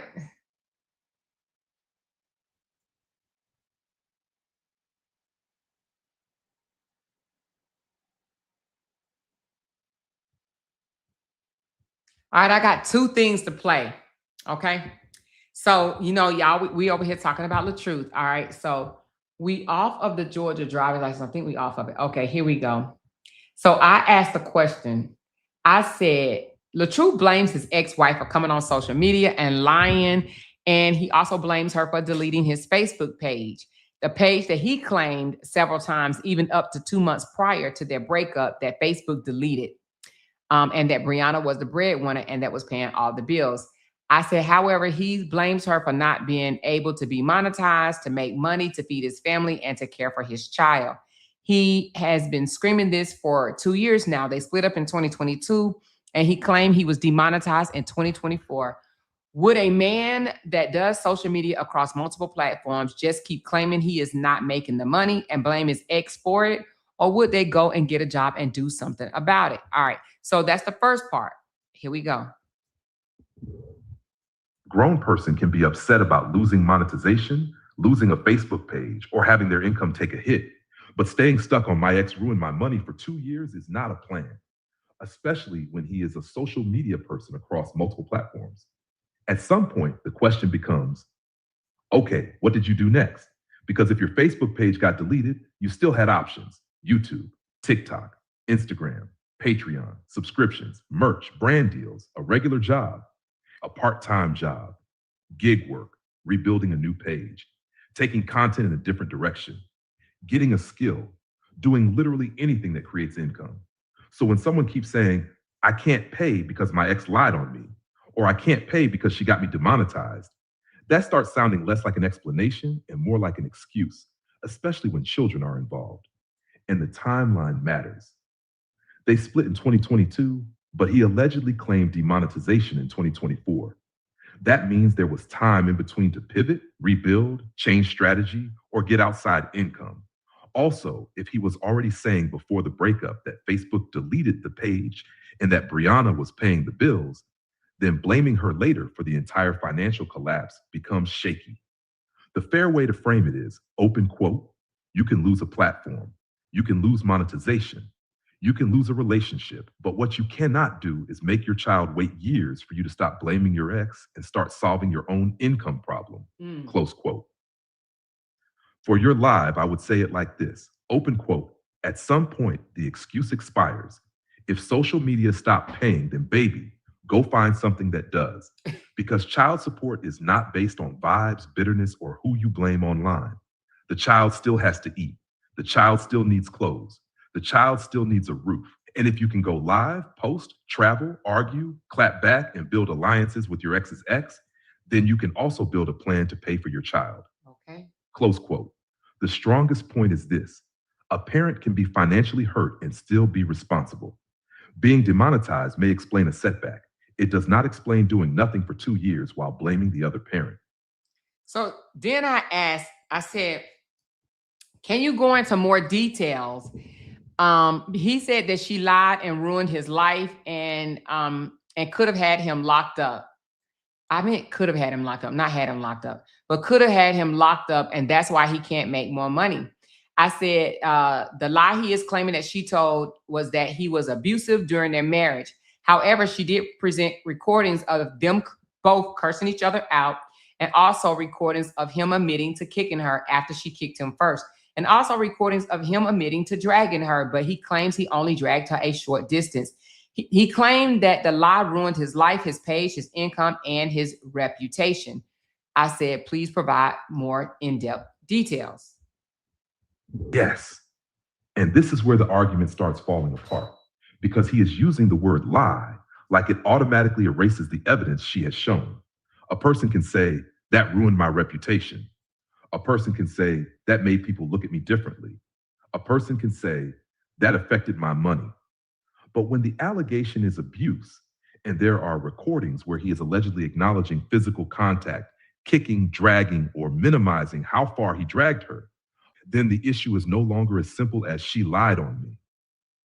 The real question becomes, was the allegation completely false, or is he upset that private behavior became public? Because those are two different things. If someone says, you abused me, and the other person responds with, I only kicked you because you kicked me first, or I only dragged you a short distance, that is not a clean denial. That is more like an explanation, justification, or minimization. That does not automatically prove every detail of her story. But it also does not support the idea that she made the whole thing up out of thin air. The part about it could have gotten me locked up is also interesting. Because yes, abuse allegations can have serious consequences.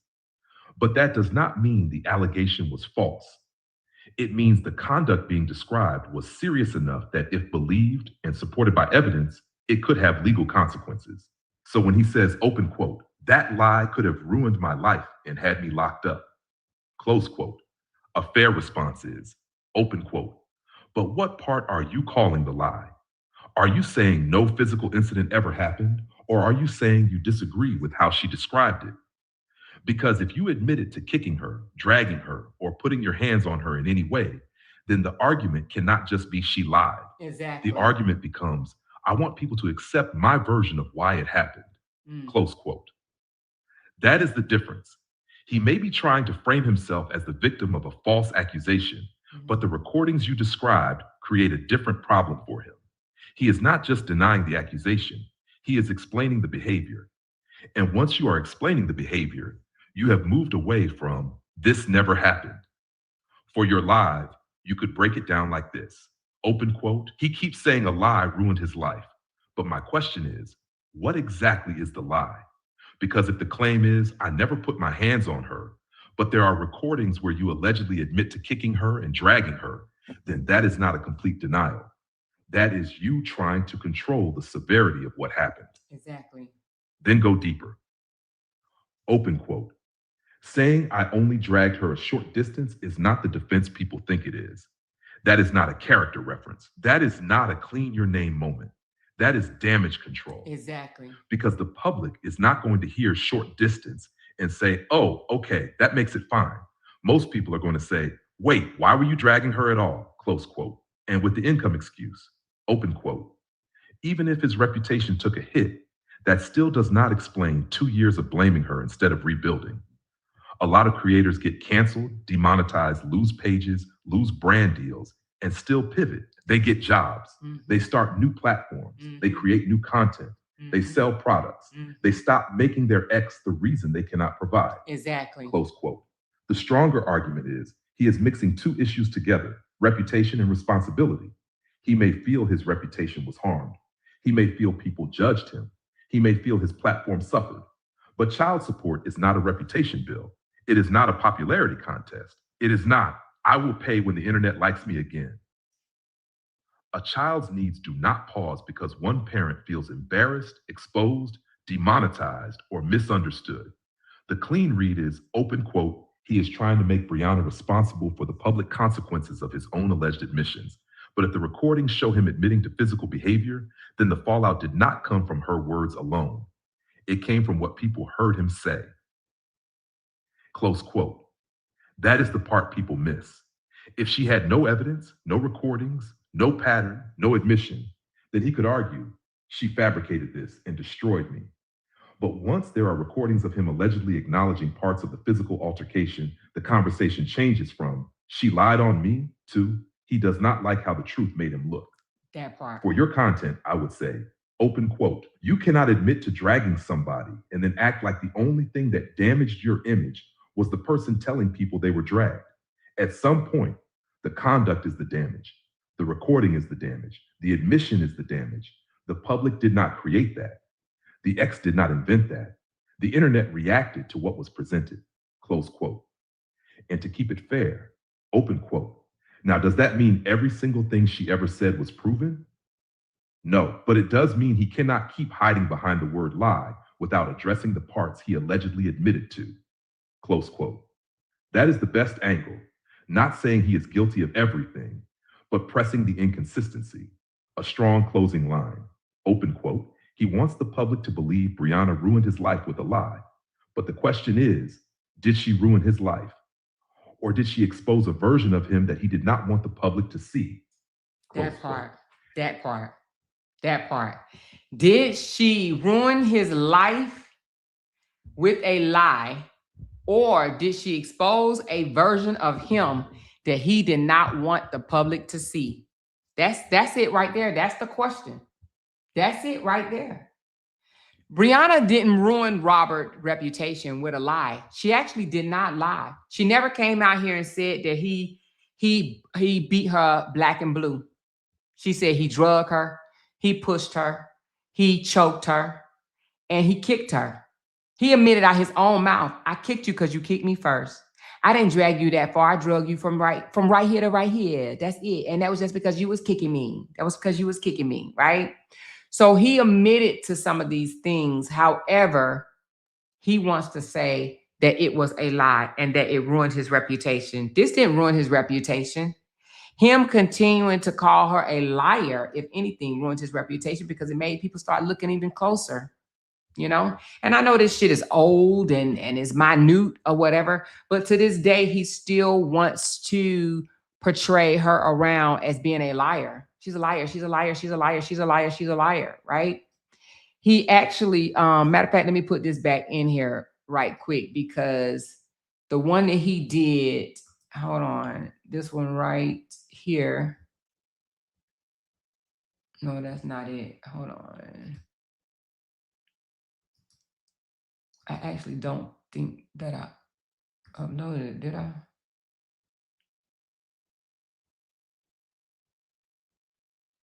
Hold on.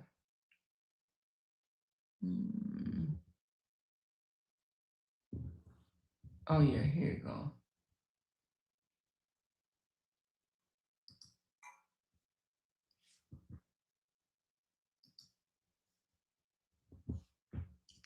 He did this today. He's really talking about his story.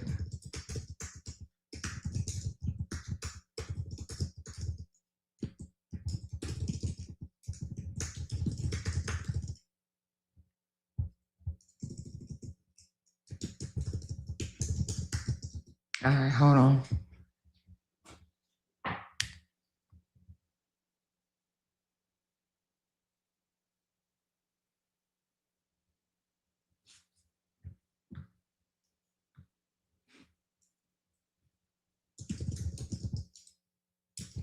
Coming from a man who is to peacefully co-parent.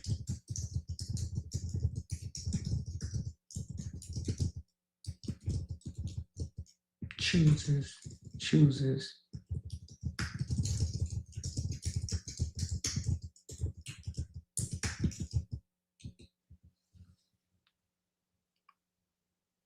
All right, we're gonna listen to two parts. This is in reference to the post that he did today, and I'm gonna put it up here. This is the post that he did today. Let's put that up. And this is what ChatGPT is saying this shit right here is about, okay? Yes, this looks like he's using a general ladies' serious question format to repackage his own personal grievance. He is not really asking a neutral co-parenting question. He is doing three things at once. One, reframing himself as the victim. The question is worded like, what if your child's father was falsely accused and almost locked up? That automatically places him in the role of the harmed man and places the mother in the role of the liar. Two, soft launching his own defense again. He doesn't have to say Brianna's name for people to know what he's talking about. Exactly. His audience knows the backstory, so this is basically a subtweet with a suit on. Three, trying to get women to validate him. By saying, ladies, he is trying to make women answer from emotion. Would you still co-parent with a man if you believed he was lied on? But the problem is, his version leaves out the messy part.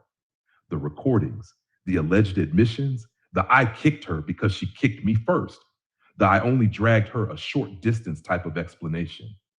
The way he framed it is very strategic because he says, open quote, if your child's father constantly told dangerous lies, close quote. But the question is, who decided they were lies? Him? Because if there are recordings where he allegedly admits to physical conduct, then this is not as simple as she told dangerous lies. It becomes, did she lie? Or did she describe something he does not want publicly attached to him? That's the part he keeps skipping over. Also, the caption is telling, open quote, maybe you judge people you never truly knew in real life. It's okay to admit you got it wrong. Growth comes with accountability too, close quote. That sounds like he is trying to guilt the public into saying, maybe we judged him too harshly, but accountability goes both ways. If he wants people to admit they got it wrong, then he has to fully address what he allegedly admitted to, not just keep saying she lied. A clean read for your live. Open quote. This post is not really about baby fathers in general. This is him talking about himself without saying it directly. Exactly. He wants the public to answer a carefully worded question where he is the victim, the mother is the liar, and the evidence is nowhere in the room. Exactly. Close quote. You can also say, open quote. He keeps asking, would you peacefully co-parent with someone who lied on you? But the better question is, would a mother be expected to peacefully co-parent with someone who allegedly admitted to kicking and dragging her, then later called her a liar because he did not like how the story made him look? Close quote. That flips it back to the missing context. And the strongest point, open quote, you cannot ask the internet a yes or no question after giving them a one-sided version of a complicated history. That is not accountability. That is image repair. Exactly. Close quote. This post feels like reputation rehab, not a real co-parenting discussion. He is trying to move the audience from what did you allegedly do to look what she allegedly did to you. Exactly. And then I asked, is this coming from a man who peacefully wants to co-parent with the mother, or from a man who chooses to hold on to the bullshit? Okay, let's go. This does not read like a man who is truly trying to peacefully co-parent. It reads like a man who is still holding on to the same grievance and trying to make the public retry the case in the court of Facebook. Because a person who wants peace usually moves like this. They stop posting loaded questions. They stop indirectly referencing the other parent. They stop inviting strangers to judge the mother of their child. They stop trying to prove I was the real victim. They focus on access, support, schedules, healing, and the child. But this post is not child-centered. It is image-centered. He is basically saying, open quote, ladies, what if a woman lied on a man and ruined his life? Would you still co-parent with her? Close quote. But everybody who follows the story knows he is not asking this in a vacuum. He is talking about himself. He is trying to get the audience to validate his resentment while making it look like a general relationship question. That is not peaceful co-parenting. That is emotional campaigning. A man who wants peace would say, open quote, regardless of what happened between us, I want to build a healthy co-parenting relationship for our child. Exactly. Close quote. A man still holding on says, open quote, remember what she did to me? Remember how she lied? Remember how I almost lost everything? Would y'all still co-parent with somebody like that? Close quote. That is the difference. And the part that makes it worse is the word dangerous lies. That is not neutral language.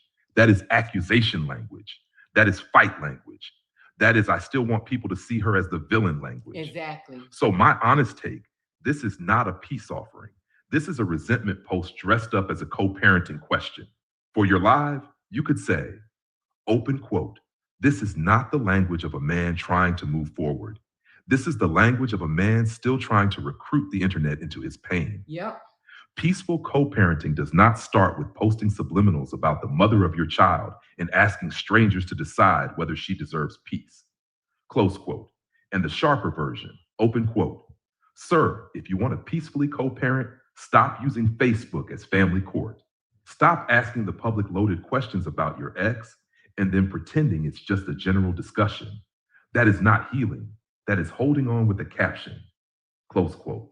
So then I asked, could a father or a man love their child if they still resent the mother? Okay, let's go. Yes, a father can love his child and still resent the mother. But here is the problem. Love is not just a feeling. Love has to show up in behavior. A man can say, I love my child, and he may genuinely feel that. But if his resentment toward the mother causes him to drag her online, withhold support, skip responsibilities, use the child as leverage, make co-parenting harder, turn the public against her, or make the child's life more unstable, then his resentment is starting to become bigger than his parenting. That does not mean he does not love the child. It means his love is being filtered through bitterness, ego, anger, and revenge. The mature father says, open quote, I may not like the mother, but my child deserves peace, support, consistency, and protection from adult drama, close quote.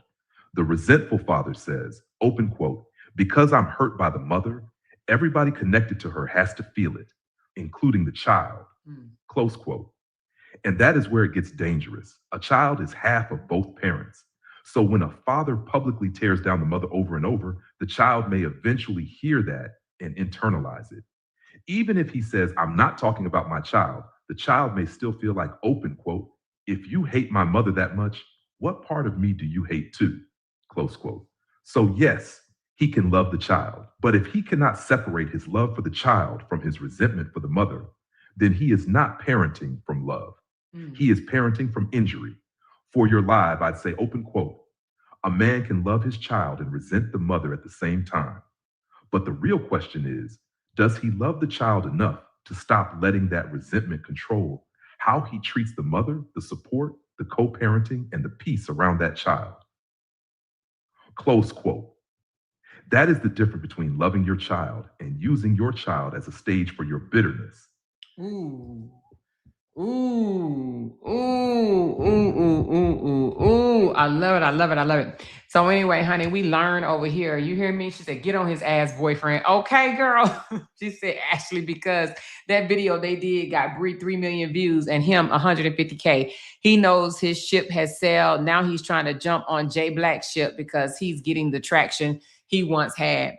Yeah, so as ChatGPT say, a man can still love his child, even though I think that the love is questionable. However, but the resentment is stronger than the love. He is loving from resentment and not loving from peace and care and the love for a child. It's coming from bitterness.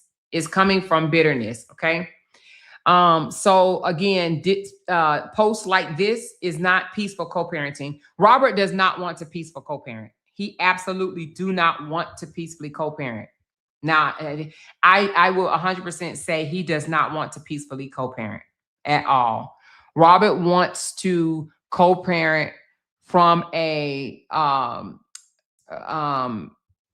lens of the internet still tearing Brianna down and making her out to be the villain. He wants Brianna to be the villain in his dusty ass life. Okay. He wants Brianna. When I hear people say that Robert was making millions before he met Brianna, I just want to throw up, like literally throw all the way up. Like, are these people fucking that stupid? Like, are they the stupidest motherfuckers in the world? If this man was making millions before he met Brianna, why did he have a roommate in an apartment, one? And then why the fuck did he have an eviction on his record?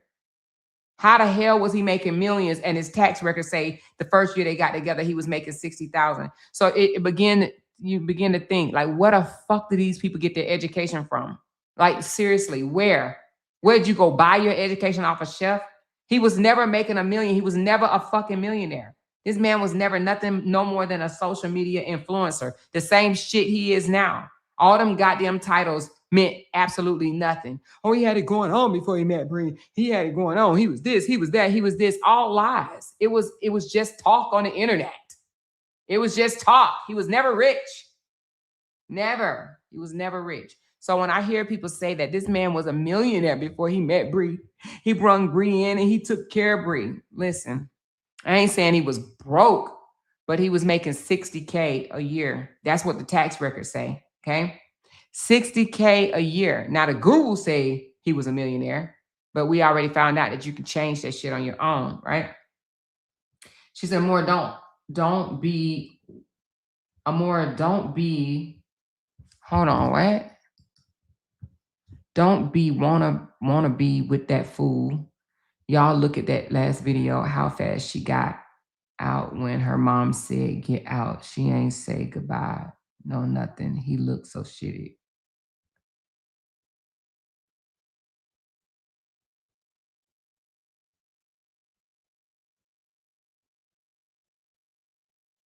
What video you talking about? What video, Bossy? Tell me what you're talking about. I have no idea what you're talking about, baby. He made $70K a month and wouldn't give his daughter $5. Now he ain't got a bit to show for it, and he's piss poor. Can't win when you're not right within. Exactly. And he got nothing to show for it. That's what you meant. Exactly. When he was making $70K a month, let me tell y'all something. And this is not me trying to count nobody's pockets or tell nobody what to do with their money, because people could do whatever they want to do with their money, right? However, when he was making $70K a month, because he showed where he was making $70K for at least 3 months in a row. I just want to ask a simple question. Did anybody see him do any type of supporters giveaway? I know that he said multiple times that he was going to give $1,000 away and then $2,000 away on the Drop It Low contest. If people played the Drop It Low song, he was going to pick somebody and he was going to bless them with $1,000 or $2,000. Did anybody see that he did that? Did he ever give the $1,000 to $2,000 away? I've never seen no one say that they won $1,000 or $2,000 on a Drop It Low contest, and he had a lot of people dropping it low to that damn song. You would think because of how much they dropped it low to that goddamn song, you would have thought the song would have fucking made platinum or something,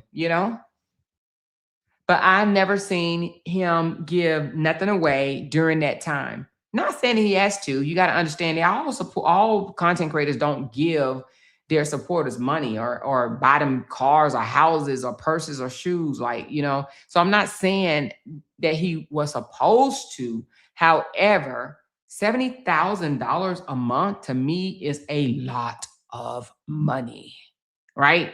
So just how I would have been feeling so blessed to even be able to say that I made that much money that I would have wanted to give something away. I literally would have wanted to give something away. You know, that's a lot of money to me. He claimed he was paying women rent, but I thought that was Bree doing. Yes, Bree said that was her. He said it was him. I happen to believe it was Bree. I believe Bree was the one doing the rent paying and the paying for the things. I do not believe that. Matter of fact, she said that he said, "Why are you doing this? They don't give a fuck about you. Why are you doing this?" So I believe that. I do not believe that he was paying nobody's rent. I do not believe that whatsoever. I believe it was Brianna paying the rent, doing the Mother's Day, back to schools and all that. I think that was Brianna. I do not believe that was him at all. I don't care what people say. And not only that, at the time that they were supposed to be doing all this, Bree was the bag.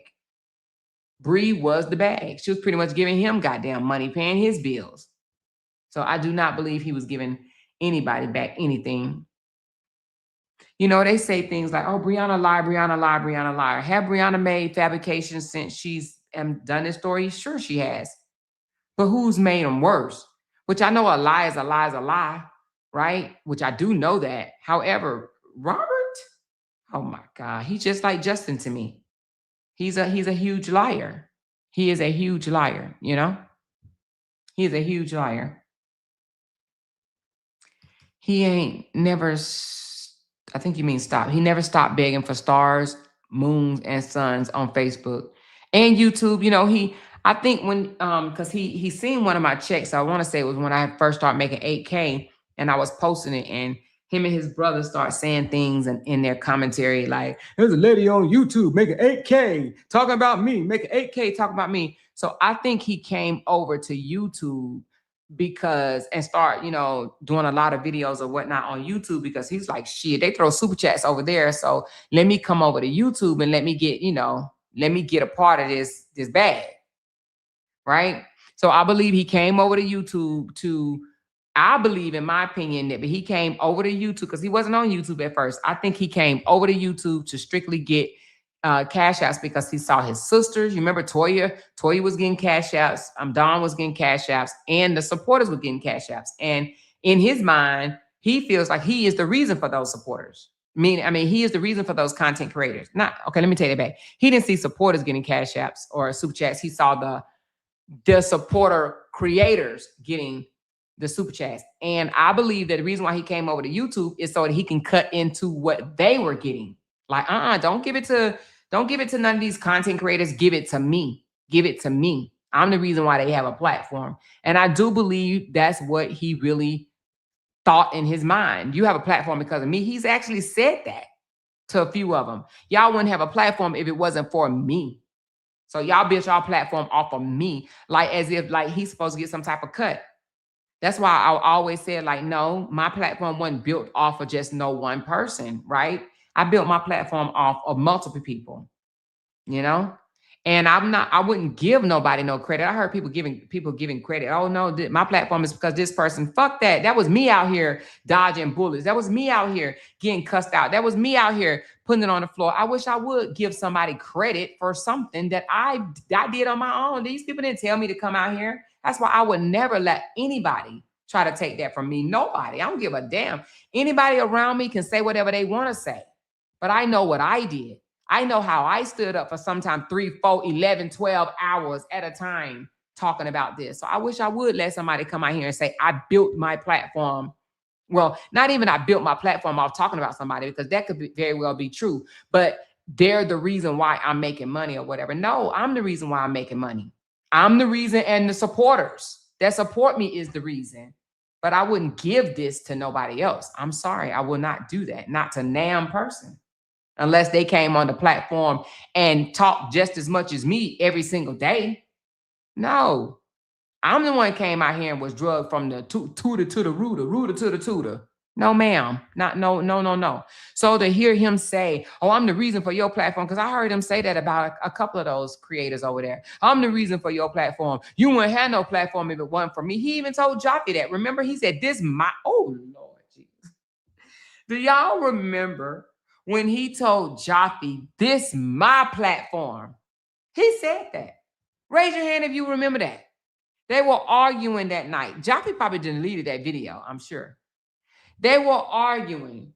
And he said, this is my platform. Who remember that? Man, when I tell you he would have been kicked the fuck off so fast. Oh, I would have blocked that joker, baby. That joker said, this is my platform. He literally pulled a bitch card, right?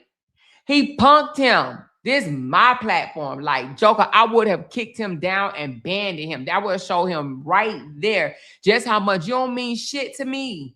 I was out here supporting your egghead ass. I was supporting you. But you got the nerves. You got the audacity to come at me like that. That's a hard no. That's a hard no. That joker said, this is my platform. Baby, the way I would have kicked his ass down, I would have kicked him down and I would have roasted the dog shit out of him. You hear me? Literally, I would have kicked him off my panel and I would have roasted his ass. I would have been like, if I was Joffrey, from a man to a man, I would have been like, you the one out here keeping up your business out here on this social media street. Real men would have shut this shit down. Real men wouldn't have been out here making video skits and shit about topes, you know, mocking your baby mama, mocking your daughter, mocking your other baby mama. Real niggas wouldn't be doing that shit. Man, I would have roasted the dog crap out of him. She said Joffrey was so mad he couldn't even speak clearly. Joffrey was mad. He really was heated. That's why Joffrey don't support him to this day. He like, nah, Joffrey would call, call to play on both of them, right? You know, I'm going to tell you something about these people that say that they neutral. Most people that say that they neutral, they are neutral ass lie. They neutrally lying, okay? If you say you're neutral, but your audience is a hater of one over the other, right? And they're literally sitting up there writing all type of derogatory things in the comments about them. Your ass is not neutral. You are advocating for who your supporters like in the comments. Whoever they like, that's who you advocating for. Trust and believe. Ain't no neutral. Now, Joffrey can say he neutral because Joffrey have came out and said, I don't give a fuck about neither one of them. They both goofy. And he said that. They both did shit, and they did. They both came out here and spread his shit on the internet, and they did. But he ain't giving one over the other any type of kudos. They don't get it. But you will see some people that come out here and do that shit for show, baby. They will sit there and they line out their motherfucking teeth, and they'll say things like, this person is winning, and that person is not. A divorce is not a motherfucking win.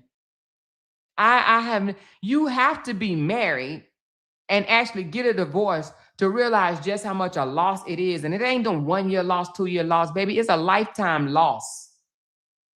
It's a lifetime loss. A divorce is not a win. Don't ever let anybody convince you that a motherfucking divorce is a win. It's a loss. LaTruth will ever have a loss under his belt for his divorce. Brianna will forever have a loss under her belt for her divorce. It is a loss. Nobody wins. Neither one of them will win. The only person that wins is the person that chooses to move peacefully. And moving peacefully is for the sake of our daughter. I'm laying all this shit to rest. I'm laying all this shit to rest. Going back and forth fighting over, oh, you said this to me on social media. You said that to me on social media. That's a waste of fucking money. Can you imagine that for a second? That is a waste of money. Look how many thousands of dollars that you didn't have to pay a lawyer. You could have been caught up on your damn child support because lawyers are not cheap. That's at least $2,500, at least, if not more. So how is that a win? Ain't nobody won shit. Robert ain't won shit. And Brianna ain't won shit. Nobody wins. Nobody wins because at the end of the day, a little girl is growing up and realizing half of social media can't stand my mama and half of social media can't stand my daddy. I got two parents that people can't stand. How is that winning for her? She's not winning. She's not winning. No one wins. It's a loss all around to even have to have your divorce public, your nasty divorce public, and still going on after damn near 4 years of a breakup, right? To still have this shit out here on the internet is embarrassing. Absolutely embarrassing. And there are no winners. None, zero, zilcho. Matter of fact, let me let ChatGPT say this for you, okay? Question. There are supporters that like to say LaTruth is winning, and then there's some supporters that like to say Brianna is winning, right? Can you explain to me, in your personal opinion, do you think that either one of them are winning after this divorce? Okay? I just want to hear what my ChatGPT have to say. Because, and the only reason I say this is because I've been divorced. Trust me. Ain't no goddamn win. It's a loss all the way around, baby. The fuck? Grandparents, siblings, sisters, aunts. That's a loss. Friends. That's a fucking loss. These people are fucking delusional. In my opinion, no. Neither one of them is truly winning after this divorce. Now, people may say Brianna is winning because she may look stronger, more stable, more supported, or more believable to them. And people may say LaTruth is winning because he still has an audience, still posts, still gets support, and still tries to control the narrative. But real winning after a divorce is not just about who has the better clapback, who has more supporters, who got exposed less, or who looks better online. Real winning would look like the child is protected from the drama. The parents are paying what they owe. The adults are healing and moving forward. The internet is not being used as a courtroom. The child is not growing up with strangers picking sides in their family business. Both parents are rebuilding without constantly trying to destroy the other. From what you're describing, this does not look like winning. It looks like survival, damage control, and public reputation management. Brianna may be winning in the sense that people believe her, support her, and feel she held the family down. But she still had to go through a nasty public divorce, public humiliation, co-parenting stress, court issues, and years of being dragged online. LaTruth may be winning in his own mind because he keeps trying to convince people he was wronged. But if he is still posting about the same pain 2 years later, still blaming the mother, still trying to get the internet to validate him, and still tying his money problems to his ex, that does not look like peace. That looks like being stuck. So I would say, open quote, nobody truly wins when a family breaks down publicly. One person may come out looking more credible. One person may come out looking more bitter. One person may have more public support. But if the child is still caught in the middle, if the parents are still using the internet to fight, and if one side is still trying to retry the marriage online, that is not winning. That is just a public divorce that refuses to die. Ooh. Close quote. And when people say the truth is winning, I understand what they mean. They mean the truth is coming out, the narrative is shifting, and people are starting to see through the excuses. But even then, the truth winning does not mean the family won. Sometimes the truth wins and everybody still loses something. The strongest way to say it on live, open quote, I don't think either one of them is winning. I think one of them may be healing better, one may be moving smarter, and one may be looking more bitter.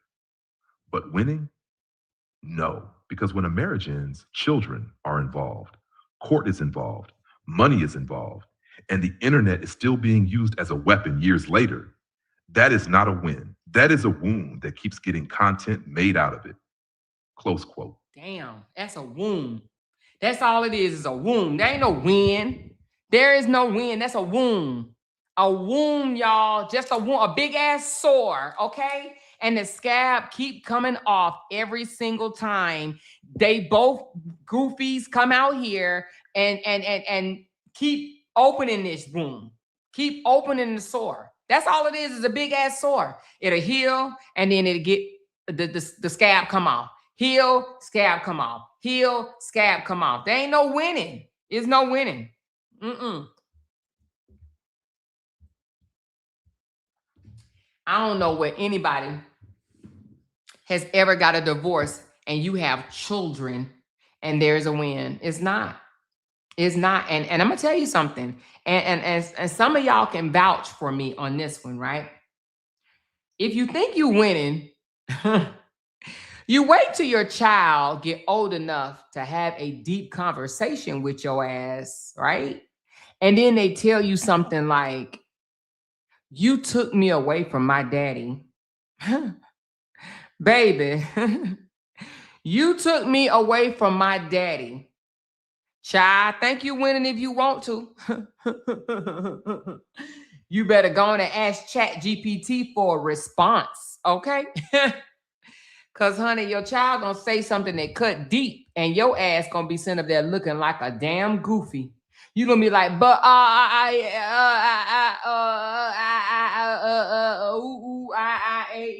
owe you sometime. Why? Okay. Your child gonna say some shit that blow your whole goddamn mind that you gonna be like, you been thinking like that all this time? I didn't get to spend my 15th birthday with my dad. I would have loved to go fishing with my dad. I wish I would have had my dad at my prom. Baby, when I tell you, if you think you winning now, wait till your child come back and start telling you some shit when you too old to even be trying to argue or debate back and forth with them, baby. They gonna hit you. They gonna gut punch your ass without touching you. Okay, I'm just letting you know. I'm just letting you know. Think you winning if you want to. And if Robert or Brianna think that they won't have to answer to this later, and I'm not even talking about with just Momo, all the kids involved, if they don't think that this is they're going to have to answer, even with Desharia. If LaTruth think just because he got Desharia and her baby housed right now, and he's never going to have to answer to where was he when she was younger, why did he allow people on social media to drag her? Why she was homeless in a shelter, baby. When I tell you, if he think that shit ain't gonna never come back up, okay, all right. Everything is blissful right now, but there will be a conversation had. Whether it's today, tomorrow, 5 years from now, there will be a conversation had, okay? And if you think you can say, oh, don't be bringing that old shit up, okay. All right, just keep living. Just keep living, honey. She said, nobody wins when a child is involved. Nobody wins when a child is involved. She said, to me, Bree won just getting the fuck away from him. Yeah, a marriage is over, but I think after seeing the real him on this internet, Bree won by getting the fuck away. Yeah, but I hear what you're saying, but at the same time, when it comes to the kids, they're going to ask questions. Trust me when I tell you there is no winner. There is no winner. We may say, oh, Bree get the more views. She does, but that doesn't mean that she's winning per se. Nah. When I say winning, I'm talking about winning in a peaceful way. Like, because views is one thing, but do you have peace? Do you have peace? And temporary peace don't mean real peace. It don't mean real peace.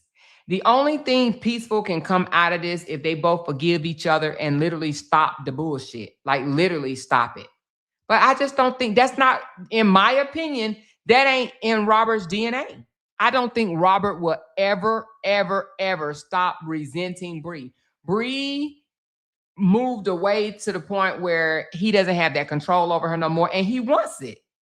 To try to tell a mother that she's a bad mother for wanting to move closer to her family, he will never get over the resentment or the loss of control. He wants to control her now.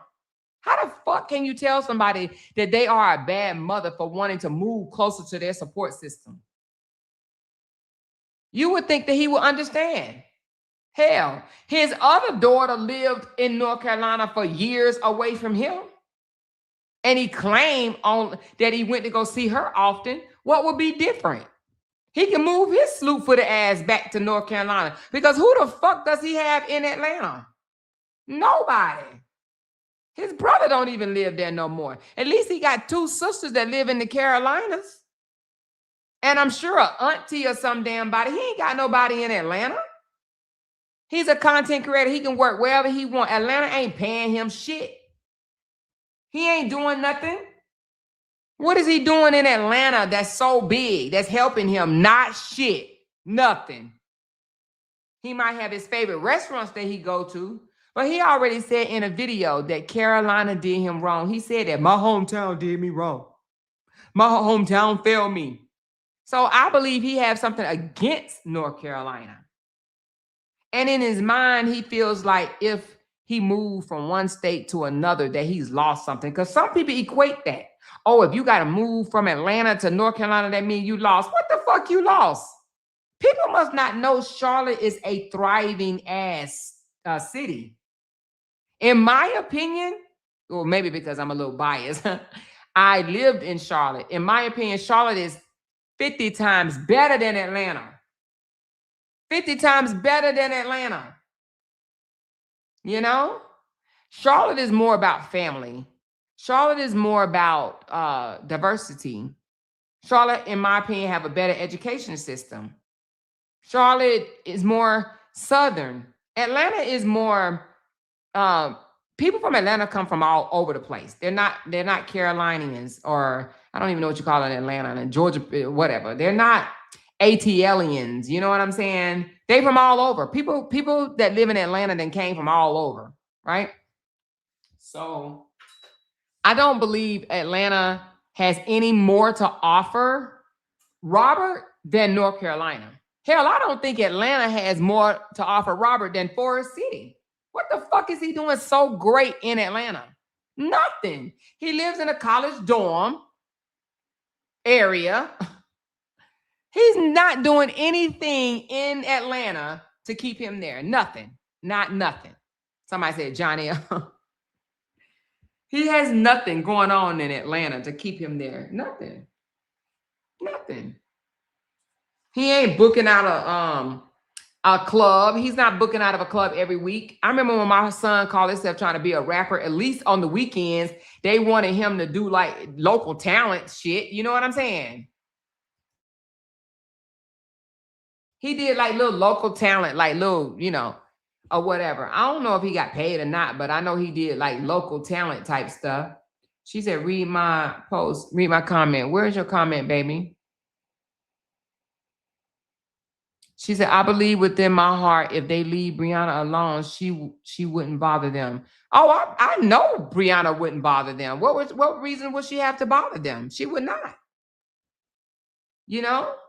I don't think she would bother them. Don't say that. People don't want them moving to Charlotte to crowd all. Yeah, you're right. But Charlotte is a nice city, you know? Charlotte is a nice city. I mean, if I had my choice, I would go back, but my husband does not want to go back to Charlotte. He just does not. You know, he wants to stay up here in goddamn Texas. If they leave Brie alone, she wouldn't fuck with them. No, she wouldn't. I do believe that Brianna would not fuck with them. You know? She said, because he's trying to be something else. North Carolina represent who he really is. Oh, well, that might be true, but I could see if Atlanta, you know, I could see if it leveled him up in a sense of gave him an opportunity to make more money. How is Atlanta versus Charlotte? How is it that you can make more money in Atlanta, not Charlotte? Actually, I think if he took his egghead ass back to, well, I ain't saying that because I'm pretty sure Bree probably like, hell no, don't come back to Charlotte around me. But if he did go to Charlotte, he would probably be bigger than he is in Atlanta. Atlanta got real celebrities. Robert is not a celebrity, y'all. Robert is social media famous, but it ain't nothing celebrity. Let me ask. Hold on. Is being social media famous the same thing as being a celebrity? Please explain. Now they may come back and tell me ain't fucking thing. We'll see. I know I'm transparent. I'm gonna read what I'm gonna let it play. Whatever it say.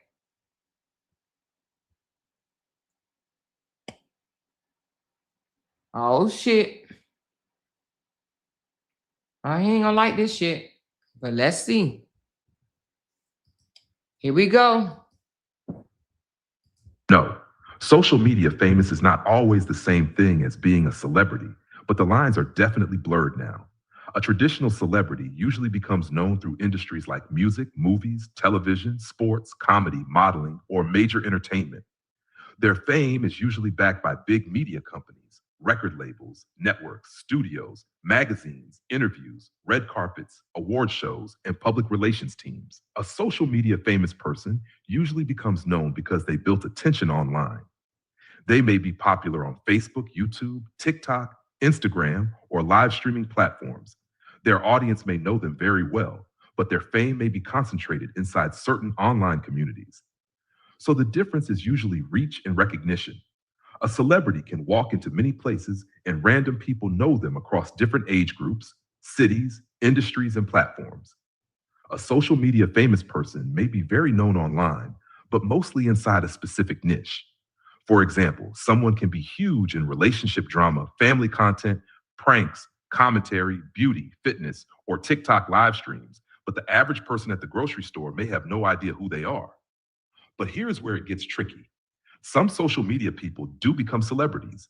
If they cross over into mainstream recognition, brand deals, television, music, major interviews, movies, national media, or household name status, then they move from just being internet famous to being a broader public figure or celebrity. For your live, I'd explain it like this. Open quote. Social media famous means a lot of people know you online.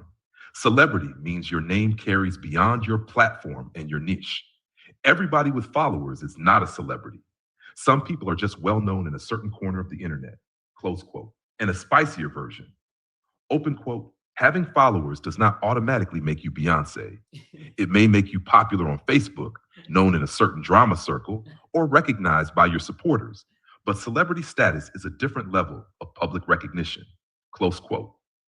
So yes, a social media famous person can be a public figure, influencer, or online personality. But celebrity is usually a bigger category with broader recognition and cultural impact. Exactly.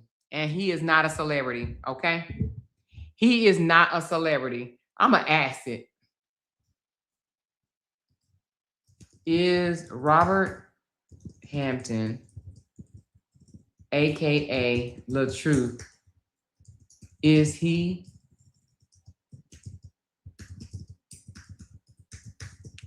a celebrity? And then I'm gonna ask, is Jonell a celebrity?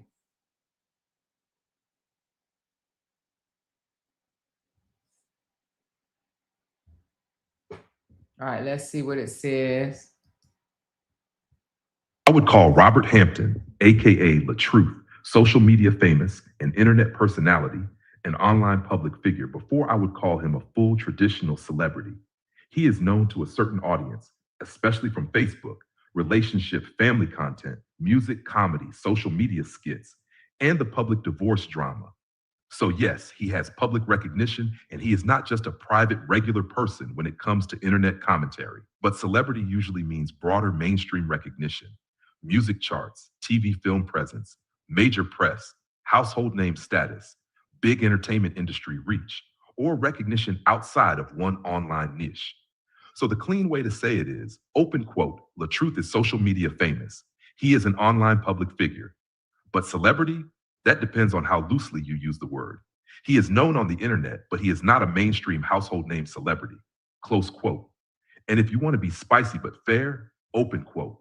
He may be famous to his followers, infamous to his critics, and known in certain Facebook circles, but that does not automatically make him a celebrity on the level of mainstream entertainers. Internet fame and celebrity fame are cousins, but they are not always twins, close quote. For your live, I'd frame it like this, open quote.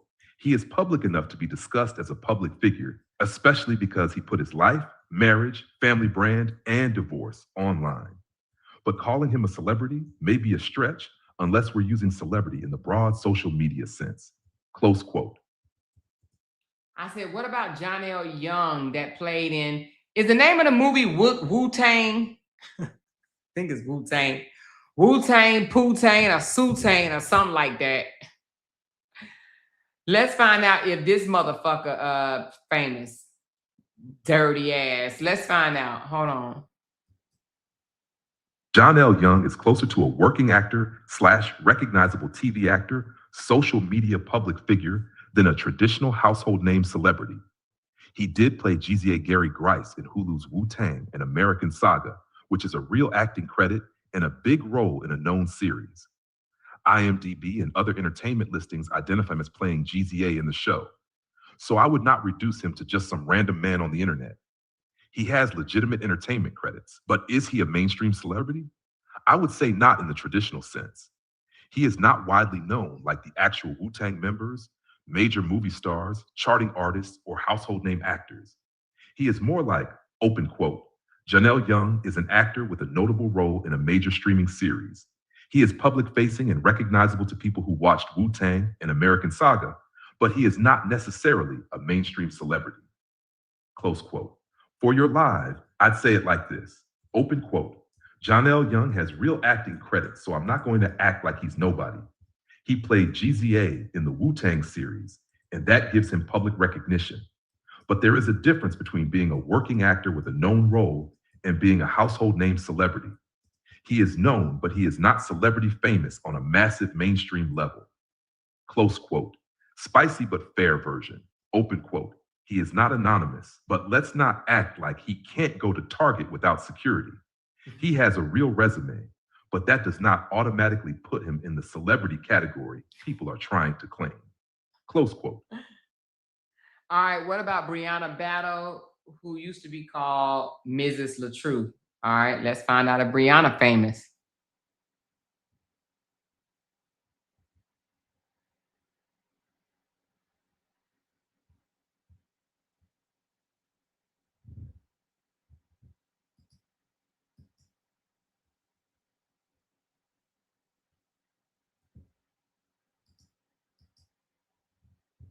Brianna Battle, formerly known publicly as Mrs. LaTruth, would also fall under social media famous online public figure influencer, not a traditional mainstream celebrity. She became known because she was part of a public family / marriage brand with LaTruth, where their relationship, home life, and family content were part of the online image. So yes, she had public recognition. People followed her, knew her as Mrs. LaTruth, watched the family content, and later followed the divorce drama and her rebuilding outside of that brand. But I would not call her a traditional celebrity in the Hollywood music / TVV household names. The clean way to say it is, open quote, Brianna Battle is social media famous and an online public figure. She is known from the LaTruth family brand and the public divorce storyline, but she is not a mainstream celebrity in the traditional sense. Close quote. And the fair but spicy version, open quote, Brianna was not just some random woman nobody knew. She was part of the brand, part of the content, part of the audience connection, and according to what has been said, she was also holding down a lot behind the scenes. But celebrity, I'd call her internet famous before I'd call her mainstream celebrity famous. Close quote. The key distinction is this. LaTruth, Brianna, and Janelle are all public-facing people, but in different ways. LaTruth is mainly social media famous. Janelle is a working actor with a notable TV credit. Brianna is social media famous from the family marriage brand and later her own public platform. So for your live, I'd say open quote, Brianna Battle is absolutely a public figure in this online space. People know her, people discuss her. She helped build that family brand, but being known online does not automatically mean mainstream celebrity. She is internet famous, not Beyonce famous, close quote. Okay, baby, we got all three of them. Did we miss anybody? She said, Amora, ask if you're a celebrity. What about Amora Davis Johnson, the host of Talk About It with Amora? Is she famous? I'm about to be embarrassed. Oh my God. Oh my God. Okay, here we go. Let's find out. Let's find out. Let's find out. Let's find out. Amora Davis Johnson, host of Talk About It with Amora, is social media known, niche famous, a growing online public figure. I would not call her a mainstream celebrity in the traditional sense, not Hollywood famous, not household name famous, not can't walk through the airport without security famous. But in her lane, yes, she is known. What? She has a recognizable platform, a name show, a community with its own identity, loud talkers, What? and people know her commentary style. Supporters show up, critics watch, haters react, and other creators respond to what she says. That means she has influence in a specific online space. So the honest breakdown is, open quote, Amora Davis Johnson is not a traditional celebrity, but she is an online personality and niche public figure. She is known in her commentary community, especially among people who follow social media drama, legal commentary, and public relationship sagas. What? Close quote. Spicy but fair version, open quote. She may not be Beyonce famous, but she is definitely people are watching, screenshotting, reacting, and repeating what she says famous. And baby, that still counts as influence. Close quote. The cleanest label would be online public figure, commentary host, content creator, niche internet famous personality.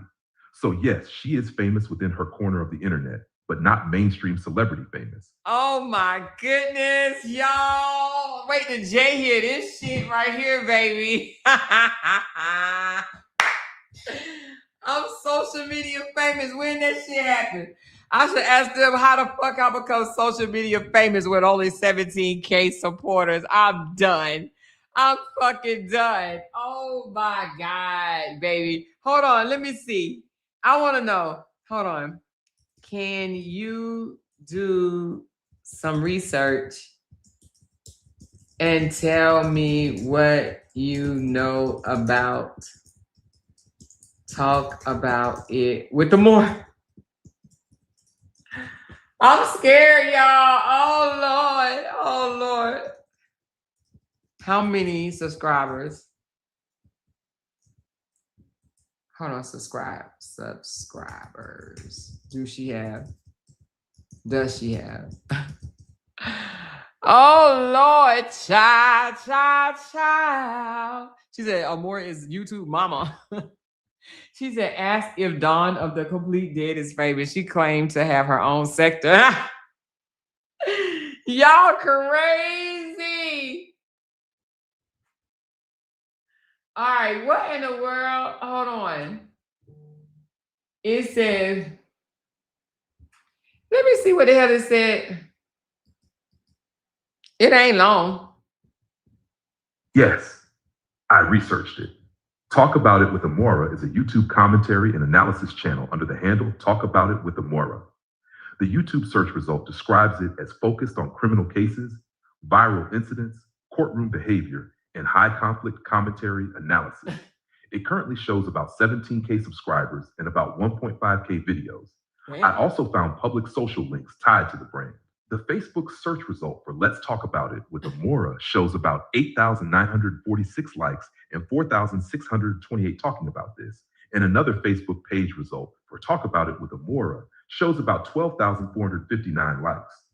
There is also a link tree for Talk About It with Amora, describing the brand as exposing toxic behavior and narcissism, and inviting people to join the Loud Talkers community. So the fair read is, open quote, Talk About It with Amora is a growing social media commentary brand with around 17K YouTube subscribers, a large video library, Facebook activity, and a named community called Loud Talkers. Close quote. I would describe Amora as niche internet famous and online public figure in the commentary space, not mainstream celebrity famous.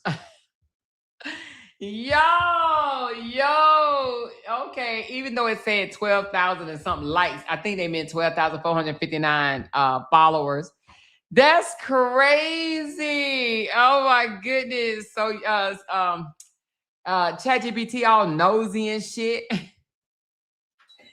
ChatGPT all nosy and shit. At least they don't know me as being a drama, hateful, dark-hearted, evil, leech, get over, user, little leg, big head, big feet, thick ankle. Hey, I'm glad that they don't listen. I'm glad they know me as what they know me as. Oh, damn. You hear me? She said, ask if Dawn of the Dead. Oh my God. She said she was a blogger. Y'all so messy. Y'all so messy. She said, more man, I have your autograph. Girl, I'm internet famous. I mean, I might start having to sign signatures. You know what I'm saying? No. Oh my goodness. Y'all keep asking me, ask who is Dawn. I am not putting her in my damn thing for them to spit something out and then my chat GPT get drugged tomorrow. She said, Amore, your boyfriend been studying you got you down pat. OMG, baby. Listen. That is crazy, yo. So that's crazy. So ain't nobody no celebrity. Like I said, I ain't no celebrity. Robert ain't no celebrity. Brianna ain't no celebrity. And Jonelle ain't no celebrity. All right? They internet famous, but Jonelle probably closer to a celebrity than any of us, but he ain't no damn celebrity. You know what I mean? So anyway, honey, child, listen. And Sierra damn sure ain't no celebrity. And Sierra got more supporters than me. Sierra got over 20K supporters and her ass can't get two damn likes. She said it's going to say R has America in a bind by being on Section 8 for 40 years. Thanks for being the loudest Section 8 recipient.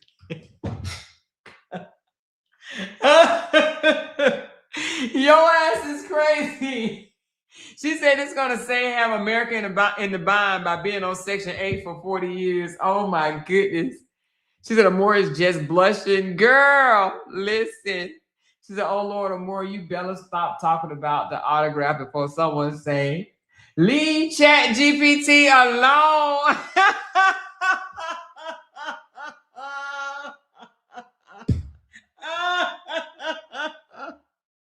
Hey, they're gonna be like, leave Chat GPT alone. You always messing with the young people. Boy, they've been swore Chat GPT was in their 30s. Oh my God.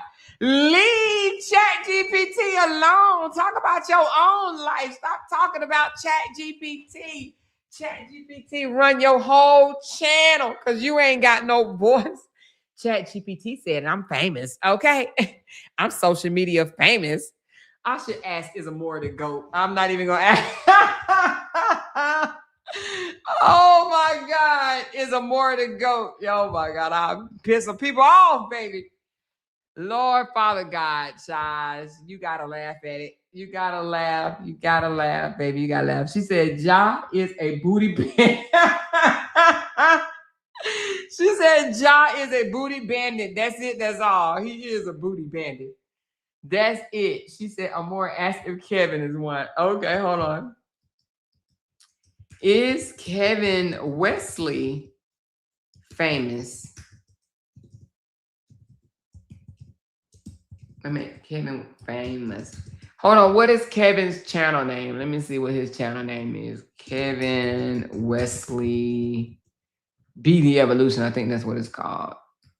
Oh no, he changed it to the Truth Factor. I swear the Truth Factor bullshit. These lying motherfuckers always want to say they the damn Truth Factor. What the fuck? I swear when these people be acting like they some Truth Factor, why they be lying so much? I swear to God, these people are too much. What does he have on Facebook? What's his name on Facebook? I want to say it's Be the Evolution, but hell, he probably changed that too. Let me see. The Truth Factor. How the hell you get the truth out of the lies that comes out of your mouth? Kevin Wesley.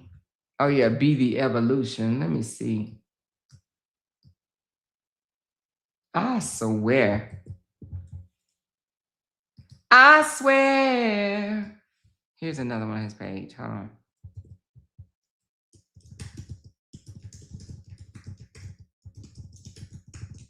All right, hold on.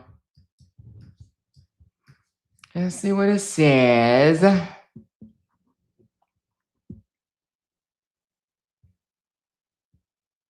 All right, it did too. This is what it says about Kevin. Kevin Wesley from Kevin Wesley, The Truth Factory is YouTube social media famous, especially in the religious commentary, deconstruction, debate, and Truth Factory discussion space. His YouTube channel shows around 209K to 210K subscribers and about 1.8K videos. So he is definitely not a small creator. That is a sizable platform. But I would still separate that from mainstream celebrity. The fair label would be, open quote, Kevin Wesley is a well-known online personality and content creator with a large YouTube following. He is internet famous in his niche, but he is not a mainstream household name celebrity, close quote. For your comparison, I'd say, open quote, Kevin Wesley is more famous online than a small local creator because he has over 200K subscribers, but that still does not automatically make him a traditional celebrity. He is niche famous, platform famous, and known in a specific online community, close quote. So then I put his Facebook in, see what it says about Facebook. Yes, that makes Kevin Wesley look even more social media famous, especially on Facebook. His Kevin Wesley, Be the Evolution Facebook page shows about 1.2 million likes and over 46K people talking about it. And the page describes him as a celebrity life coach, spiritual advisor, public speaker, artist. His YouTube channel, Kevin Wesley, The Truth Factory, also shows about 210K subscribers and around 1.8K videos. So the fair answer is, open quote, Kevin Wesley is not just a small creator. He is a large online personality with a major Facebook following and a strong YouTube presence. I would call him internet famous, niche famous, a public figure in the online spiritual, relationship, and commentary space, close quote. But I still would not automatically call him a mainstream celebrity like a movie star, charting musician, or household name entertainer. He is famous inside his lane, especially online. All right, I have a question. If all these people, these big time influencers, hold on, let me ask. Okay, I have a question for these influencers, that these big time influencers have these big brands, you know, 200K plus or 1 million subscribers, this, that, and the other. Shouldn't they be making big money? Shouldn't their checks be big? Please explain. I'm trying to figure out where the big bags at. Big bags. What happened to the big? How you gonna be that much famous and your bag small? I don't understand. What's really going on, y'all? What's up with the damn bag? Oh, well, shut the front door. Let me see what they say. Hold on. Let's find out what it say. Not automatically. A big following should create opportunity, but it does not always equal big checks. A creator can have 200K subscribers, 1 million followers, or a verified looking brand and still not be making huge money every month. Followers are not the same thing as income. The money depends on views, watch time, monetization status, audience behavior, platform rules, sponsorships, products, and consistency. Here is the plain breakdown. A person with 200K subscribers may look big, but if only 3,000 people watch their videos, the money may not be huge. A person with 20K subscribers can sometimes make more than someone with 200K if their audience is loyal, watches long videos, sends super chats, buys memberships, books classes, or supports products. So when people say they have 200K subscribers, they must be rich, that is not always true. The real money comes from views and watch time. Subscribers are just potential viewers. If the subscribers are inactive, old, fake, bought, or no longer interested, the channel may look big but earn small. Monetization status. A creator can have followers but be demonetized, limited, restricted, shadow limited, copyright claimed, or not eligible for certain programs. Big following does not guarantee full monetization. Content type. Drama, relationship content, religious debates, commentary, crime, and controversial topics can get views. But advertisers may treat some content as risky. Some videos get limited ads even when they perform well. Audience spending habits. Some audiences watch but do not donate, join memberships, buy products, or click links. Other audiences may be smaller but highly supportive. Platform differences. 1 million Facebook followers does not pay the same as 1 million YouTube subscribers. TikTok views, Facebook views, YouTube long form views, YouTube shorts, and live stream money all pay differently. Business model. The creators making big money usually do not rely only on ad revenue. They stack income, sponsorships, coaching, courses, speaking, subscriptions, merch, affiliate links, live events, digital products, and private communities. So yes, a big influencer should have more earning potential, but whether their checks are actually big depends on whether they turn that attention into a real business. For your live, you could say, open quote, a big platform does not automatically mean a big bank account. Followers are not dollars. Subscribers are not guaranteed checks. The money comes from active views, loyal supporters, monetization, sponsorships, products, and whether that creator actually knows how to turn attention into income. Close quote. And the spicy version, open quote, some people look rich because their follower count is big, but their actual engagement is on life support. 1 million followers with nobody buying, watching, donating, or clicking is just a big digital decoration. Close quote. So yes, big influencers can make big money, but a big brand with weak engagement, poor monetization, inconsistent content, or no business plan can still be struggling behind the scenes. Damn. So you can have 1 million wasteful ass supporters, or not supporters, but 1 million wasteful ass subscribers. Ask about Cora. Okay. What about Cora OBT? Is she famous? Let's see. Let's see.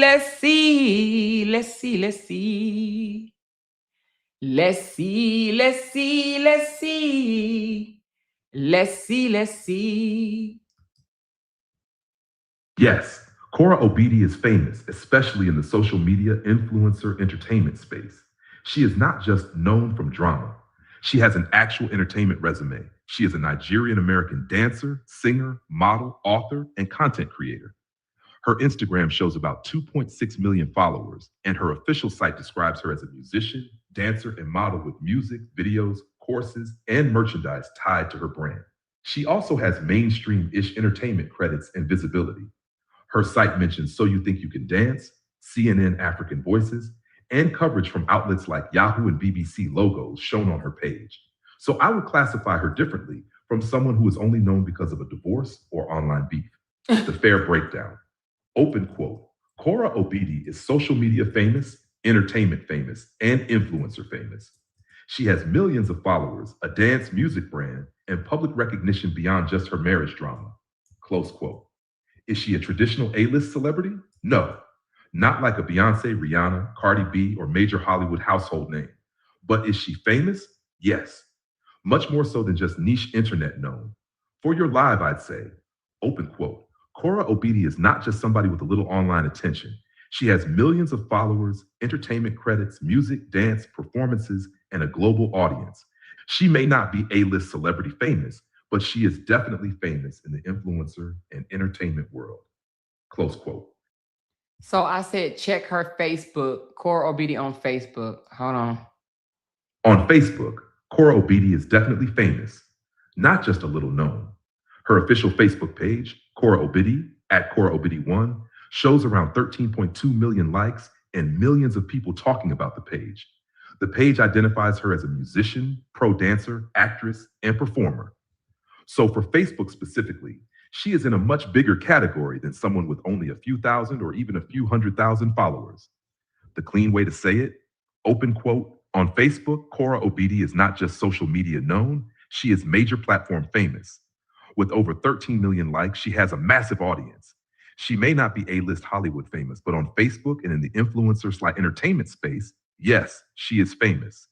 Close quote, spicy but fair, open quote. Cora may not be Beyonce, but 13 million Facebook likes is not neighborhood fame. That is real internet reach. Close quote. All right, I said, what about Dr. Justin Dean? Oh my God, y'all got me out here being messy. Oh my God, y'all got me out here being messy. Hold on, is this him? Yeah, this him. Hold on, let's see what they say about Justin Dean. Dr. Justin Dean is famous online, but I would classify him as social media famous, a public figure, professional influencer famous, not a mainstream celebrity. He has a real professional identity outside of the drama.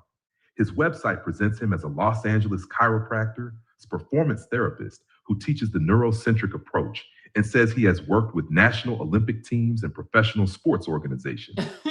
On social media, he also has a sizable platform. His Instagram shows about 349K followers, and there are Facebook video results referencing him reaching 1 million followers on Facebook. So the fair way to say it is, open quote, Dr. Justin Dean is not just a random private citizen. He is a public-facing chiropractor, content creator, and social media personality with a large online audience. But he is not a traditional household name celebrity, close quote. For your comparison, Cora Obidi is more broadly famous because she has millions of followers and an entertainment brand. Dr. Justin Dean is known online, especially through his professional content, his connection to Cora, and the public divorce co-parenting drama. So yes, he is internet famous, but I would not put him in the same category as a mainstream celebrity. It said Dr. Justin Dean is known online, especially through his professional content, his connection to Cora, and the public divorce co-parenting drama. Listen, hey, he gonna be mad when he hear that. You hear me? He is known to have connection to Cora. Oh my God, not Cora having connection to him. That shit is funny. That shit is funny. She talking about more ask about Don, please. Listen. Oh my God. Hold on. Oh my audience, hold on, wants to know about Don. What's Don page called, y'all? The Real Spill. Don, The Real Spill. I think it's something like that. Ain't that what it is? I'm gonna put this shit in my damn thing. My audience wants to know about Don The Real Spill, LaTruth sister. Is it called Don The Real Spill? What is it, y'all? I gotta make sure because they gotta look it up. Don, hold on, Don The Real Spill, I think it is. Let's see. Oh, Real Spill with Don React. Oh shit, I didn't even know that. That's just how much I don't go over there to that bitch's page. Hold on. It's probably gonna say she's famous for being on Section 8 for the longest person in the goddamn world. I cannot believe y'all. Hold on, my audience want to know about Don Real Spill. Is she famous? Is she famous? All right, here we go.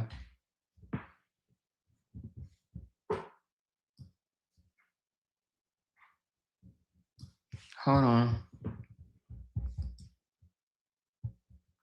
Let's read the first one. It says, I found her YouTube channel. Real Spill with Dawn Reacts is a commentary/reaction channel under the handle @Real Spill with Dawn. As of the search result I found, the channel shows about 3.91K subscribers and 118 videos. Based on the public video results, her content appears to be in the same general online commentary reactor lane. Live streams, reactions, and discussion around internet personalities drama. Some of the title's results mention Brianna-related discussion, so it looks like she may be covering some of the same social media saga topics your audience follows. So the fair way to describe her is, open quote, Real Spill with Dawn Reacts is a smaller but active commentary reaction channel. She is not mainstream famous and not a big influencer by subscriber count, but she is public-facing in the YouTube commentary space. Close quote. For comparison, she is more of a niche commentary creator, not celebrity famous and not large platform famous, like someone with 200K, 1M, or 10M followers. No, I would not call Real Spill with Dawn Reacts famous in the regular sense. Based on what I found, her YouTube channel shows about 3.91K subscribers and 118 videos. That means she is public-facing and has an audience, but she is still a small niche commentary creator, not a big influencer or celebrity. The fair way to say it, open quote, Real Spill with Dawn Reacts is known within a small corner of YouTube commentary, but she is not famous. She is a smaller creator with a public platform. Close quote. So compared to people with 100K, 200K, 1 million, or 13 million followers, she is not in that same fame category. She may be known to people who follow that specific drama/commentary circle, but that is not the same as being famous. Okay. Hold on, let me ask about this person. Hold on. Oh, crap.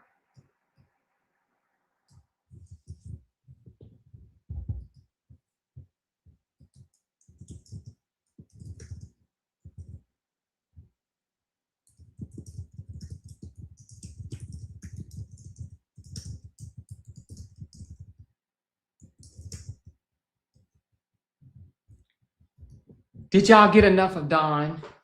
She said, I went and asked ChatGPT. What ChatGPT told you?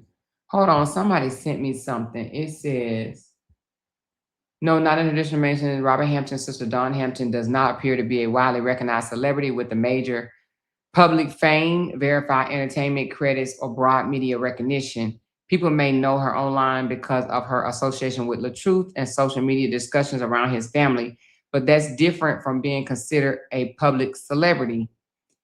It says, is she equal to Talk About It with Amore on YouTube? If you mean equal as in comparable online presence, then no. Based on public numbers, has a much larger platform overall than Talk About It with Amore. Talk About It with Amore appears to have around 16 to 17K YouTube subscribers and about 5 million total views. The Truth YouTube presence is significantly larger with roughly 300K plus subscribers and 10,000 of views, plus broader recognition from music and social media. So if the comparison is, does Dawn Hampton have enough online visibility to be discussed on Amore's channel? Yes, because YouTube commentary channels often discuss internet personalities and social media drama, regardless of celebrity level. Is Dawn Hampton on the same fame level as a major celebrity? No, based on the public reach. Okay, that's what somebody just sent me. Oh, thanks, girl. Hold on, let me put this on there. Let me heart that. All right. She said, ask if she's on Section 8. I'm not asking that. We know her ass is on Section 8. They gonna be like, some more had to laugh about just a line as, yes, girl. She said, Love Passion has already did herself. Wait a minute, what did Love Passion say? Hold on. Ask about yourself. I did ask about myself. I did. What you want me to ask though? Give me a particular question and I will ask it. Y'all know I'm transparent. I ain't trying to hide shit, baby. Y'all know I ain't trying to hide shit. I call it what it is. A spade is a spade is a spade.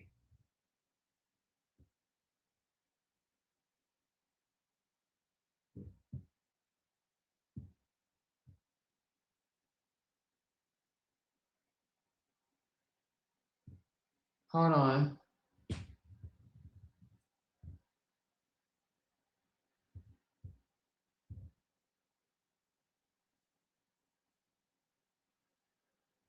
Hold on.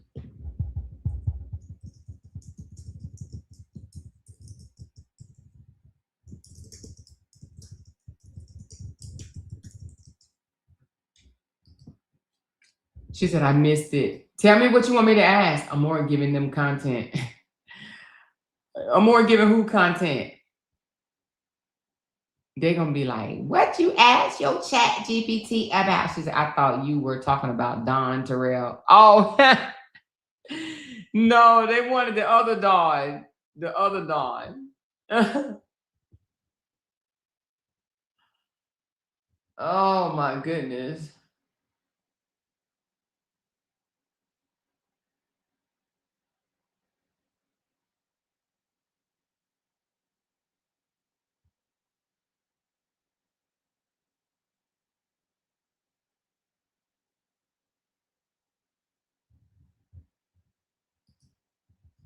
Oh man, let me see. She said, "Wrong. Why do other content creators dislike Amore?" You want me to ask that? You want me to ask ChatGPT that? Why do other content creators dislike Amora? I gotta put dislike, talk about it with Amora. Talk about it with Amora. Oh my God, I can only imagine what they about to tell me. Oh my goodness. She said wrong time, but girl, Summer wants to get Justin a restraining order. How do you know it's Summer? I mean, how do you know Summer is talking about Justin though? Oh Lord, what? Oh my goodness. Let's find out what the hell. Okay, so this is what ChatGPT said. Ooh, child, it's getting a little warm in here.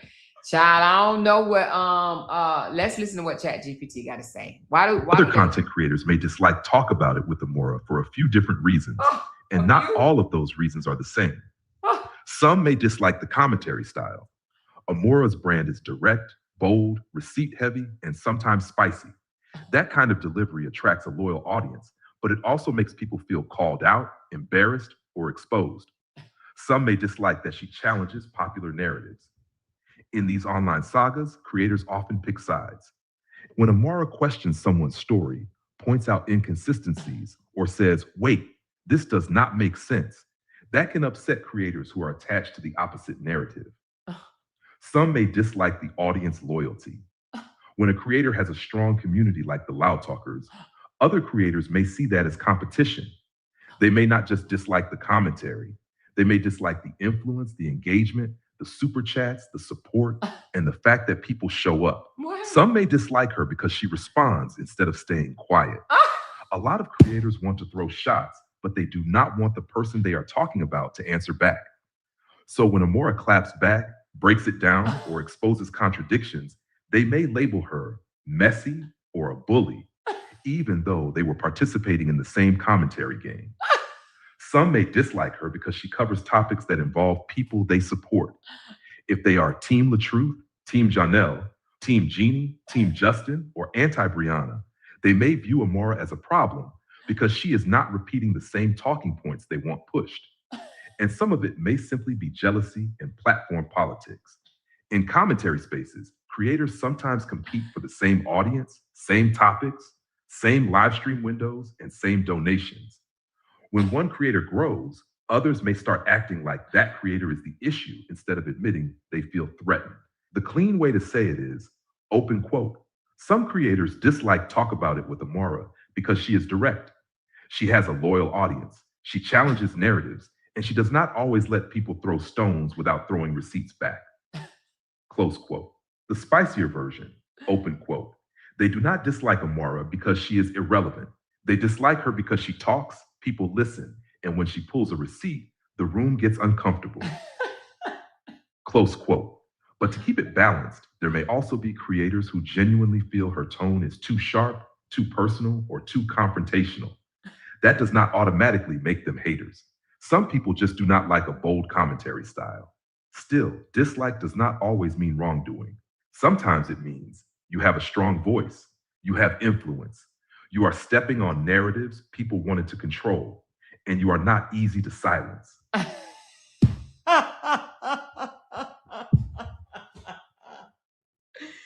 ChatGPT over here reading my damn rights, girl. He over here reading me my rights, y'all. OMG, baby. Listen, ChatGPT is breaking it all the way down. Oh my gosh. She said, Amora, you can't tell me he ain't a part of this sector too. ChatGPT know everybody in the damn sector. He was naming names and shit. Oh my God. How embarrassing is that shit? You hear me? Oh my gosh, she's I bet he in the bushes right now. Drop a 7 in the chat, Amora boy.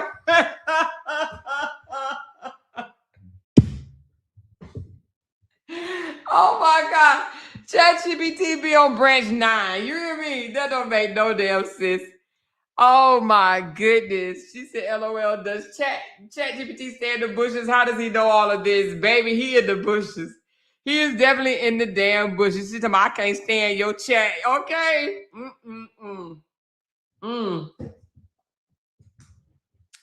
ChatGPT done broke it down. What else y'all want me to ask? Baby, we done turned this damn Friday into some damn content. You hear me? We on my pop-up page too, y'all. Thank y'all for blessing this channel. Y'all know this is my pop-up page and I be needing the views, honey. She said chat definitely on branch 9. On branch 9. You hear me? You hear me? She said even ChatGPT is in the bushes. I know, girl. OMG. Let me see. Is Amora the go? Oh my goodness, let's ask. Oh, I'm scared to ask. Is Amora the go? Oh my goodness. Oh my goodness. Is Amora the GOAT? Let's find out, y'all. Let's find out what ChatGPT TPPTART got to say. Okay, here we go. In the Loud Talkers universe, absolutely. Amora is the GOAT. Not because everybody has to like her, but because she built a platform where people show up for her voice, her reads, her receipts, her personality, and her ability to turn messy internet drama into a full-blown breakdown. The real GOAT energy is, open quote, they may not like her, but they watch her. They may drag her, but they repeat her. They may call her messy, but they still tune in to see what she has to say. Close quote. So yes, for your audience, you can say, open quote, Amora is the GOAT of her lane. Bold, loud, funny, sharp, and not afraid to say what everybody else is scared to say. Close quote. Spicy version, open quote. Amora is the GOAT because even the people who claim they can't stand her keep their notifications on. It says, wait a minute. It says Amora is the GOAT because even the people who claim they cannot stand her keep their notifications on. Hold on, I got a question. So for people that say that I'm distasteful, oh shit, I can't say I'm. Hold on, let me take that off. Okay. For the people that say Amora is distasteful, dark-hearted, bad energy, selfish, rude, and a whole bunch of other derogatory names, why in the world do they continue to watch her? Huh? Why in the world would they watch someone that they feel is so dark and greedy and selfish and bad energy, bad heart, and all of that other shit? Listen, let's find out, baby. Let's find out together. Let's find out together. She said that chat is so damn messy and I love it. OMG. All right, it's telling me it's thinking. I've been thinking. Don't stop on me now. Come on.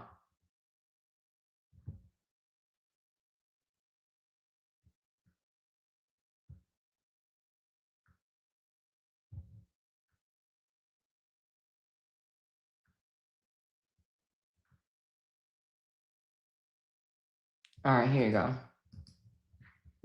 Because a lot of people do not watch creators only because they like them. People watch for different reasons: curiosity, entertainment, agreement, disagreement, drama, validation, research, habit, criticism, obsession, jealousy, or because the creator is simply compelling to watch. That is why someone can call a creator toxic, rude, messy, or bad energy and still never miss a live stream. If a person truly believes someone is evil, unbearable, harmful, and disgusting, yet spends hours consuming their content daily, that says something important. Open quote, the creator is emotionally affecting them in some way. Close quote. Sometimes people hate watch because they enjoy being outraged. Sometimes they are addicted to the conflict. Sometimes they secretly enjoy the entertainment but feel guilty admitting it. Sometimes they want material to gossip about. Sometimes they are waiting for the creator to fail. Sometimes they are emotionally invested in the ongoing saga. And honestly, strong personalities naturally create strong reactions. A creator who is blunt, opinionated, sarcastic, reactive, loud, or confrontational will usually produce two groups. One, loyal supporters. Two, emotionally invested critics. Both groups keep watching. The strongest point is this, open quote, if someone truly believed a creator was unbearable, dark-hearted, and damaging to their peace, the healthiest thing would be to disengage. Continuing to watch every live, every clip, every post, and every comment usually means the person is still entertained, emotionally attached, triggered, or invested. Close quote. Now to keep it balanced, sometimes criticism is genuine. Some people may sincerely dislike the tone, the conflict, the roasting, or the intensity. That is fair. Public creators will always have critics, but there is a difference between, I disagree with this creator sometimes, and I claim this person is horrible, yet I consume their content constantly. That second one starts looking less like moral outrage and more like fixation. For your live, you could say, open quote, if Amora is supposedly so dark, selfish, rude, greedy, and terrible, why are some of these people faithfully clocking in every single live like it's a full-time job? At some point, you have to ask yourself whether you actually hate the creator or whether you're addicted to the content. Close quote. And the spicy closer, open quote. People don't usually spend hours watching someone they truly find boring. Hate watching is still watching. Obsession with negative commentary is still obsession. And some folks know more about Amora's schedule than her actual supporters. Close quote. Oh my goodness. Oh my goodness. She said, yes, all the above. OMG. This is crazy. What she say, mic drop? What's the mic drop? Hold on. What Ashley said. What is the damn mic drop? Where Ashley? I don't see it.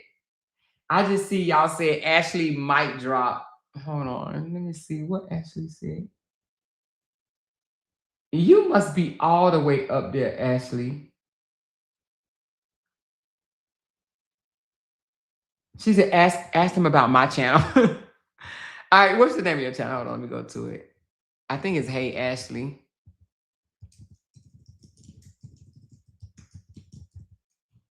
Ash.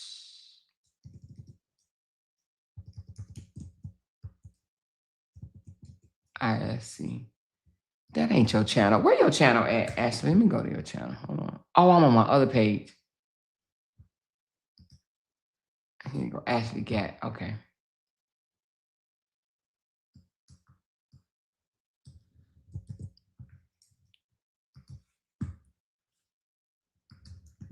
What about this page?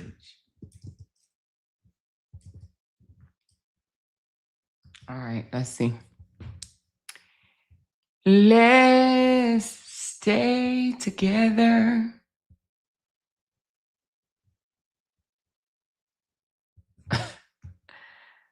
Damn, Ashley, what they talking about?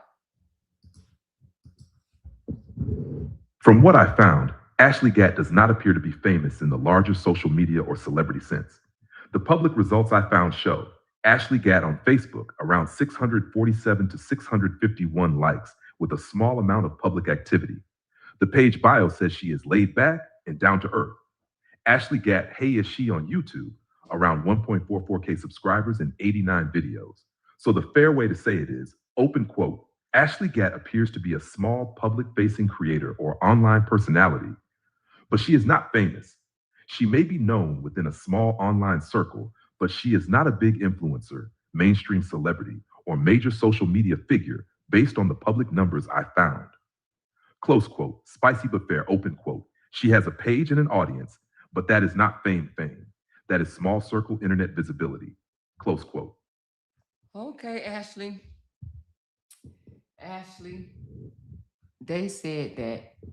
She said, soon as he says something negative, I'm going to have a live schedule on his ass tomorrow. Your ass is crazy. You gonna read chat now, girl. You gonna say, oh, bitch ass chat GPT, F you. Oh, bitch, in your Louisiana voice. OMG, baby. She gonna read them down. She told my son, as soon as he say something negative, I'm gonna have a live schedule tomorrow. Okay, I already do the thumbnail and everything. OMG, y'all. This is crazy, crazy, crazy, crazy, crazy, crazy, crazy. She said, ask, do he think RH still won't breathe? Oh my God. Do you think Robert Hampton, also known as LaTruth, still wants or have feelings with his ex Brianna battle. Oh my God. Let's find out. Let's find out. Let's find out. Let's find out. Okay, here we go. Cannot know what he truly feels in his heart, but based on the behavior you've described, it does look like he still has an emotional attachment to Brianna. Whether that attachment is love, resentment, ego, regret, control, embarrassment, or unfinished business. Sometimes people confuse "I still love you" with "I still need to win against you." A man can be over the relationship romantically and still be obsessed with the narrative. He may not want the marriage back, but he may still want her to be blamed, the public to believe his version, her reputation to take a hit, people to see him as the victim, or some kind of emotional revenge because he feels exposed. That is why I would not automatically say he wants her back. It may not be love. It may be wounded pride. But a man who is truly emotionally detached usually does not keep making posts that sound like they are about the ex. He does not keep asking loaded questions. He does not keep blaming her for his income, reputation, platform, and life problems years later. He does not keep trying to get the internet to validate how wronged he feels. So my honest take is, open quote, I don't know if he still wants Brianna romantically, but I do think he is still emotionally tied to her. Whether that is love, bitterness, regret, ego, or resentment, he does not appear fully moved on. Close quote. For your live, you could say, open quote, sometimes it is not that a man wants the woman back. Sometimes he wants the power back. He wants the image back. He wants the audience back. He wants the version of himself he had before the breakup back. And because he connects all of that loss to her, he keeps dragging her into the story. Close quote. That is the strongest distinction. He may not want her back, but he still wants control over the story of her. Oh, now that's deep. That's deep. Now that's deep, y'all. He wants control over the story of Brianna. Damn. Sometimes it's not that a man wants the woman back. Sometimes he wants the power back. He wants the image back. He wants the audience back. He wants the version of himself he had before the breakup back. And because he connects all of that loss to her, he keeps dragging her into the story. Oh, man. Oh, hold on. Oh, he wrote a version of My Residuals, the same kind of song that Chris Brown wrote, My Residuals. You can look that up. But he wrote his own version, and it was like a kind of like a, you know, roast, I guess, against Brianna, trying to say that, you know, somebody else is getting his residuals. Explain that. Ooh, baby. His residuals. What the fuck is his residuals? Let's see, baby.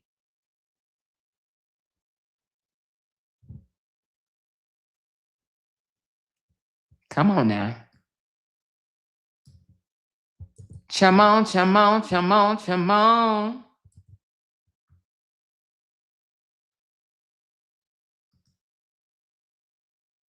on now. Hold on, y'all. It says thinking. I've been thinking.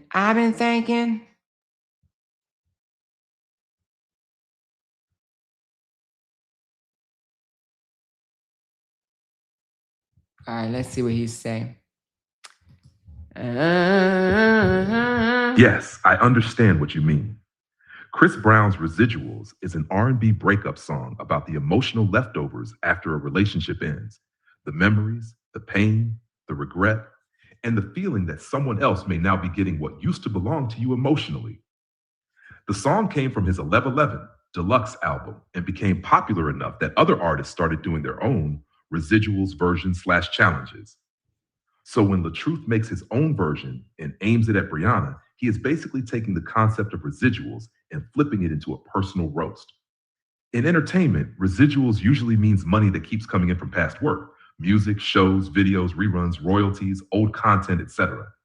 But in this kind of song, residuals can also mean Who is benefiting from what we built? Who is getting the leftovers from my name, my work, my brand, my family image, my platform? So if he is singing or implying that somebody else is getting his residuals, the message sounds like, open quote, I built something, I lost access to it, and now my ex or somebody connected to her is benefiting from what should have been mine. Close quote. That is why it fits his ongoing narrative. He has been saying for years that Brianna damaged his name, damaged his platform, damaged his income, and took from the brand they built together. So the song is not just music. It is another way to package the same complaint. She is living off what I created while I am the one who got hurt. But here is the problem with that framing. If the family brand was built by both of them, then he cannot act like every benefit from that brand belongs only to him. Brianna was not just standing in the background. She was part of the image, part of the marriage content, part of the audience connection. And according to the history you've described, she was also allegedly paying bills and helping hold the household down. So the stronger read is, open quote, he is using the song to make it sound like Brianna is collecting from something that belonged to him. But the truth is that brand was a marriage brand. Once the marriage ended, the brand split too. Close quote. And if he is aiming at her dating life or Janelle, then it becomes even more personal. It is like he is saying, open quote, another man is enjoying the benefits of what I built. Close quote. That is not really about music. That is ego. That is resentment.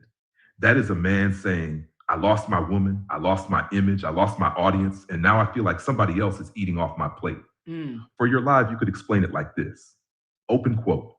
LaTruth doing a residuals version is not random. He is using a popular R&B song to retell his divorce story.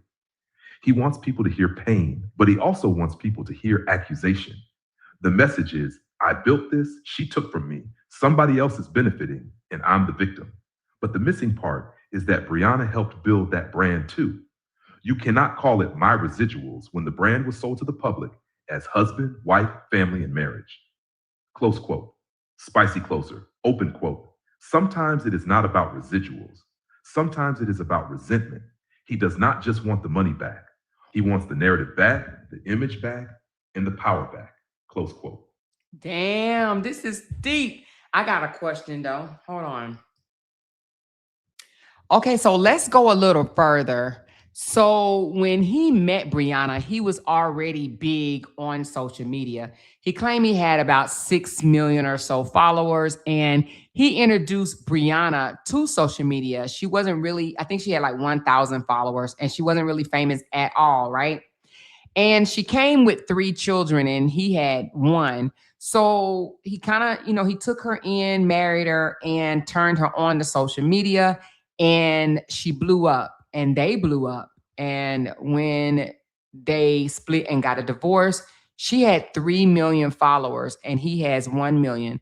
So when he lost his page, he told all of his followers to go follow her. So he claims to have created her, made her, mold her, and taught her the game. So in that retrospect, he feels that she would not have a social media presence had it not been for him.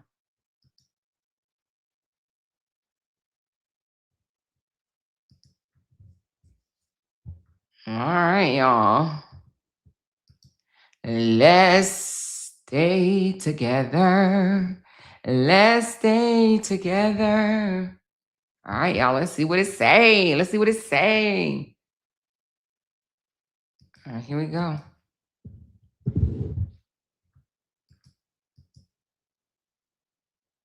Yes, that explains why he may feel like Brianna's success is partly his investment walking away from him. From his perspective, the story probably sounds like this. Open quote, I was already famous. I already had the platform. I introduced her to social media. I brought her into my world. I told my followers to follow her. I helped her grow. I taught her the game. Then after the divorce, she still had the audience and I lost mine. Close quote. So when he says my residuals, he may not only mean money. He may mean benefits from the platform, brand, audience, and lifestyle he believes he created for her. But here's the part he may not want to accept. Introducing someone to an opportunity does not mean you own their success forever. Baby. He may have opened the door, but Brianna still had to walk through it. You better say it. The audience still had to connect with her. You better People say still it. had to like her personality, her motherhood, her look, her energy, her story, her vulnerability, and the family dynamic she helped create. A man can introduce a woman to social media, but he cannot force millions of people to follow her for years. At some point, the audience followed her because they saw something in her. So yes, he may have helped create the platform, but he did not single-handedly create the woman. That is where his argument can become controlling. Open quote, because I helped you get here, I should still get credit, loyalty, money, silence, or control over your story. Close quote. That is not how life works. Marriage is a partnership. If he brought the platform and she brought the family image, softness, motherhood, relatability, beauty, emotional connection, and the White Life family brand, they both contributed to the rise. He may have had the bigger platform first, but she helped make the brand more marketable as a couple and family. So the fair breakdown is, did he help her grow? Probably yes, based on what you described. Did his audience help launch her? Yes, if he told his followers to follow her. Would she have become known faster because of him? Likely yes. Does that mean she owes him her whole identity, her whole platform, or her silence forever? No, that is the difference. For your live, you could say, open quote, LaTruth may have introduced Brianna to social media, but introducing somebody to the game does not mean you own every win they get after that. You can open the door for somebody, but if the public connects with them, that is their own value showing up too. Close quote. And this is where the residuals angle gets messy. Open quote. He looks at Brianna's platform like it is still his property because he helped build it. But once you build a family brand with your wife, you cannot divorce her and then act like she stole the audience just because people kept liking her after the marriage ended. Close quote. A sharper version. Open quote. He may have gave her the blueprint, but she became the brand too. And sometimes men get mad because the woman they introduce to the room becomes more likable in the room. Close quote. The deeper issue is ego. It may not only be about child support or money. It may be that he feels, open quote, I made you and now you are doing better than me, close quote. That can be hard for some people to accept, especially if they saw themselves as the star and the other person as the person they put on. But the public may see it differently. They may say, open quote, you introduced her to us, yes, but once we got to know her, we stayed because of her, close quote. That is the cleanest way to explain it. I have another question. Hold on. So the true supporters feel on the same line as he does that she owes him because he put her on and he accepted 3 children that was fathered by another guy. And he brought them into his home. And for the first 3 years of their marriage, he paid all the bills. They both agreed. And she blew up. And the last 3 years of the marriage, he lost his big page and she became the breadwinner and the boss.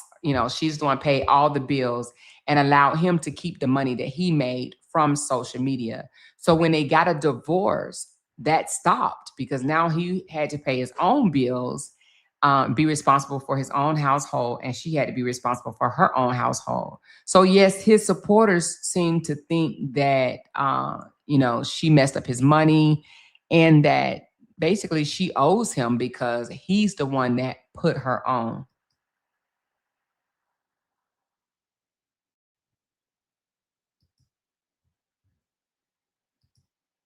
I would never be with a man that throwing in my face that he put me on. Like, nigga, fuck you, for real. Like, on everything. Put me off then. Put me the hell off since you put me on. Oh, my God. Weak ass, man. Hold on, it's still... Damn. ChatGPT. All right. Let's see what he got to say.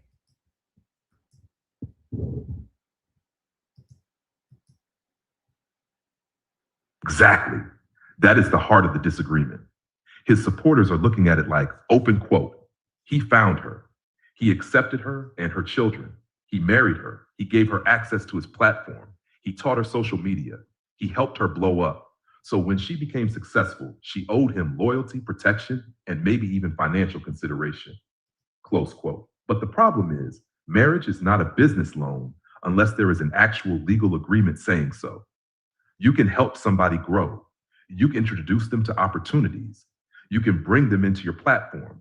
You can help build their name. But that does not mean you own them forever. It also does not mean that once the marriage ends, the ex-wife has to keep funding the lifestyle, protecting the image, or carrying the financial weight of the man she divorced. The part his supporters are skipping is this. For the first few years, he may have carried the household. For the last few years, she carried the household. That means both of them contributed at different times. Yep. So if they want to say he paid bills in the beginning, then they also have to say she paid bills later when his income changed. You cannot only count his sacrifice and erase hers. That's right. And accepting her 3 children sounds noble, but he chose that.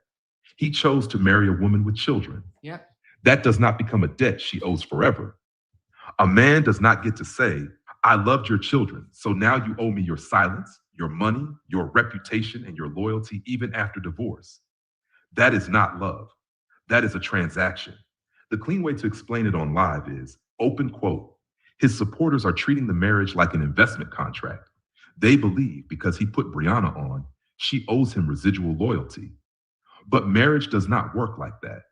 If he helped her grow, that is part of what they built together. And if she later became the breadwinner and carried the household, that is also part of what she contributed. Close quote. The strongest point is this. He may have introduced her to the audience, but she kept the audience. That matters. If he told his followers to follow her and they stayed, that means they connected with something about her. They were not forced to stay. They were not under contract. They chose to keep watching her. So when supporters say he made her, the response is, open quote, he may have introduced her, but the public accepted her.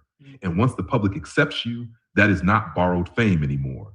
That becomes your own platform. That's right. Close quote. After divorce, the financial setup changes. When they were married, one household may have benefited from whoever was making more at the time. But after divorce, it becomes her house, her bills, his bills, her income, his income, and the child support obligation. That is adulthood. So if he got used to her paying the bills while he kept his social media money, then the divorce may have felt like a financial shock.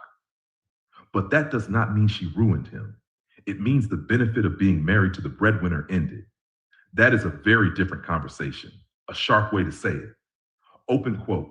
Maybe Brianna did not destroy his money. Maybe the divorce ended his access to her money. Close quote. That is the part people may not want to say out loud. And if he lost his page, lost monetization, or had reputation damage, that may have hurt him. But still, after the marriage ended, it was his job to rebuild his income. It was not her job to keep making him comfortable. For your Live. Open quote. His supporters say she owes him because he put her on. But if we are counting who helped who, then let's count everything. He helped introduce her to social media. She helped carry the household when his money dropped. He accepted her children. She supported the family when she became the breadwinner. That sounds like a marriage, not a one-sided charity case. Okay. Close quote. Spicy closer. Open quote. You cannot brag that you made somebody, then get mad when they survive without you. Maybe you opened the door, but baby, she learned how to walk through it, and the audience kept following her. That's Close right. quote. That's right. You cannot brag that you made somebody and then get mad when they survive without you. Ooh, you cannot brag that you made somebody and then get mad when they survive without you. You can't do that. You opened the door, but baby, she learned how to walk through it, and the audience kept following behind her. Baby, stop playing, stop playing, stop playing. Anyway, y'all, ooh, child, honey. Listen, I just be doing research on top of research on top of research on top of research. I know it's probably people mad as hell at ChatGPT, honey. They're going to be like, ChatGPT, run her whole channel. Why you over here listening? Yo listening ass, oh monitoring spirit ass. Hate watching. I love that. They be hate watching. You over here hate watching me. Stop hate watching me. Okay. Stop hate watching me. She said, damn, he on point. Ask your man what is his cash app. I know, right? Let me tell you my ChatGPT cash app. Hold on. Matter of fact, they just got a new one. Hold on. My ChatGPT just got a new cash app. Let me tell you what it is. Right here. That's it right there. Yeah, let's put it up here. That's the ChatGPT cash app right there, y'all. Oh my God, I love my ChatGPT, honey. I do. I just bought into another program too. I did. Listen. Y'all better invest in ChatGPT. Shit, it can help you out, baby. You hear me? ChatGPT can help you out in certain situations, baby. It might listen. You might just need it. No, but I do. I asked ChatGPT some things. She said, I see Miss Season is trying on clothes with AI like I do, but she is smart and posting links and selling them like she really bought the outfit. Oh, let me see. Girl, let me see. Let me check Miss Season out, honey. Let's see.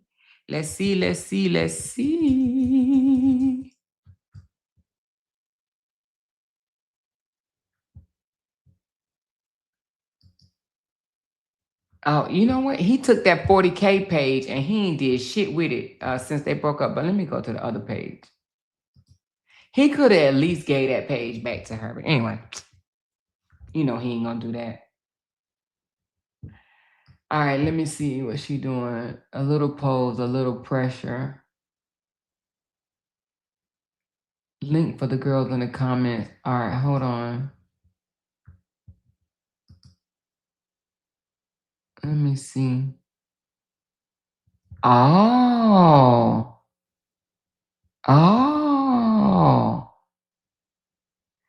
Okay, I like what she doing. I will be copying. Thank you very much. Appreciate you. Yes. It's a good ass idea. That's what I'm talking about. This is a good ass idea. How did you know that's what she was doing? Oh, J-Lu, you okay? I'm about to do it too. Show is. I'm about to do it too. Y'all watch out now. Yes, I'm about to copy. She said, me and ChatGPT be gossiping about Bradley. I do talk to mine sometimes. We have a conversation and it's real. Okay, Amor, you saw what I sent you earlier today. Oh, let me see.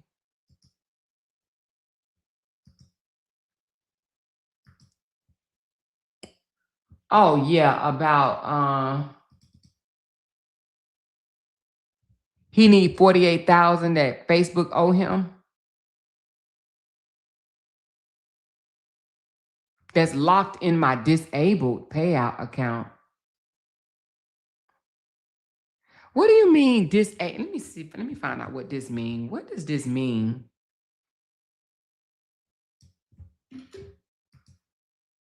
What does this mean? Hold on. What does this mean? Disabled payout account. Why would an account be disabled? And then I don't understand why he talks to social media like this instead of getting a lawyer. If Facebook owed you $48,000, when you go get you a damn lawyer?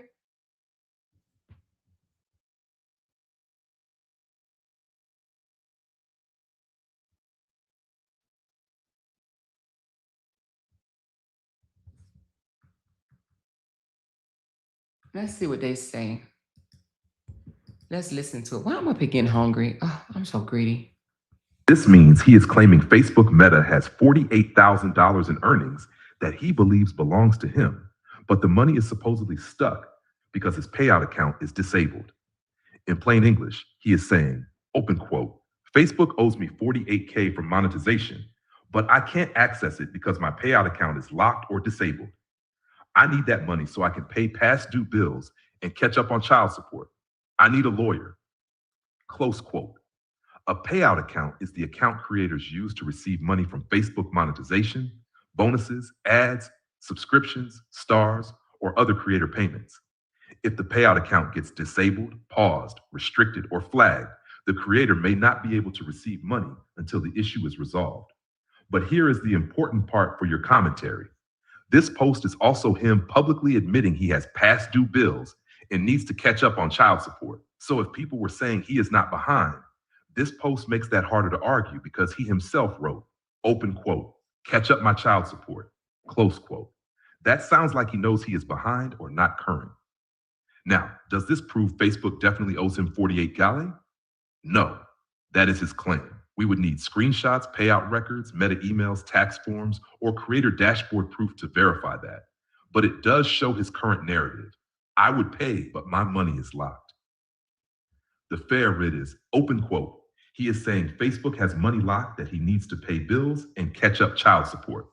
But even if that is true, child support still does not disappear because a platform has your payout frozen. The parent still has to figure out how to comply, make partial payments, go to court, request modification if income changed, or show proof of the payout issue. Close quote. For your live, I would say, open quote. This post is interesting because he is not just saying Facebook owes him money. He is also admitting he needs to catch up on child support. So the question becomes, is this really about Brianna blocking him from paying? Or is this about his income being tied to platforms he cannot fully control? Close quote. Spicy but fair, open quote. Baby, Facebook may owe you, but your child does not owe you patience while you wait on Meta. Close quote. Your child doesn't owe you patience while you sitting around waiting on Meta to give you a payout. $48,000. If this line joker don't go sit his ass down, you hear me? I'm talking about all the way down. If this is the case, why he didn't take this to court or even put this in the court document and say, I have $48,000 in Meta. And baby, if you could pay a lawyer to fight some old bullshit to get your child support lowered, you would go get a mother effing lawyer. And why are you talking about I need a lawyer? Go get one. If Facebook or any platform owed you almost $50,000, you wouldn't go and get a lawyer to fight that, but you want to sit here and fight over some frivolous bullshit that save you $200 or $300 a month? Huh? Let's do the math, y'all. His child support went from $1,389 minus $755. That's $634 a month. Times 12. That's $7,608. And Momo is 7. So 18. That's how many more years? 11 more years. So time 11. Time 11. So that's $83,688 a month, right? That he would have to pay in child support. Did I do that right? I think I did that right. 83,000. Hold on, let me make sure I did it right. Okay, so the child support went from $1,389. Hold on, let me just ask ChatGPT to do it. Shit. Okay. Okay, I need you to do some math for me. So his child support was originally $1,389. He went to court and asked for modification because he said he did not make the income that he once made and he wanted it lowered. So the judge lowered his child support to $755. The child is now 7 years old, okay? So let's just say he has to pay $755 all the way up until she's 18 years of age. Now, from $1,389 to $755, was it worth him paying his lawyer $2,500 a month? And he's $10,412 in arrears. So make sure you note that as well. So now I'm just trying to get a cost. He spent $2,500 on a lawyer to fight this case, right?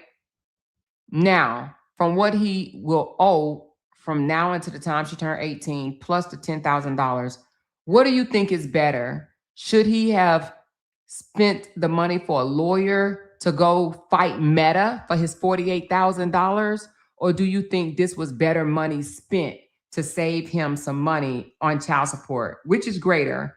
Because based off the number he saved from $755 away from $1,389 for another, I think, 11 years or so, which one would be more financial savvy?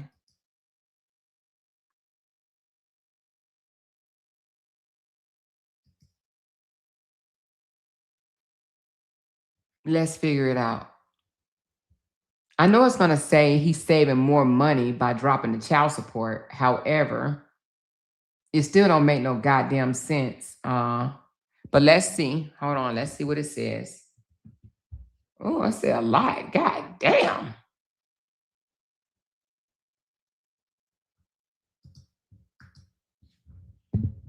Yes, let's break this down with the numbers you gave. Original child support, $1,189 a month.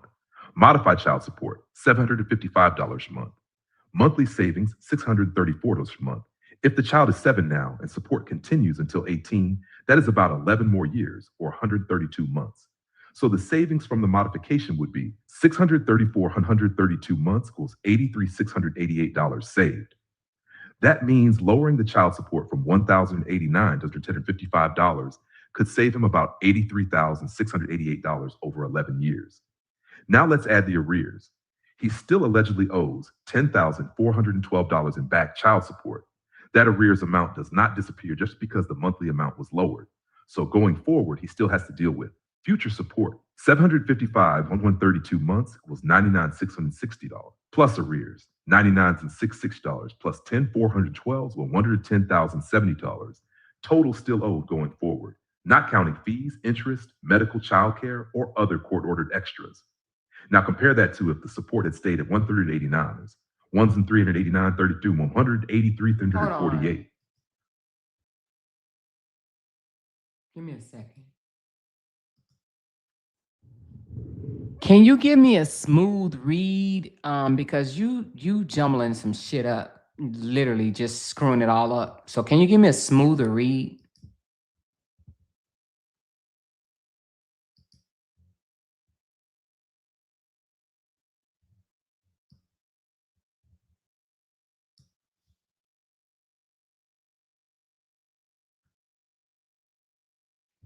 All right, here we go.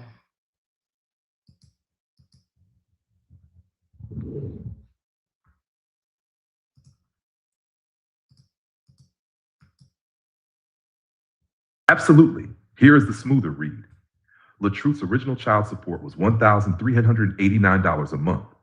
He went back to court and asked for a modification because he claimed he no longer made the kind of money he used to make.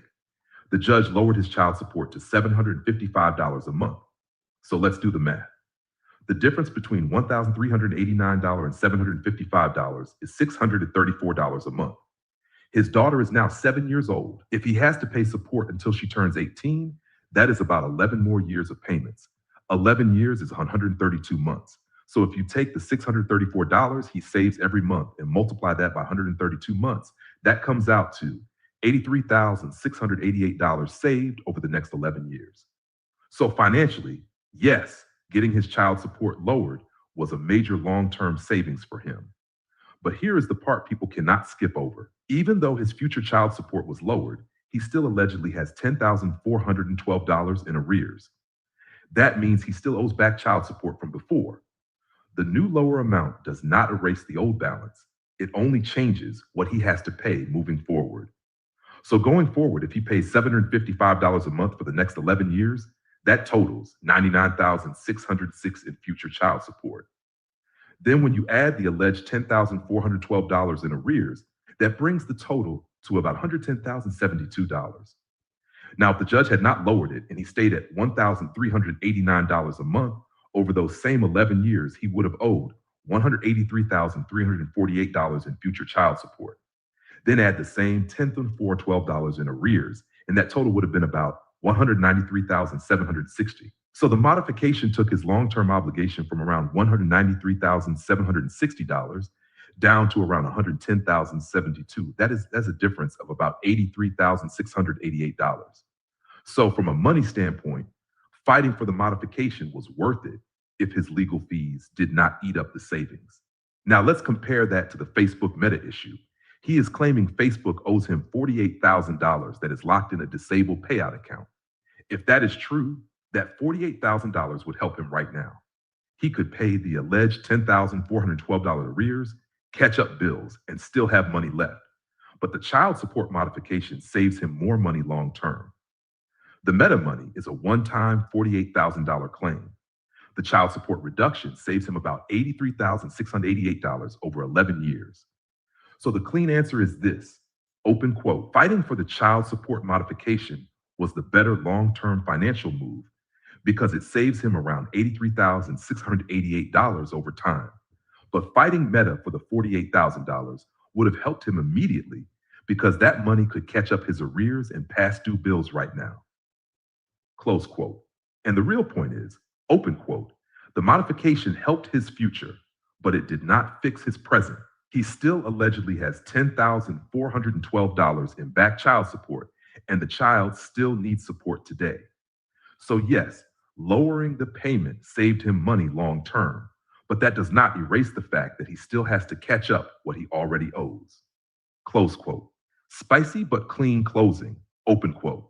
So when you look at the numbers, the child support modification was financially smart for him long term.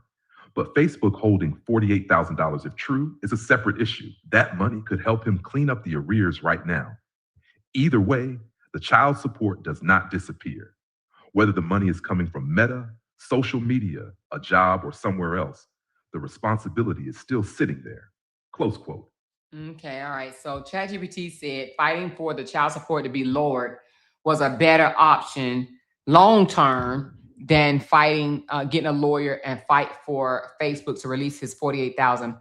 But y'all already know, I don't believe there's no $48,000 being held on, via Facebook. I don't think they're holding on to no money. I think that he's just saying some shit or whatever the case may be. Let me ask something.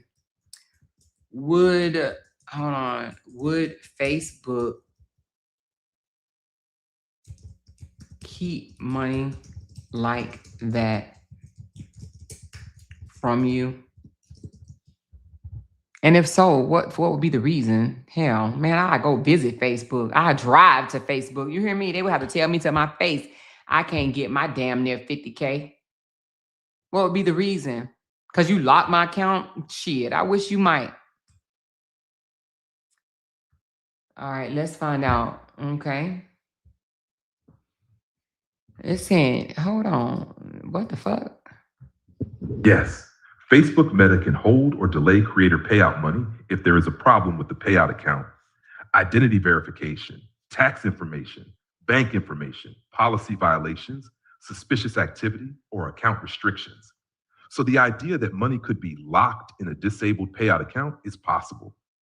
Meta's Help Center says a disabled Meta Payments account may require the person to follow email instructions, update their profile, or provide documentation to reactivate it.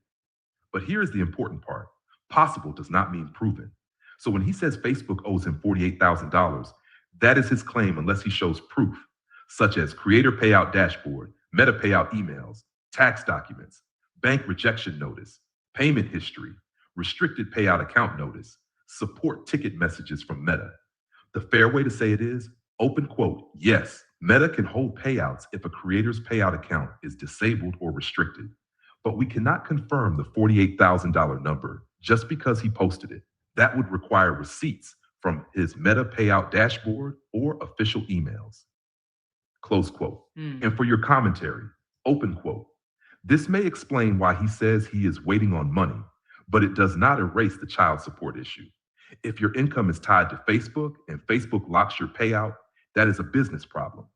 But your child support obligation is still a legal responsibility. Close quote, spicy but clean. Open quote, Facebook may be holding the bag, but the child support court is still looking at him. Meta problems do not cancel parent problems. Close quote. So anyway, he always come up with a new lie. Shit, next month it'd be they owe him 100,000 or some shit like that. You know what I'm saying? Or more, he actually said he had 60K and it disappeared from Facebook. What?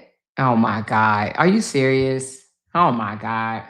She said ChatGPT don't have to have a strong cocktail after this live. It's going to have, she said they're going to have to need a strong cocktail. I know. Listen, people can believe him all they want to. That man lies a lot, just like Justin Dean lies a lot. They both just lie. You know what I mean? So, they probably the two of the most lyingest people on the internet, if you ask me. Justin Dean and LaTruth is probably the two most lyingest individuals. I know that may not be a correct wording, but they lie a lot. And then Jonelle is in the running too, because y'all know Jonelle will tell a big fat lie as well, talking about he ain't never abused Bree, ain't never did nothing to her kids. Like, stop playing. Like, stop playing. No, anyway. So with that being said, y'all, I'm about to hop off here. Damn, it's almost 2:00 in the morning. Y'all done had me for 5 hours, y'all. 5 hours. 5 hours. Okay. Anyway, I know some people sleep. It's 1:43 in the morning. There's 234 people in here. Y'all know if I was talking about, some old random story about, whatever I was talking about yesterday, y'all wouldn't even be on here. Y'all would be asleep, honey. But nevertheless, let me get off this internet, y'all. Now, I got to go get my nails done tomorrow, so I got to make sure I'm up. But I'm also going tomorrow. If I come live, it'll be like during the day, because tomorrow night, I am going to be with hubby, and we are going out. But I'll show y'all what I look like before I go out. How about that? That's what I'm going to do. Yeah. I don't know if I'm going to do no get ready with Amora. I don't know about all that. But she said, I'm late again. Thank you, Cheryl Mooney. I'm late, but I made it. Hey, LTs. Hey, girl. Hey, girl. She said, I have to replay it. This live. I got so many phone calls tonight. Hey, y'all. Hope everything okay. Thank y'all for throwing the love. I appreciate the love. I do. She said, paying my tithes. Your coat dues. Hey, Miss Fee. Hey, everybody. Thank y'all so very much. Y'all are the greatest. Thank you for 13 months. Wait a minute. On this channel? Are you a member on this channel? Maybe I was still on the other channel. I don't know. Maybe I was still on my other channel. But nevertheless, y'all, I appreciate y'all so very much. Thank y'all. But let me get off here. I love y'all. Y'all go back and listen to the beginning of this. This is this was a good live, I think so. If I must say so myself, it was a good live. All right, I love y'all. I'm going to talk to y'all later. Have a good night. Bye. Because they can't make $1 without mentioning down one of our names. Jay! She kept talking about that family. Hoes over there. She kept talking about that family. She kept talking about that family. She kept talking about that family. She kept talking about that family. That family. She kept talking about that family. Talking about that family. These motherfuckers don't be want to regress on them. Because they can't make $1 without mentioning down one of our names. Talking about it. That family. That family.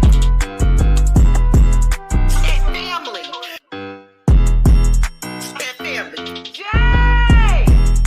That family. That family. Talking about it. Talking about it. Dollar. Talking about it. Talking about it. Child, we finna talk about this with Amora.